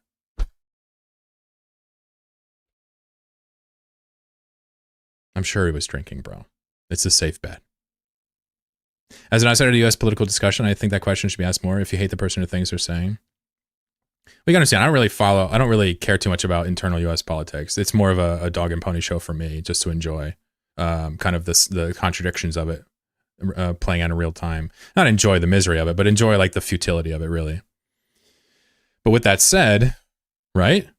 I think the biggest issue for me is that, you know, we have a lot of, you know, these non-democratic processes actually have a lot of effect. You know, Aiden Corp, good to see you, bud. I'll see you in 5. Crazy Rem, sucks to suck. 5 minutes for you, sir. Who else? Spooky gets banned again. He gets banned every single time. Can I hit FG for one time? Mahoninator. Cumby Bear, get the fuck out of my channel. Hey, Cumby, what's up? Joe Lost, I'm banning another streamer. Man, once again, the dude dodged it. Once again. This man has gifted me more subs than anyone else. And somehow I can't ban him. Maybe I got him exempted. I'm going to pull up the... Look, he's on it. Look, he's actually on it. Look, he's here. Look, right here. He's on it, folks. This ain't rigged. You banned Chat Dad? Oh, no. Oh, no. At least I got my unk here still. It's my boy. If my unk didn't have bad politics, is he really even my unk? Come on. Come on. What type of uncle has good politics? You feel me? Let's play another. Winner of this round gets to ban somebody for 5 minutes of your choice. Not me, though. Good luck. The winner of this round gets to ban somebody. You heard it here first.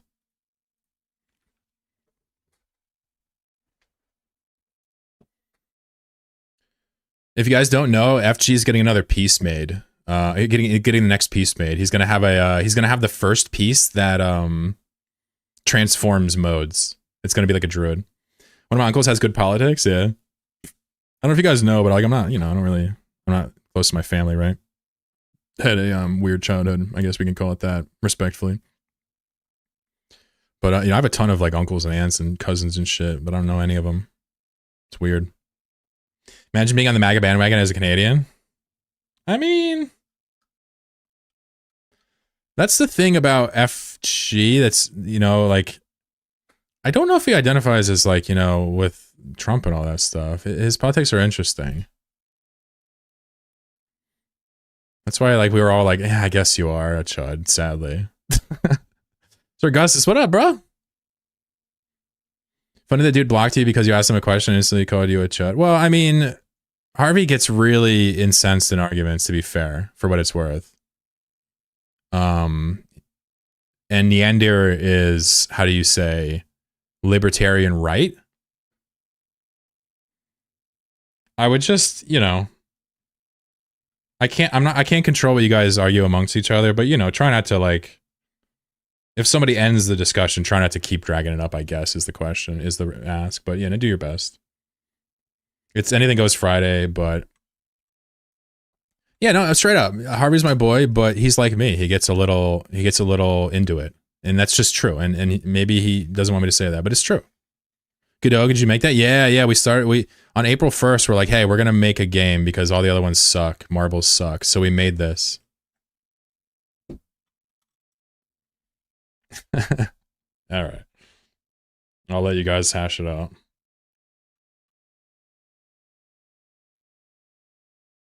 Just because you lean one way doesn't mean you identify with the person on the same side of the spectrum. Well, fair. Yeah. Let's probably end this, I suppose.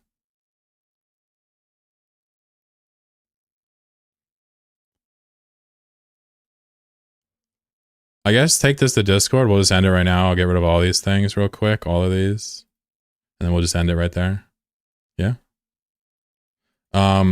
Listen, y'all don't have to agree, but I don't want it to take up all the chat. I mean, you're basically dealing with like a, like a Demsoc versus a libertarian. I mean, these people are not going to get along. It's just neither one of them are going to be nice to each other. They're not like me. They're not as nice as I am. You know what I mean? I'm a very nice guy, right? Bammy, I need to build up immunity like a bacterium. So Emmy Winkle gets to ban somebody and you're going to ban yourself. How long? Week? Permanently?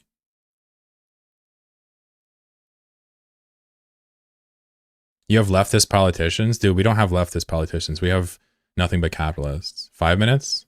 All right, 1 minute. See ya. Both sides are cooked? Nah, we Gucci. I like them talks, actually. I was a Bernie bro for a while. Yeah, no doubt. I mean, that's not an untraditional pipeline. Demsoc to libertarian. It's not like I've never seen that before. I wish we had leftist politicians. Are you a US, Retton? Yeah, no doubt. I'm in Pennsylvania if that helps. We have what's his name? The stroke guy. Fetterman, yeah. Fetterman. We have boy doing it big. Israel's #1 fan. Yeah. By the way, Mohammed Uz, the guy that was running against Fetterman, he's like head of the National Health Service or whatever now. So the guy that sells snake oil is the one making our health decisions with RFK Jr. So Bernie still has my vote. You can take the Bernie out of Bernie bros, but you can't take the bro of Bernie bro. That's true. I did ban you. You won dude, you won the fucking the thing again. By the way, I told FG that if he wanted to send me like a short source or some short video, to counter that, he can. We'll watch it next week or later today if he does. Autopilot jumping. Spooky gifted a sub. Thanks, bud. I'll never financially recover. Immediately drop a sub. Well, I called FG a chud earlier and he gifted 25, and here I ban you and you gifted a sub. There's something seriously wrong with this channel. Is this a cult? Wait, is this a cult? Wait, Bernie has principles? Really? Wait, ask Parenti if Bernie has principles. He'll describe a leftist sliding into liberal helldom.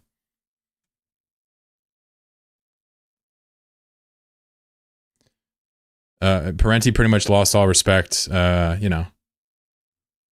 Bernie because of his liberal legislature. Oh yeah, dude. Of course. I love Bernie as a sock dem. Your Bernie is he's with Israel issues. He's kind of wacky because he's a Jewish guy, right? It's hard for him to navigate. He's not very good at it. The anti-Zionism and everything. But he's largely likable. He seems to have the working class at heart. He has the sock dem ideas, right? Same thing with Mamdani. They're very similar in terms of like what they purport to offer. AOC is a little different. People like to put her on the same pedestal. I just don't agree. AOC is an establishment politician through and through. She has betrayed the people too many times in my short life, right? She literally doesn't understand that giving Israel defense money just further perpetuates its ability to leverage an offense, right? I just can't trust somebody that's mealy mouth that purports to be on the left. It's just, you're a sock dem, you're a liberal, I get it, but like, dude, I'm not dumb. Sock dem, social democrat, socialist democrat. Yeah, it basically, a liberal-minded person that believes in capitalism that wants to borrow principles from collectivist thinking, from socialism, your welfare programs, your centralized government decision making. They borrow that to run the capitalism. It is of course a not a good ideology in the grand scheme of things if you're somebody that understands revolution to lead to better causes. But I digress. It is of course people with a heart. They just they're misguided, but at least they care, which is always interesting. But it's interesting, and like you have someone like Bernie, who is a studied leftist historically, who now does liberalism. It's like, he just has succumbed to play the game and do the best he can, I guess. Is that it? It's not enough. Like revolution needs very strong people. AOC isn't cool. Social Democrat, not Socialist Democrat, sure. I also occasionally get a dem sock and sock dem wrong. You can say Socialist Democrat. Social Democrat is the Lenin quote, though. This is the actual ideology we refer to when we talk about this. But you can hyphenate Socialist Democrat. It is something different. But honestly, I don't really mind when people conflate all three, which is Democratic Socialists, Social Democrats, and Socialist Democrats. I'm okay if you conflate them because basically we're dealing with three peoples that are all right in the line of exploitation. And they're all trying to do their best. They're just, in my opinion, looking the wrong places. That's just my opinion, so I don't really get up to arms. But yes, there is an academic distinction between all three terms, especially the order. But don't disbelieve Hal when he says social democrat is what we're actually talking about when we describe these types of people. Socialist Democrat is almost more of a running party, like I'm running as this hyphenated amalgamation of ideas than it is a serious political ideology. That's my understanding of Social Democrat versus Socialist Democrat. When Lenin said social democracy is objectively the moderate wing of fascism, he was not talking about socialist Democrats trying to hobble together these terms to get elected. Anyway, I digress. American politics is extremely cursed, right? They use terms they don't know what they mean. They say things that purport to be working class favored that are nakedly, benefiting the bourgeois. Socialism is great. Yes, I was waiting for someone to speak up. Let's do it. Yo, let's do it. Yeah, so make no mistake, the Chinese Revolution was the single greatest distribution of wealth from the bourgeois to the proletariat of all time. And it was the single greatest change ever of people getting what they deserved, right?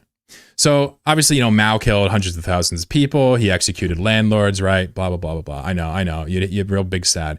But what I'd like to explain to you is that, no, it worked. The wealth was distributed.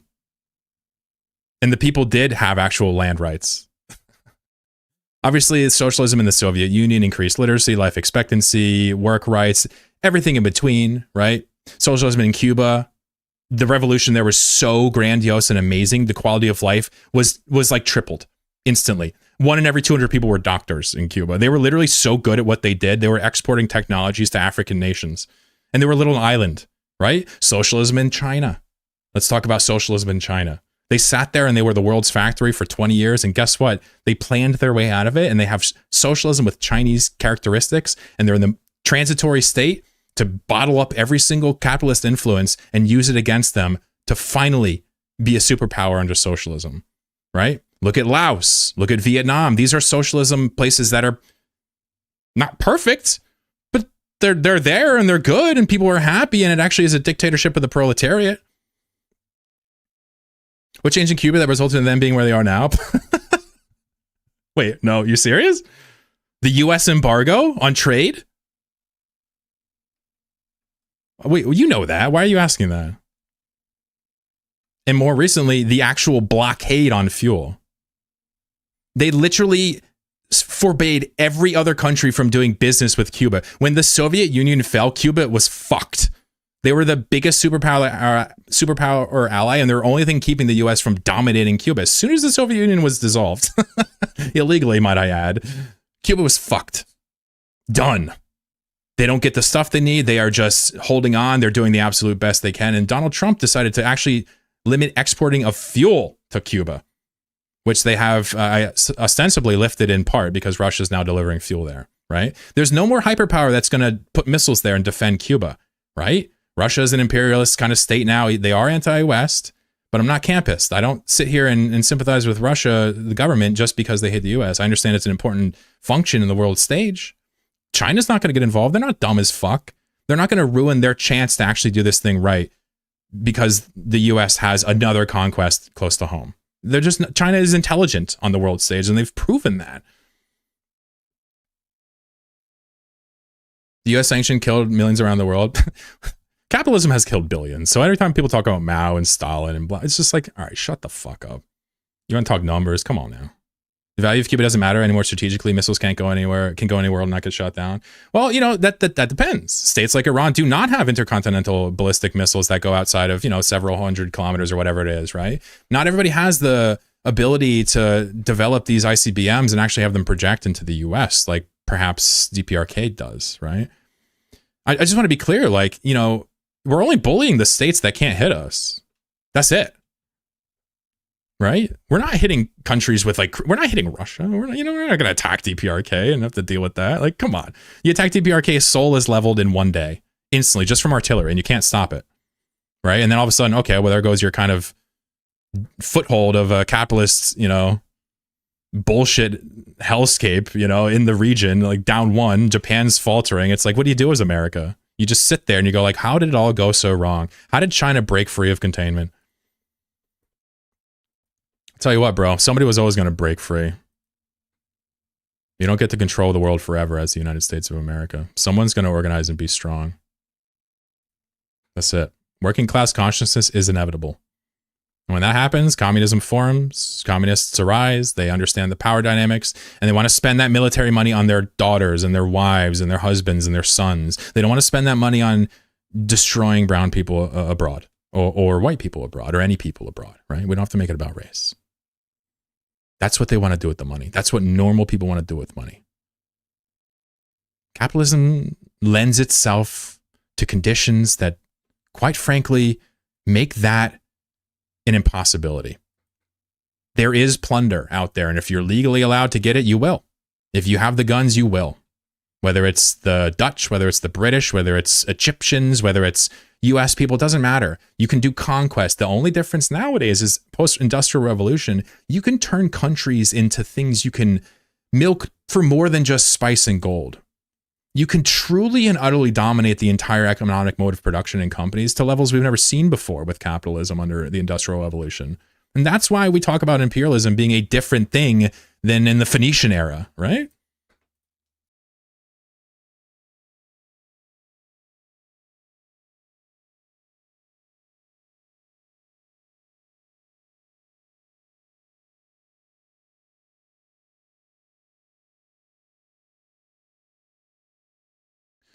Socialism works on paper, but greed power messes up those in charge. I mean, I just named like 7 successful examples of socialism.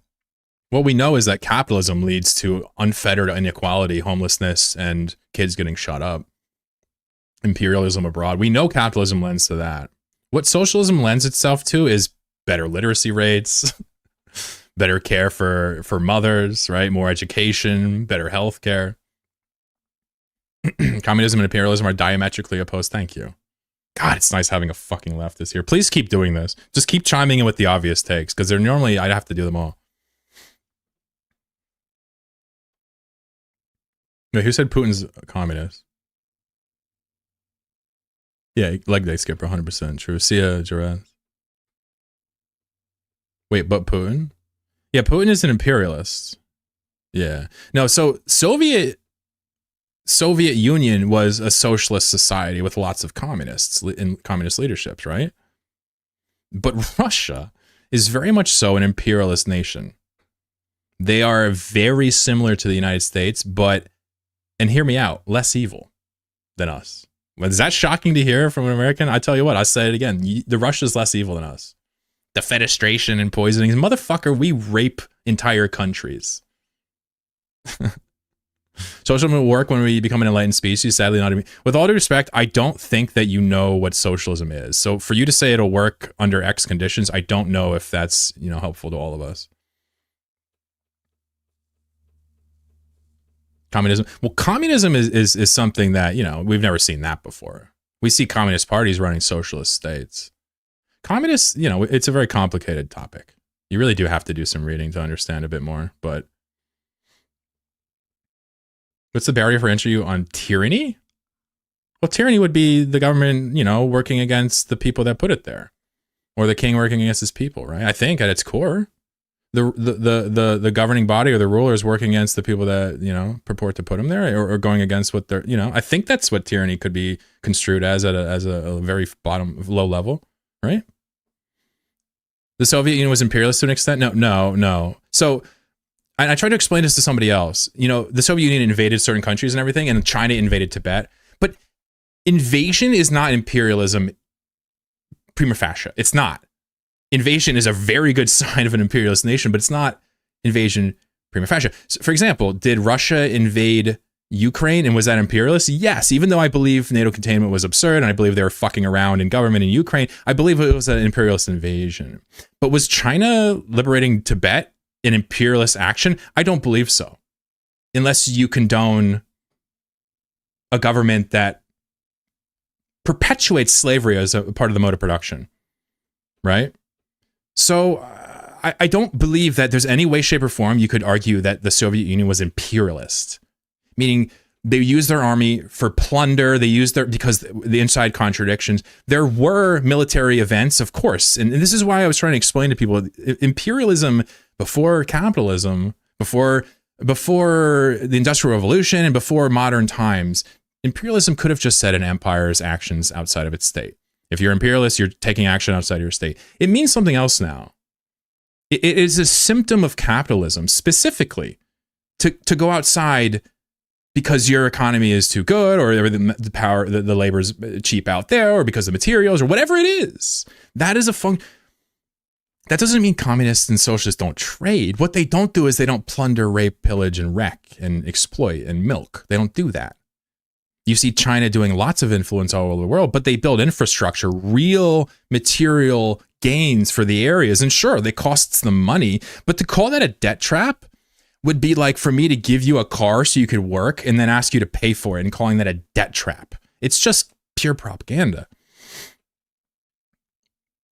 Have a nice one. See ya, leg day. Glad you still enjoy hanging out, man. It's wild. I just see him on like Fridays as well. Percentage mandate for that? Oh, you want to know like granular specifics? I see. So we're talking about revolution, right?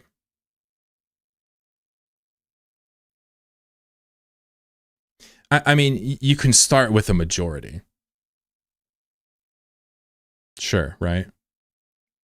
Or a plurality if it's coalition. But the idea is like when you actually look at the classes that happen under capitalism with an academic lens, through an academic lens, like Marx teaches us in his books, it's saying that two classes arise, the bourgeois and the proletariat, right?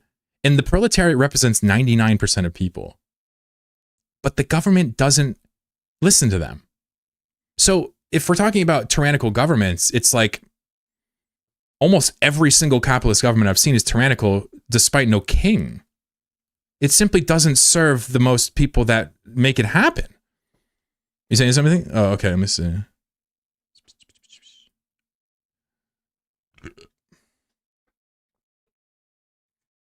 Is there a link too you can put?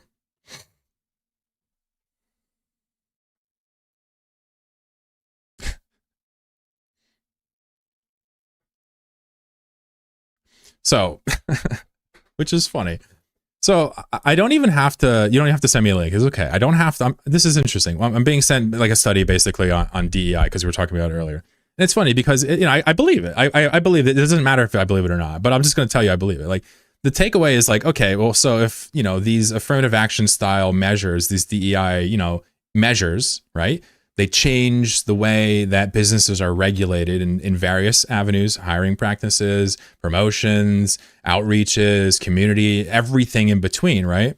If they regulate these, who actually benefits in the real world is the question. Is it like, okay, people of certain melanin have the most benefit from this or something? It's like, well, no, but you can actually measure who gets the most benefit is the idea. And the argument presented to me here is that some measurements have shown that because women are a minority, right? And I can only assume because white privilege is so obvious, white women disproportionately benefit from DEI measures compared to people of color because they're obviously both minorities, but one of them is, let's just say, a little bit more part of the in crowd if we're dealing with privilege or else. And so if that's the take, in certain instances, I wouldn't be surprised that to be true. I don't know if it's everywhere. I highly doubt it's everywhere. But if that's even the case some places, it just shows you how absurd the privilege must be. So, but interesting. I looked at it. You see what I'm saying? Like, there's something wrong here. White women are the most privileged. I gotta say white men are. I do. I gotta say it. I gotta say white US men. But white women, they're working on it. They're getting up there. You listen to two white people talk, it's like fucking, the Mexicans came here themselves and stole your college diploma. He says, you must not be aware of the global extractions of resources China does. They're literally proxy farming fish of South America with military exports. Then we can talk about Africa next. Johnny Harris said, okay. Yeah, let's chat. Yeah, you got some time? So let's talk about global extraction of resource. Does China mine and fish outside of its borders? Yes. Does every other developed country? Correct. Do they use military escorts in international waters for fleets? They sure do. We use the Coast Guard and stuff for that. Let's talk about Africa. I don't know what you're talking about because that's weird. Let's talk about Africa. Johnny Harris has a video. CIA Johnny Harris has a video on Africa. I wouldn't mind you showing me the Johnny Harris takes on Africa because we could probably watch it one day when I'm bored and I could pause every 5 seconds and explain to you how the man is a stenographer for the CIA line of thinking. Right? He's a very charismatic guy. His videos are extremely well produced. He's great to listen to. But understand something. It's like nigh twilight when man's opinion differs from the actual state line. And that should really ring some bells in your head, Dr. Party. So I'm not so sure what we're talking about here. People fish and mine outside of their countries. Africa is a continent. Johnny Harris makes videos and people take advantage of each other. All true.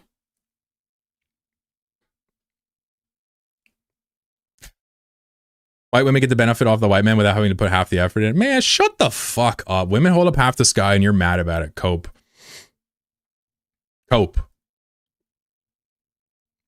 Out here. Listen, I'm the only one who's allowed to be misogynistic here, and it's because I suck and I'm trying to do better, all right? You sure as fuck are not allowed to sit here and talk about how white women don't put in effort. Fuck you. You try getting paid less than dudes, and if you think that's bullshit, go ahead, switch genders. See what's up. You saying it's fine for China or because you have the correct government to project from, you saying it's a norm? Well, we're talking about doing business elsewhere. I mean, he didn't say like raping the land and pillaging. He said just doing business, like mining or something. Like, is that bad?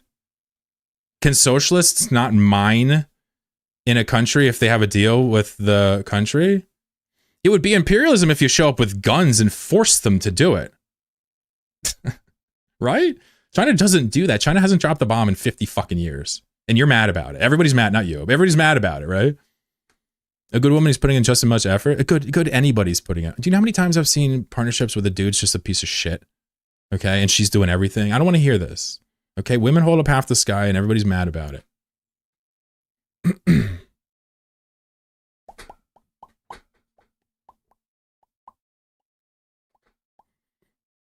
Also, if you call women females, I hate you.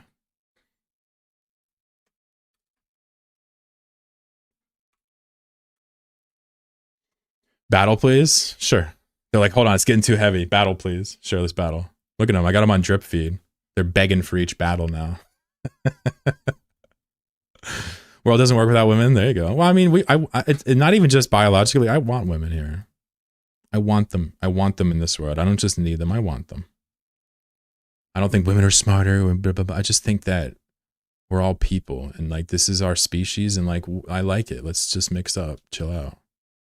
You know, you get me. I mean, you get me.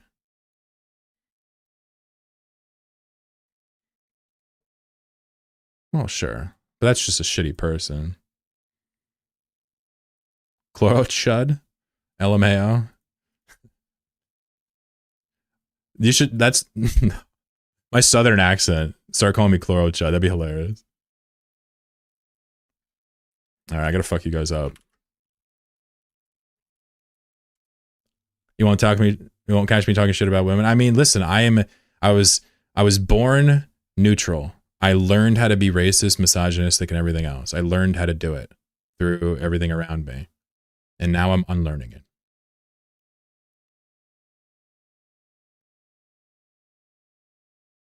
Man, look at me go, baby. What's up? Oof. Hey, what's up? Yo, look at Johnny 5. Oh my God, Johnny. Johnny, can you...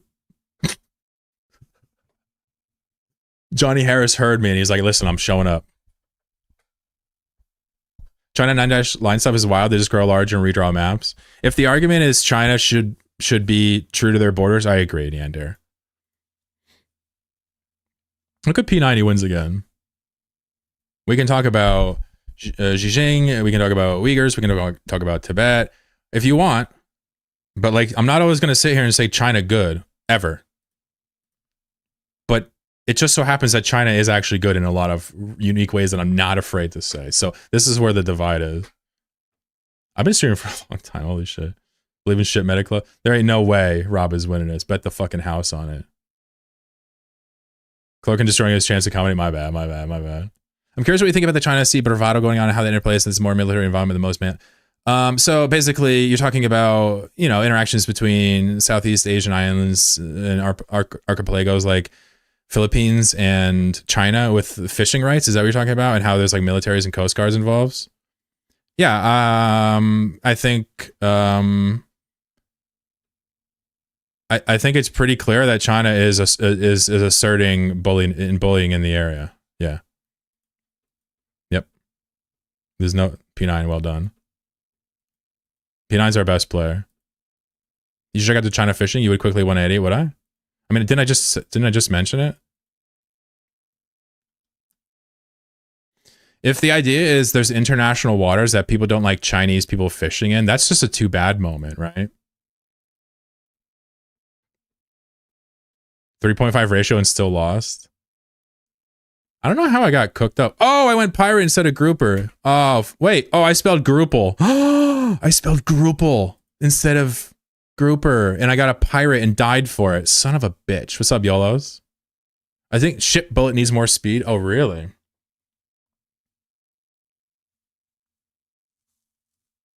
I boosted the speed, Neander. You wanna increase the arc, maybe? Exactly, Cinnaball. Same thing for the US. The arc, interesting. Maybe we could change the ship arc real quick. I mean, I unironically support China. I don't know what to tell you. Like, I support China 1,000 more times than the US. I mean, one of these is a terrorist state. I don't know what to say. It's not China. But with that said, it's like, you know, I'm happy to criticize China. They do many, many silly things and many destructive things. Let's talk about Tiananmen Square. Let's talk about whatever you want. I don't care. I'll talk about anything. I'm not afraid. Gerber got nerfed in the ground. You guys are so fucking funny. All right, so what are we doing with the ship? We're going to change the arc, right? It's right here. The cone arc is right here. So, smaller number would tighten it. It's like maybe 60 degrees right now. I'm not sure. I can't really estimate it. It doesn't measure by degrees. It's just, so what if we busted that's the 5? You want to see what a ship with 5 looks like? It probably is going to spray it everywhere. You want to try it or no? Dude, ship application is going to be nutty. All right, fuck it. Let's go. I'm doing a ship because you guys are scrub. You said no, it's too late. It's already on prod, bro.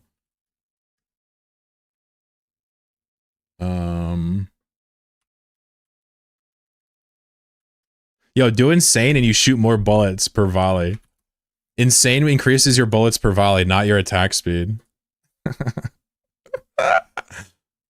Centrist conservative. Oh yeah, no doubt. Storm, good to see you, brother. What's up? Don't grab my putty. How you doing?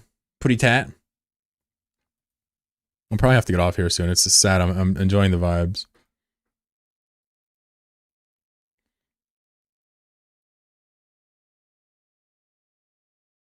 Centrist, someone afraid to call themselves a Republican? Yeah, you do hear that a lot. I guess I've been doing a lot of mitigation here, but the truth is, like, the Overton window is so shifted in this country. It's not surprising that we're all confused. You know, I didn't know better my entire life. I'm just being real. I straight up just didn't know better. That, like, my views were called what they were, whatever it was, you know? But that's patronizing innately, and unfortunately, I can't, like, say it without being patronizing, so I apologize. I'll tell you this, though. Chances are you're better than even me in this chat if you're here. Ooh, what's up, Johnny? Ooh, yeah. Oh, Emmy Winkle. Literally stepping on my dreams. Oh, what's up with that? What's up with Artemis? It says no one fucks Republicans. No, they bang. They bang. They bang. But they don't get the cool girls, you know? I think our nation is probably warranted for criticism. It'd be bizarre they didn't have some for China, which is another issue. Sure. I'm just trying to explain. I'm not campist. I don't believe in glazing another country just because they're anti-US. I think it's worth having countries that are anti-US, and I'm thankful Russia is anti-US.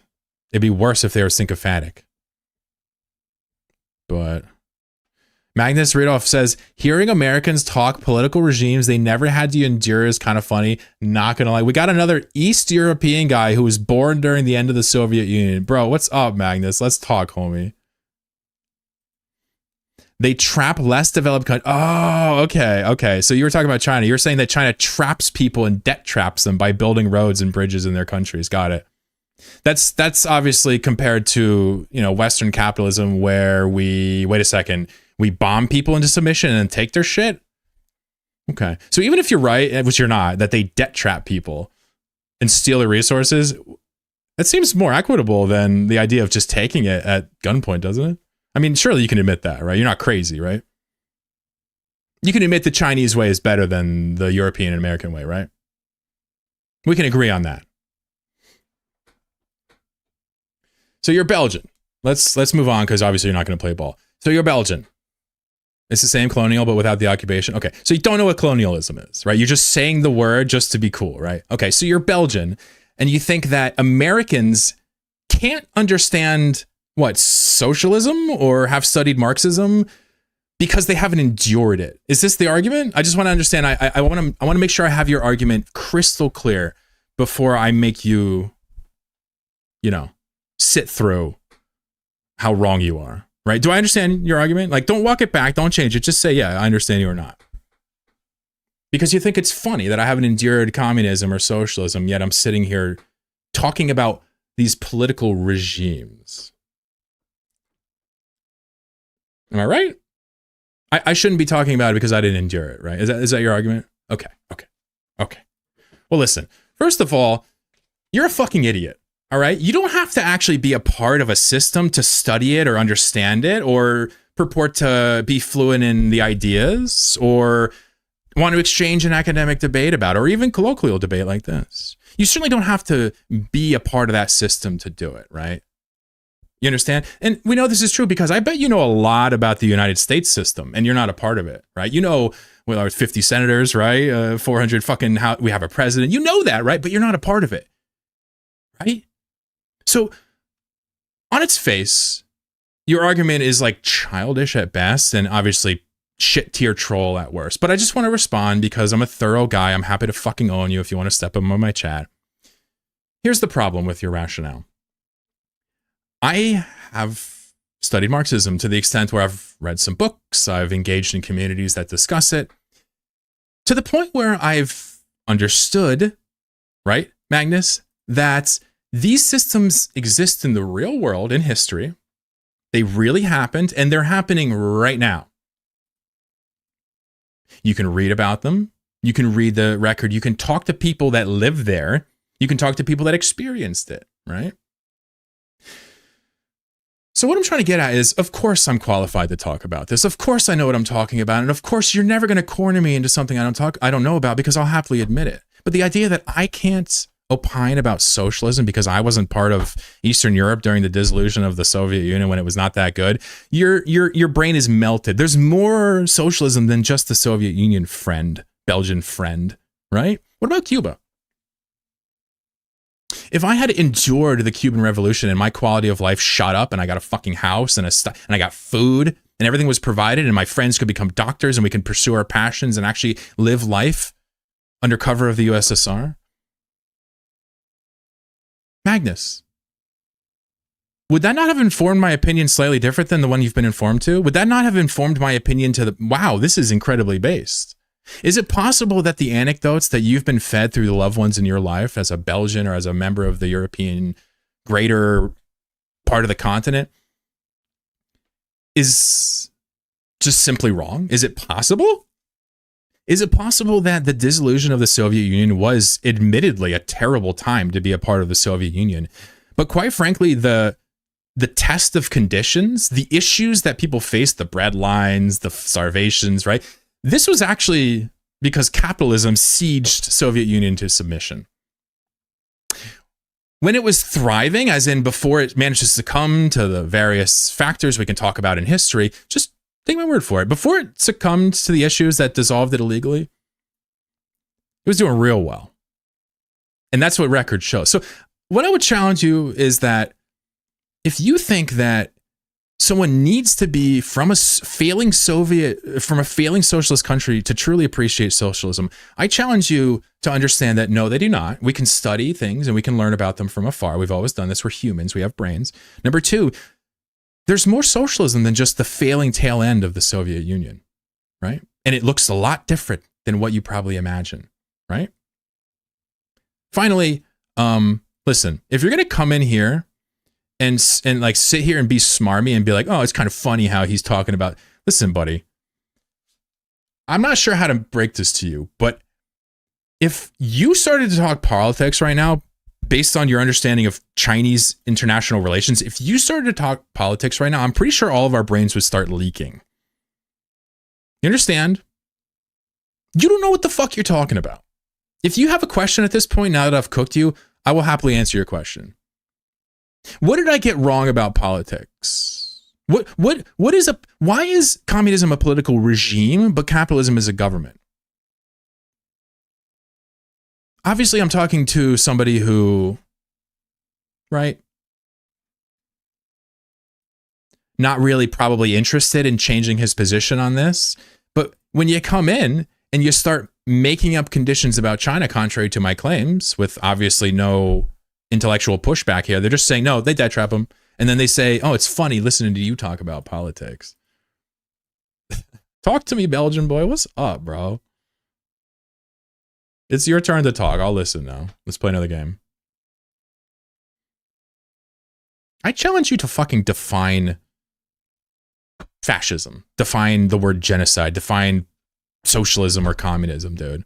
You're going to go to Grok like a fucking clown.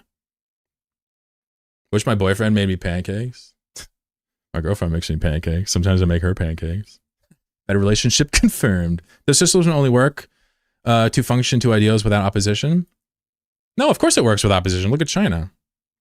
But the point is, capitalism has a very, very strong vested interest in ending socialist projects because socialism steals away workers of the world that would otherwise be ripe for exploiting.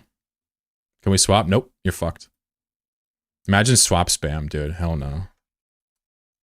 Pirate, let's go. Me and Halb no. What examples of power-based shift in socialism that went aptly for its people during?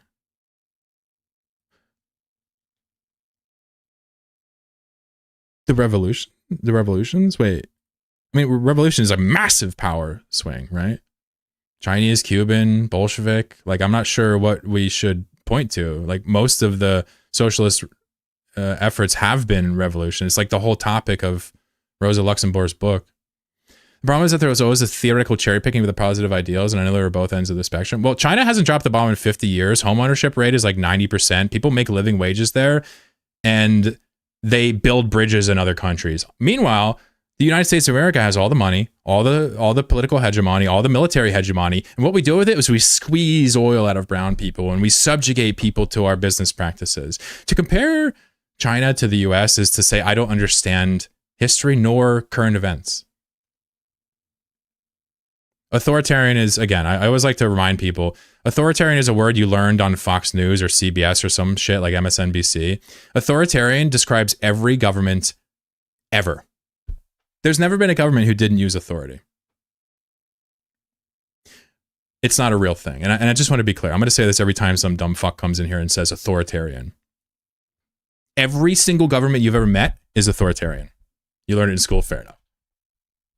What you probably mean to say is totalitarian dictatorship, right? I'm sure you mean that, but you've learned authoritarian because you know that's the code word for bad country. Just like terrorism is bad guy. China still enslaves its own citizens, though. Both have victims and winners. I bet they do, buddy. I bet China has huge slave farms, Dr. Party. Where do you live? What? Your town enslaves people. In fact, you enslave people. You're so stupid, bro. Are you talking about the Uyghurs? Do you want to talk about the Uyghurs? I will cook you on the Uyghurs. I've already done it before. We'll go to Western Wikipedia and read about the Uyghurs together. People need to read Confessions of an Economic Hitman. Never watched Fox News or what it was, the non-animal one? You've never watched Fox News? Oh, let's change that, baby. Let's change that shit. Somebody start screaming out Holodomor.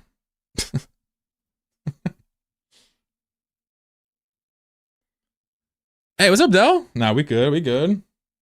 We had a good conversation with my boy about Kirk. Here we go. Let's watch some Fox News, folks. We have breaking news right now. President Trump has just given an interview to the New York Post. Breaking. And here's exactly what he says in part of that interview. We are loading up the ships with the best ammunition, the best weapons ever made, even better than what we did previously. And we... By the way, Israel violated the ceasefire by attacking Lebanon. So the U.S.'s response to that, instead of corralling Israel and getting them to agree to the terms by force or politics, their response is to do more war, load bigger, badder weapons, and bring them to the region, right? This coming from a man who days ago said he was going to destroy the civilization, kill the civilization of Persia, of modern day Persia.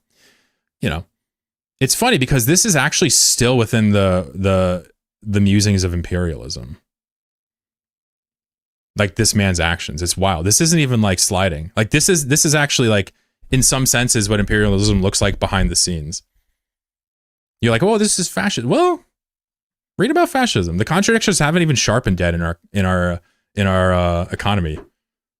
This is still naked imperialism. It's wild. Blew them apart.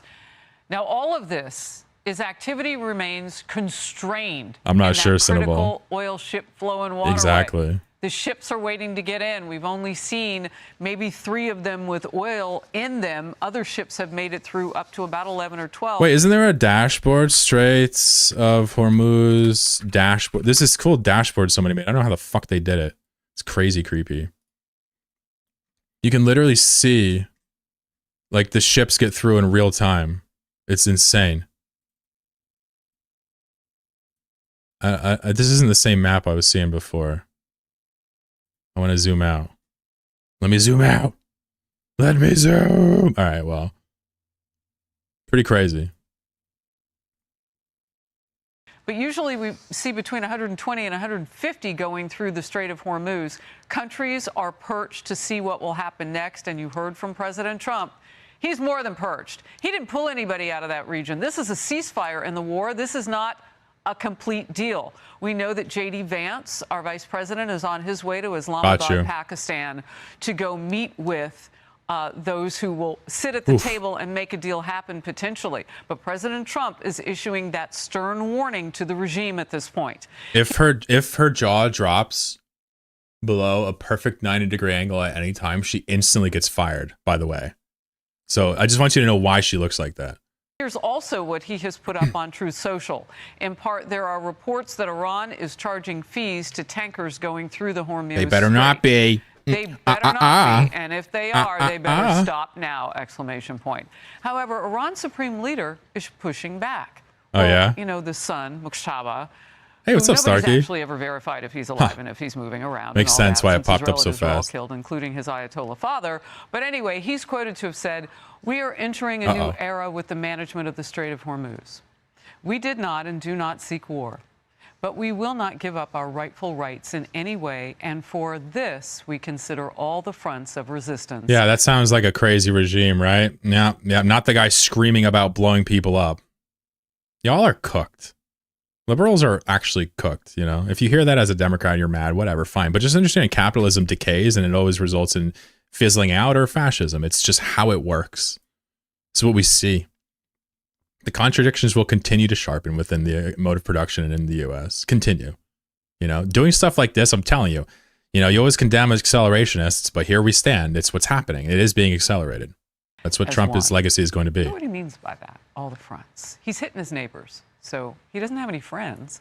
Meanwhile, Vice President Vance is expressing optimism ahead of tomorrow. By the way, just a fact check. No, Iran is not attacking its neighbors. It's attacking military bases in its neighbors, in its neighboring countries. And quite frankly, if you harbor a base for the U.S. military, you become a viable target. Straight up, your whole fucking military. If you sleep with the enemy, I have no idea why you would expect them to not attack you. Okay, so if you host military bases in your country for the U.S. that they use to do war against the country, why the fuck would you act shocked when you're attacked? My understanding is that Iran's attacking the bases primarily. There's one or two targets that they didn't hit that were the bases. That's my understanding, and quite frankly, that tracks because Iran is fighting a defensive war. Those talks. Looking forward to the negotiation. I think it's going to be positive. We'll, of course, see. It's not good. As the President of the United States said, if the Iranians are willing to negotiate in good faith, we're certainly willing to extend the open hand. I just don't care that Iran hit some civilian targets. I'm sorry, I don't care because the other side is literally targeting them intentionally without any checks. Just blowing up schools, just killed another hundreds of people, displacing hundreds of thousands in Lebanon, literally threatening to genocide, literally level Persia. Like, I don't know what to tell you, folks. If our focus is like, you know, Iran hit civilian targets, yes, it's bad. And when this is all over, let's make sure that they face justice in some international, you know, system. But right after, you know, we completely demilitarize the United States and Israel. They're going to try to play us, then they're going to find that the negotiating team is not that receptive. So we're going to try to have a positive negotiation. The president has gave us some pretty clear guidelines. I don't know why they keep letting this guy negotiate. Everywhere he goes, he does the opposite of the intended effect. He goes to Greenland, that shit falls apart. He goes to Hungary, that shit, now that Orban is doing worse now that he left. Now he's going to go off to fucking Iran, and I guarantee you it's just going to make it worse. His job is to make things worse, and he's doing fantastic at that. And we're going to see. Yeah, but my problem with this bullshit, it's the same horse shit. Listen, understand something. Let's be clear here. Let's pause it for a second.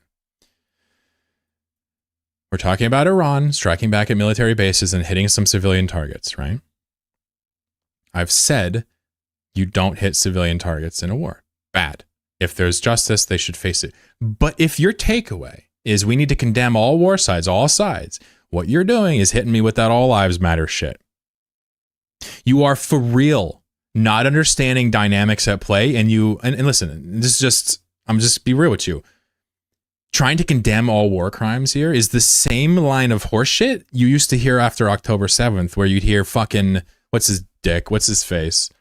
The fucking talk show, Piers Morgan. You'd hear, do you condemn Hamas? Do you condemn Hamas? Do you condemn Hamas? It's like, brother, what Israel doing is more interesting to me. What they've done to Palestine and the people of Gaza and the West Bank and Jordan, Lebanon, everywhere else, that's terrible. And so what's interesting to me is when people focus on the clearly lesser of the two. It's an interesting sign, right? Yeah, so what I'm specifically saying is that you saying that Iran hitting civilian targets is a war crime and then being like, oh, the U.S. doing it too is bad. Why did you bring that up? Is there any reason we didn't talk about the U.S. hitting civvy targets and how much damage they've done already? You know, because if we're comparing it, we're talking about 1% or less to 99% or more, right? So I'm wondering, why is this interesting to you? What is it about Iran hitting a civil target when they're trying to spray the military bases? What is interesting about that to you that would merit bringing it up over the overwhelming war crime element of murdering, displacing hundreds of thousands of people? Because you specifically said you don't care about Iran hitting civilian targets, which I took a problem with.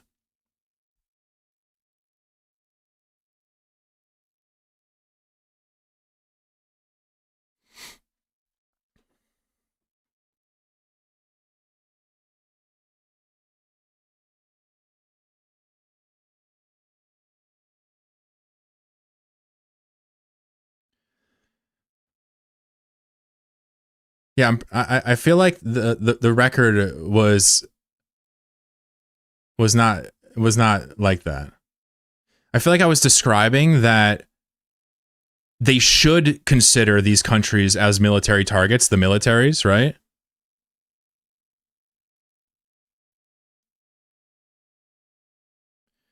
I'm just saying that if your whole thing is I hate war crimes and you're looking at Iran in any way, shape, or form during this event, you're sick in the head and you're brainwashed, right? I guess you're hyper focused on my opinion on the Iranian collateral damage, right?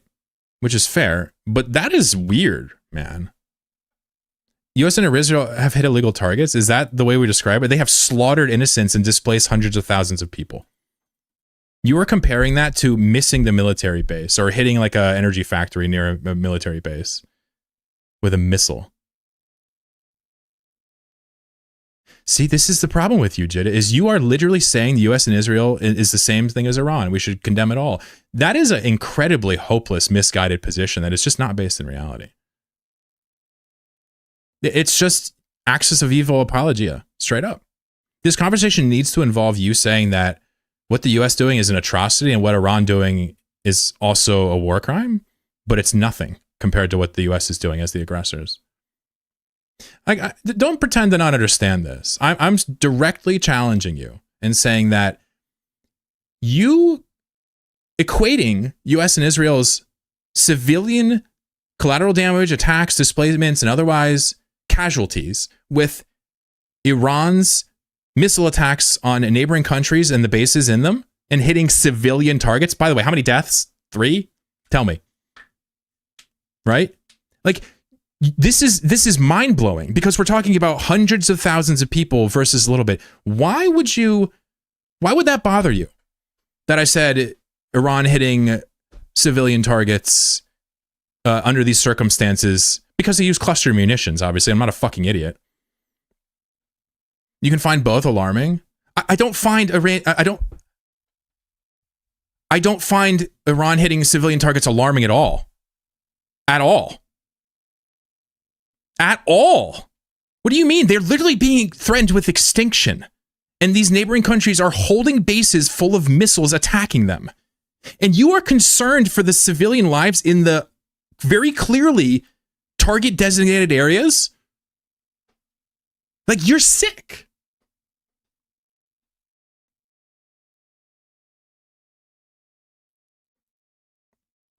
All right, so Magnus, first of all, the Iranian regime didn't kill 30,000 of their own civilians. That's a made-up lie. It's a very laughable lie, by the way, from the West. They had a crackdown. They killed thousands, right? Estimates, low thousands, right? Which is a terrible crime, right? But to exaggerate and say 30,000, you know, obviously you get your news from Fox News. You're a dumb fuck. I don't have to sit here all day. But the problem is with you, Magnus, is you'll just believe anything you're told. The Iranian regime, the Iran government, had a crackdown on a communist color revolution that resulted in thousands of civilians killed. I hate that. Let's talk about capitalists now. Of course, I'm concerned about civilian lives. You're concerned about the lives in the Gulf states, right? I'm just going to scroll through your chat and let's just see, let's just see how concerned you are about lives. Let's see if you mention anything about lives. Palestine. Anything about Gaza, Sudan, Darfur?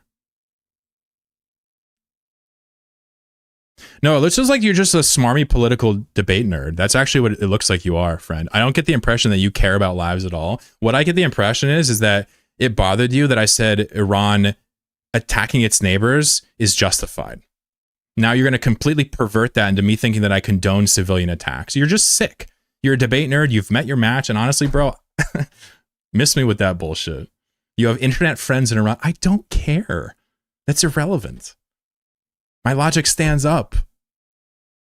Take your debate bro shit elsewhere. If it's about human lives, let's talk about the US and Israel and how we're murdering people and displacing them. Let's talk about that right now. Do you condemn us? I condemn Hassan for living in LA. That's it. Iran is defending itself. Any attacks that happen to hit a civilian target is ultimately the responsibility of the US. Well, no, I think it's Iran's responsibility. They might be tried criminally for hitting civilian targets. I think it's, cause and effect from the US, but responsibility in criminal justice would be Iran's fault if they hit civilian things. Hey, what's up? How's the Godot going? It's good. It's good. We just changed the ship. I don't know. Did we test the ship out yet? Oh no, let's test the ship. Did we test it? I didn't even pay attention.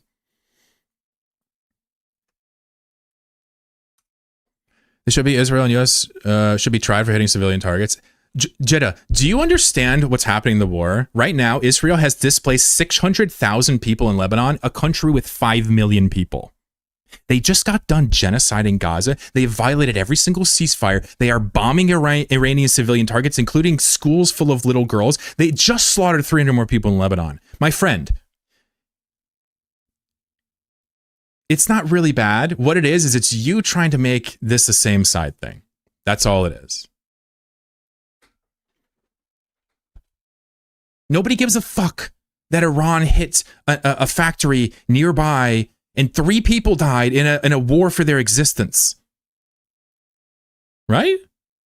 Nobody cares. Nobody cares. Like, the fact that that's what's funny to you is like, it's interesting to you. Just it gives it away. Wow, look at that spread. That spread is crazy. I kind of like it. People who died cared. That's the whole point. That's why we should talk about the US and Israel and get them to stop being genocidal freaks and stop trying to sit here and condemn Iran for fighting back, which is what you're doing. I'm not fooled, bro. You can't Piers Morgan me. I'm not a fucking dumb idiot. You're just some guy who's used to winning on forum arguments or whatever it is that's going on with your post history, right? You're not at all equipped to deal with this, Jeddah. You're sitting here literally getting your jimmies rustled over the idea that Iran hit a civilian target when we're literally genociding people on the other side. From us. From your own alliance. So miss me with that shit. It sounds like motherfuckers that say all lives matter. Yeah, dumb fuck, all lives do matter. But only one party is getting regularly Rodney King'd. You killed Chlorochud? Yeah, buddy. I'm condemning Iran. I bet you are condemning Iran. That sounds exactly like the type of bullshit you would do. Like I said, Piers Morgan, on October 7th, you would have sat there and waxed poetic about how Israel didn't deserve a goddamn thing. I know you would have, dude. Your politics are abhorrent. You're like a child. I don't need to tell you who you are. You're showing us, Jeddah. You came here on a Friday, sitting here talking about how Iran bad. It's easy, bro.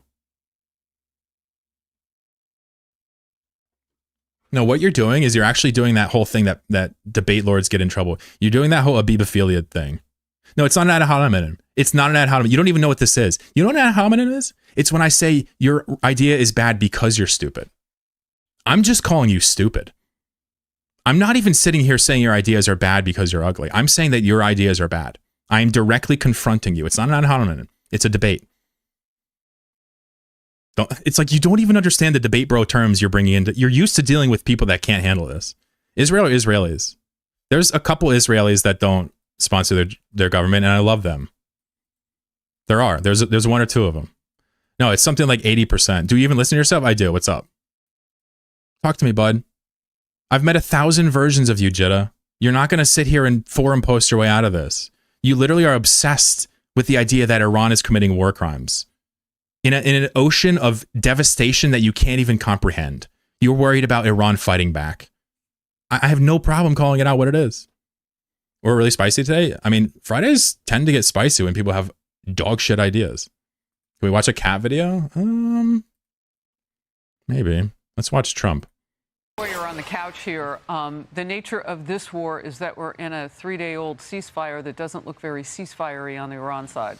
No, and this probably was expected. I think this more than anything, there's a thing called tyranny of distance when it comes By to the way, let's war. fact check this. Obviously, Fox News, they lie exceptionally brazenly. So let's fact check this. Obviously, the ceasefire was broken by Israel. We fact checked this first thing today, right? The ceasefire was broken by Israel when they attacked and killed 300 people in Lebanon after the 10 and 15 point plans were agreed upon. Capiche? So understand this, right? This is just incredibly bald-faced lie. And so the further you are away from your resupply, your beans and bullets and all of that, the harder a sustained effort is. And then you start this war, you're ahead of schedule, and then you realize, okay, all these contingencies for resupply, stopping the fuel, those are falling apart because of European. Jeddah, yeah, no worries. Listen, your position is indefensible. You're obsessed about Iran committing war crimes when they're literally being bombed out of existence. And you think that I'm pro-war crime as a leftist. You're clueless, you're hopeless, and quite frankly, you shouldn't have came here today. You would have had a better life. You're not going to go through life unchallenged forever, and today's a good example. Countries afraid to be involved. Okay, now we need to reorient our. Good luck in the AT, bud. And plan for this. I think it was the Ford we've lost already. So some of these assets that were there in the buildup are leaving. New troops are coming in. Magnus thinks that war crimes are committed by a regime I support. Obviously, Magnus Riedolf, no Carlson he is. He's far from Magnus Carlson. You are, very obviously, you're like a fascist kind of guy, right? You're not a chud. You're a fascist. I could tell that from the second you came in here. You don't know it, but you are, right? It's interesting. I don't think I've met somebody. I haven't met many Belgians, but like this is fascinating to me, right? You are actually you are somebody that wants this to happen more, based on what you're telling me here today, right? Obviously, I don't support war crimes. It's just a perverted straw man, right? The point is that an academic, an intellectual, somebody interested in understanding human empathy and why we do things, studying the material record of how wars start, how this whole thing came to a fruition, right? We can look at it and we can say Iran's the good guys. Done. Not hard. And so if you're going to sit here and say the good guys did some war crimes while being extinguished, let's talk about that. Right after the oppressors, right after the evildoers are tried in criminal court and face justice. We'll happily prosecute them for hitting the factories. We will. No problem. Until then, zip it. You're dumb. Your ideas are bad, right? Iran is defending itself, right? You got me? Hey, what's up, Soapy? It really is a lesbian room. And then the only leftist in chat agrees immediately with Emmy. Unbelievable. I mean, I do date a woman. Maybe I am a lesbian.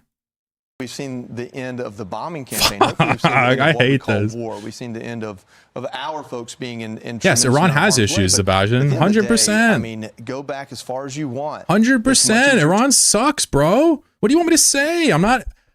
People sit here and be like, "Oh, you stand Russia." It's like, actually, it just so happens that the correct position on this isn't dumb.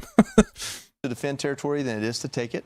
It's much easier to that's good. Vietnam, Afghanistan, just in our lifetime. It's just much easier. It's much harder to eliminate threats in Iran than it would be if Iran were trying to attack somewhere else. When you have the defensive position, famously, you remember back in the day, what did we tell Vietnam? What did we tell them? Oh, right. Oh, we're going to exterminate you if you don't give us the oil. That's what we told them. That's what we told China as well. We had what do you call it back then? A little class with our colonialism, with our imperialism, yeah? Why don't people think for themselves anymore?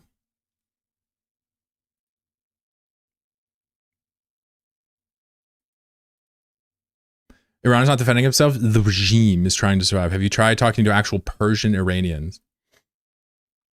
Magnus, just to be clear, I have zero respect for you. I think there's nothing you can contribute to this besides trying to drag down and disrespect the Iranian people.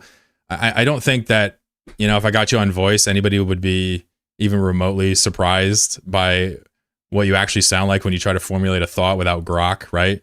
But let's be clear here. We're not going to put my own voice. I'm just going to sit here and say that you are a very bad guy.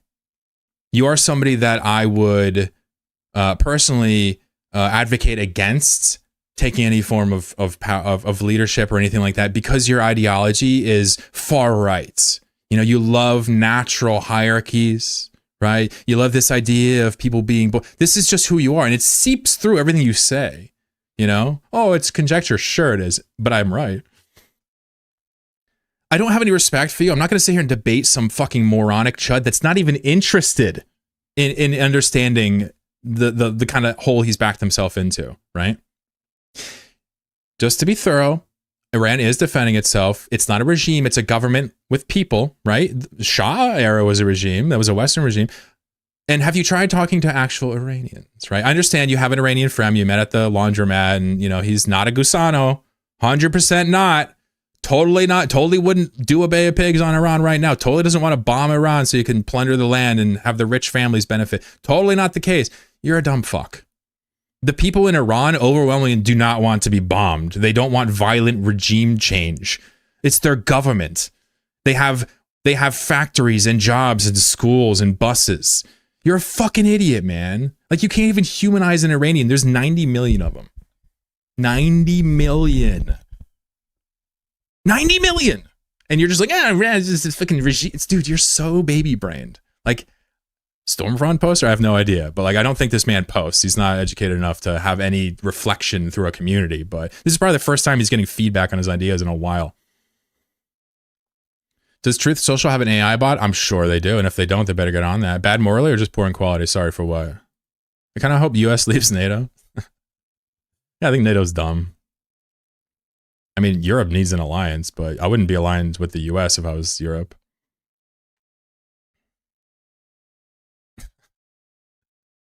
Yeah, we kind of parrot each other, don't we? Shit. Spend all your ammo. Yeah, we kind of. I was about to talk about NATO. I'm like, I got my dude here.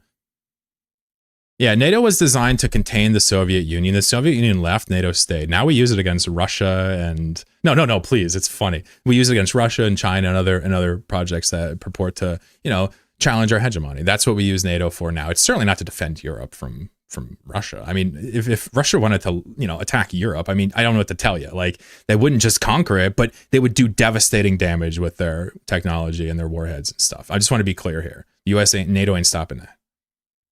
That's not what NATO's for. NATO is to protect U.S. hegemony. That's why I look at it. I'm just like, if I was European, I would not like this. Does the EU not count as alliance? Well, yeah, that's a EU. EU is economic alliance. If they get a military, sure, that could change. I mean, they need one if they want to not play with Russia. They need one. I get it. But in a perfect world, they would work with Russia. I'm not saying Russia is workable. I'm not saying that. I'm just saying, in a perfect world, that continent would kind of be collectivist.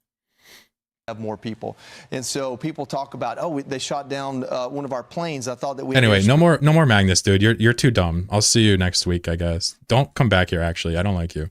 Priority. Well, we do because they're not flying planes. They're not bombing. Please don't dissolve NATO. What we don't have is the ability to not know that they can do what the Mujahideen did to the Russians. What's up, Hellraiser? They took cheap shoulder-fired rockets and took enough MiGs and helicopters down that the Russians said, hey, this costs more money than we want to spend on it. We're going to back on out of here. That is such a great example. Yeah, they shot down that F-15 with a shoulder rocket too, didn't they? What happened? What's up, FG? You mean the guy I was interacting with? This kid? This kid believes that China enslaves people, that they debt trap countries, even though I explained how it actually works. Dude, this guy is too much. I can't deal with him. Who's Piers Morgan? Piers Morgan?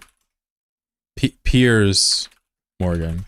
Yeah, he's this guy who after October 7th, he kept every interview. He would always put people on the spot and make them condemn Hamas. There's a famous clip with Norm Finkelstein where it's just like, shut the fuck up. He's just a nobody. He's a nobody talk show host.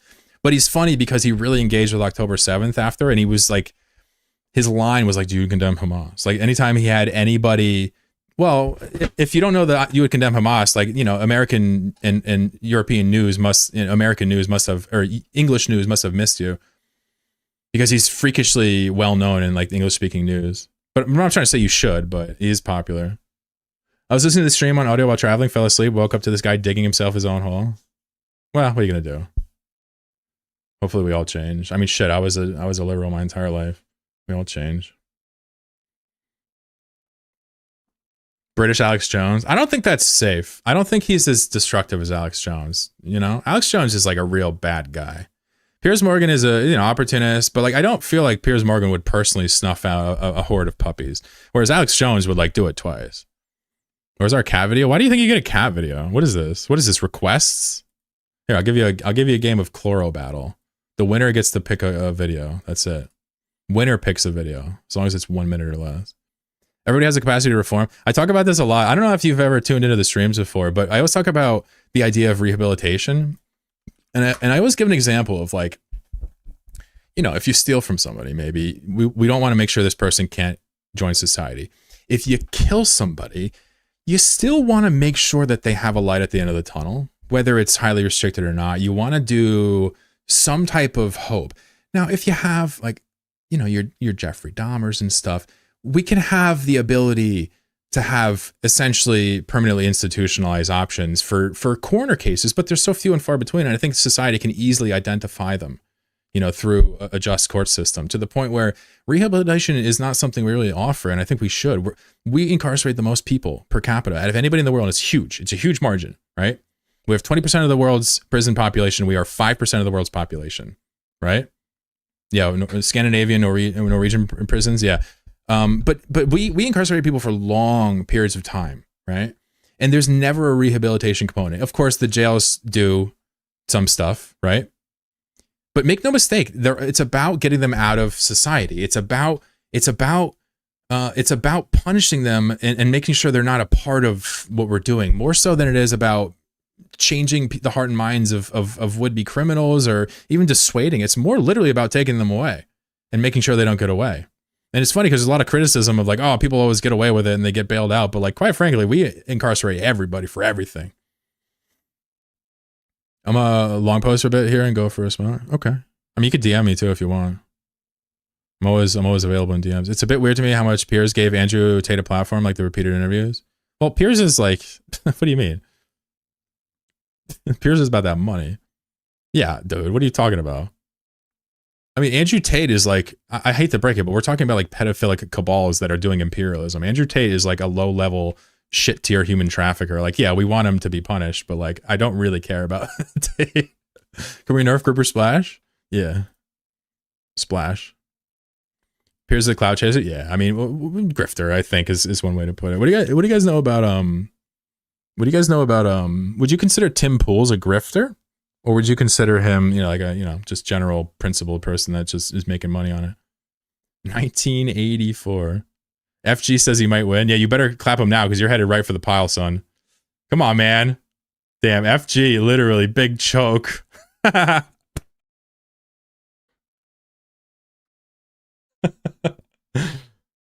my God.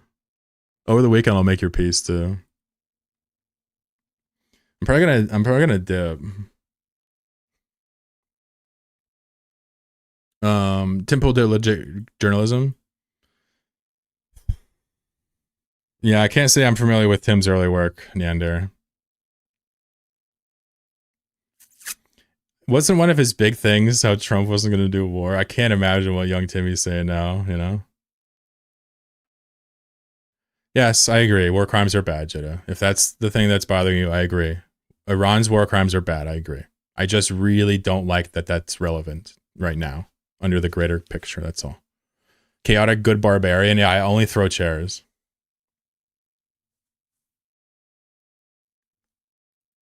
I'm all about that 300 million. Thanks, boss. Oh, you get 300 mil? Nah, he was higher damage. FG gets the disc. All right, one more.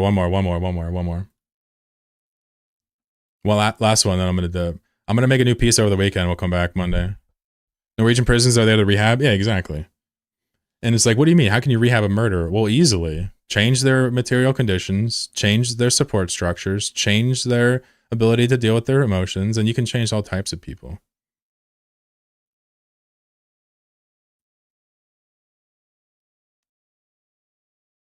Oh, you're good. I mean, you're allowed to like Tim Pool here as long as you don't, like his beanie. That's illegal. Will there be no more nomad? Yeah, one a year. Yep, one a year. Yeah, I know it's weird watching me stream when I'm not even doing Eve stuff, but yeah, I do a nomad tail, around winter time once a year now. I love a nomad tail. That's how a lot of people know me, for real. I mean, I'm not shy about it. I like Tim Pool. He repeats himself a lot. Yeah.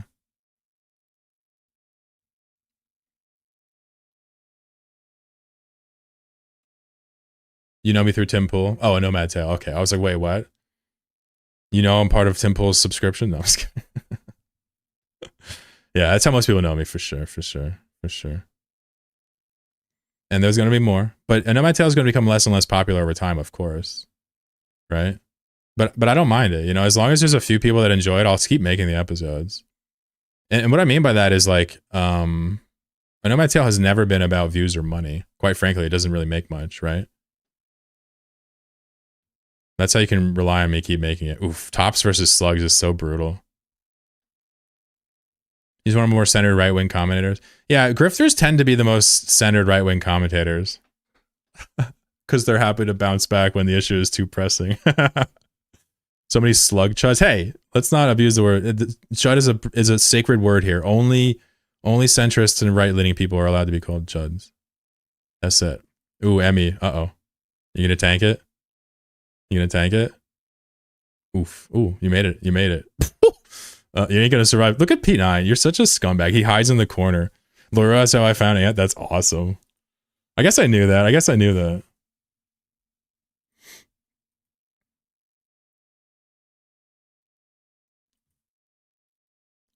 Slugs are the centrists. Oh no. I would say Tops are centrist. They just fly around, don't give a fuck. Pirates are clearly leftists. They just throw birds around and shit and do revolutions. Slugs aren't centrist. Look at this triangle of doom. Look at this. Who dies first? Stay tuned. Oh, inverse. He antimattered it. The slugs are liberals. Dude, I love that. The fusion of chloral battle and political terms is too much for me. The 4-time winner. Damn, inverse is clearly challenging the P9 hegemony. Do you see this? The P9 North Atlantic treaty. It's literally being usurped by BRICS. Brazil, Russia, inverse flux, China, and South Africa, right? BRICS is coming back. All right, one more, and then I'm done. I'm out. Well, last one, swear to God. I'm going to win this one because you guys are a bunch of slugs. Join, grouper, I did it again, Grouple. Grouper, nimble, antimatter. How do I lose a grouper, nimble, antimatter? I'm washed as the grouper. What about Candle? You were killing Candle, weren't you? You not been getting lucky? Where's our heckin' cat video? Oh wait, who won? Never mind. Whatever. I'm a liar. You want a cat video? I want to watch. I have a cat. Oh, he went Candle again. I'm sticking with the grouper. I think grouper can win. Slug sturdy antimatter. This son of a bitch. Oh wait, nobody did that. Slug sturdy milkshake. Yo, sturdy nerfs your damage by 50% these days. I don't know if you guys noticed. It changed. All right, let's get Fox News off the screen. What the fuck? Where is it? Yeah, sturdy is serious. Look, sturdy is minus 50% damage. Yeah, it's crazy. Yeah, I'm gonna do patch notes every week now for literally memes, just for my 2 viewers. Don't tell me I don't love you guys. I literally made the game and it's got combat logs and stats and it's gonna have, dude, I love you guys too much. Maybe not enough. The ship is interesting now. Do we want to leave the ship like that? I think I'll leave it like that for a little bit. Maybe the ship needs to spew more now. What if the ship hit twice as much now and literally just blanketed the whole fucking arena? Maybe that's too much up close. Ooh, man, slugs are just, we just need to nerf slugs for show. Look at this candle. Dude, are you serial? Oh man. Inverse and P9 are both alive, but they're fighting. The girls are fighting. Oh, he antimattered P9. P9's in a corner here. More shots, less shot time. Okay. Maybe like 40 bullets instead of 20, but like a 5-second cooldown. So just obliterates people. Oh, P9, can you survive? P9's still in it somehow. His light is dwindling. Look at his attack speed. It goes from 0.1 to 1. It goes from 0.1 to 1 to 0.1 to 2 seconds. Make the slug A's take longer to spool. Dude, honestly, the longer the trail gets, Emmy, the worse, the more oppressive the slugs get. If anything, their trail needs to be shortened. I don't know what to say. Slugs defy all game design. I've been asking P9 for advice on the slugs, but he won't spit it up. Ah, he's dead. Slug meta, the end here. Uh-oh. Uh-oh. Techno troll. Slug meta is back. I mean, I guess a slug's gonna win when it's 6 slugs, you know? I have no idea. I think we're gonna make the trail shorter. It just takes up too much of the arena. You can't miss it. Make it half the distance, and I feel like this thing can live. It's fine. We just need to affect the ability for this thing to apply late game. It'll be good. We'll balance it next week. We'll have a whole new piece next week too. If you have any ideas for items or shit, you can put them in Discord. But I'm out. Listen, if I was mean to you today, sorry. It's Friday. It is debate day. I do hit people with insults. I do get shitty. I do clap people, whatever you want to call it. You know, that's kind of what today's about. You know, you can come on Friday and then show back up, and it's okay. You know, I don't really, unless I ban you, I'm not holding a grudge. So whatever that means, you know what I'm saying? But anyway, hope it was entertaining. Either you learned something or taught me something. Thank you for the ridiculous amount of subs earlier today, FG. And, you know, I sort of feel like we're going to get along just fine. Spooky with the sub earlier. Thank you. Appreciate everybody. You're not mean to me. Well, I was mean to a bunch of people. But quite frankly, I don't regret it. I just, you know, I regret hurting their feelings, of, you know, but it's a debate day. You know, I'm going to get shitty with it. Where's the cat video? Yeah, I'm not gonna do that. I'm not gonna, I mean, listen, I'm a changed man. Don't take my Fedo in your Foss game. My bad, my bad. Inverse, take care. Paul, Taha, goodbye, McFlex. Don't take anyone here seriously. Fair enough. All right. Weed legal, follow the stream, Halb. I'll see you soon, brother. Send your DM in Discord. Okay. What do you got? Yeah, brother. Yeah, I'm not even, yeah, you know. P9, goodbye. Inverse, goodbye again. Retin, thanks for hanging out. Interesting to see another leftist out here. Would love to see you again or chat again for sure. It's less that, you know, the line is defined and more that it makes sense. That's why there's convergence of thought generally. So, you know, peace out, Dad, says Emmy. Take care. FG, thanks for coming by, brother. No, Rimworld, you're right. Oh my God, I didn't play Rimworld. Uh-oh. Well, I blame Spooky.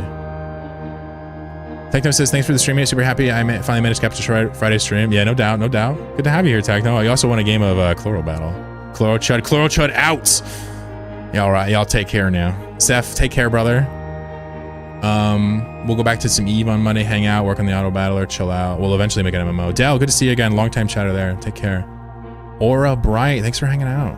Everybody on YouTube, Jesse Green. Make Hellraiser, Overponge, Stormcasting, Don't Grab Me, Retin earlier, Max, of course Crunchy, unfortunately Crunchy had to go, Neander earlier, goodbye, farewell, a few to see, goodbye. See you in leagues next week. I can't play RuneScape anymore, only if I quit Eve. Too many things in Eve. I hope you have fun with it though, McFlex. Good luck, and feel free to post about it here. Goodbye friends, I'll see you soon, and have a wonderful weekend.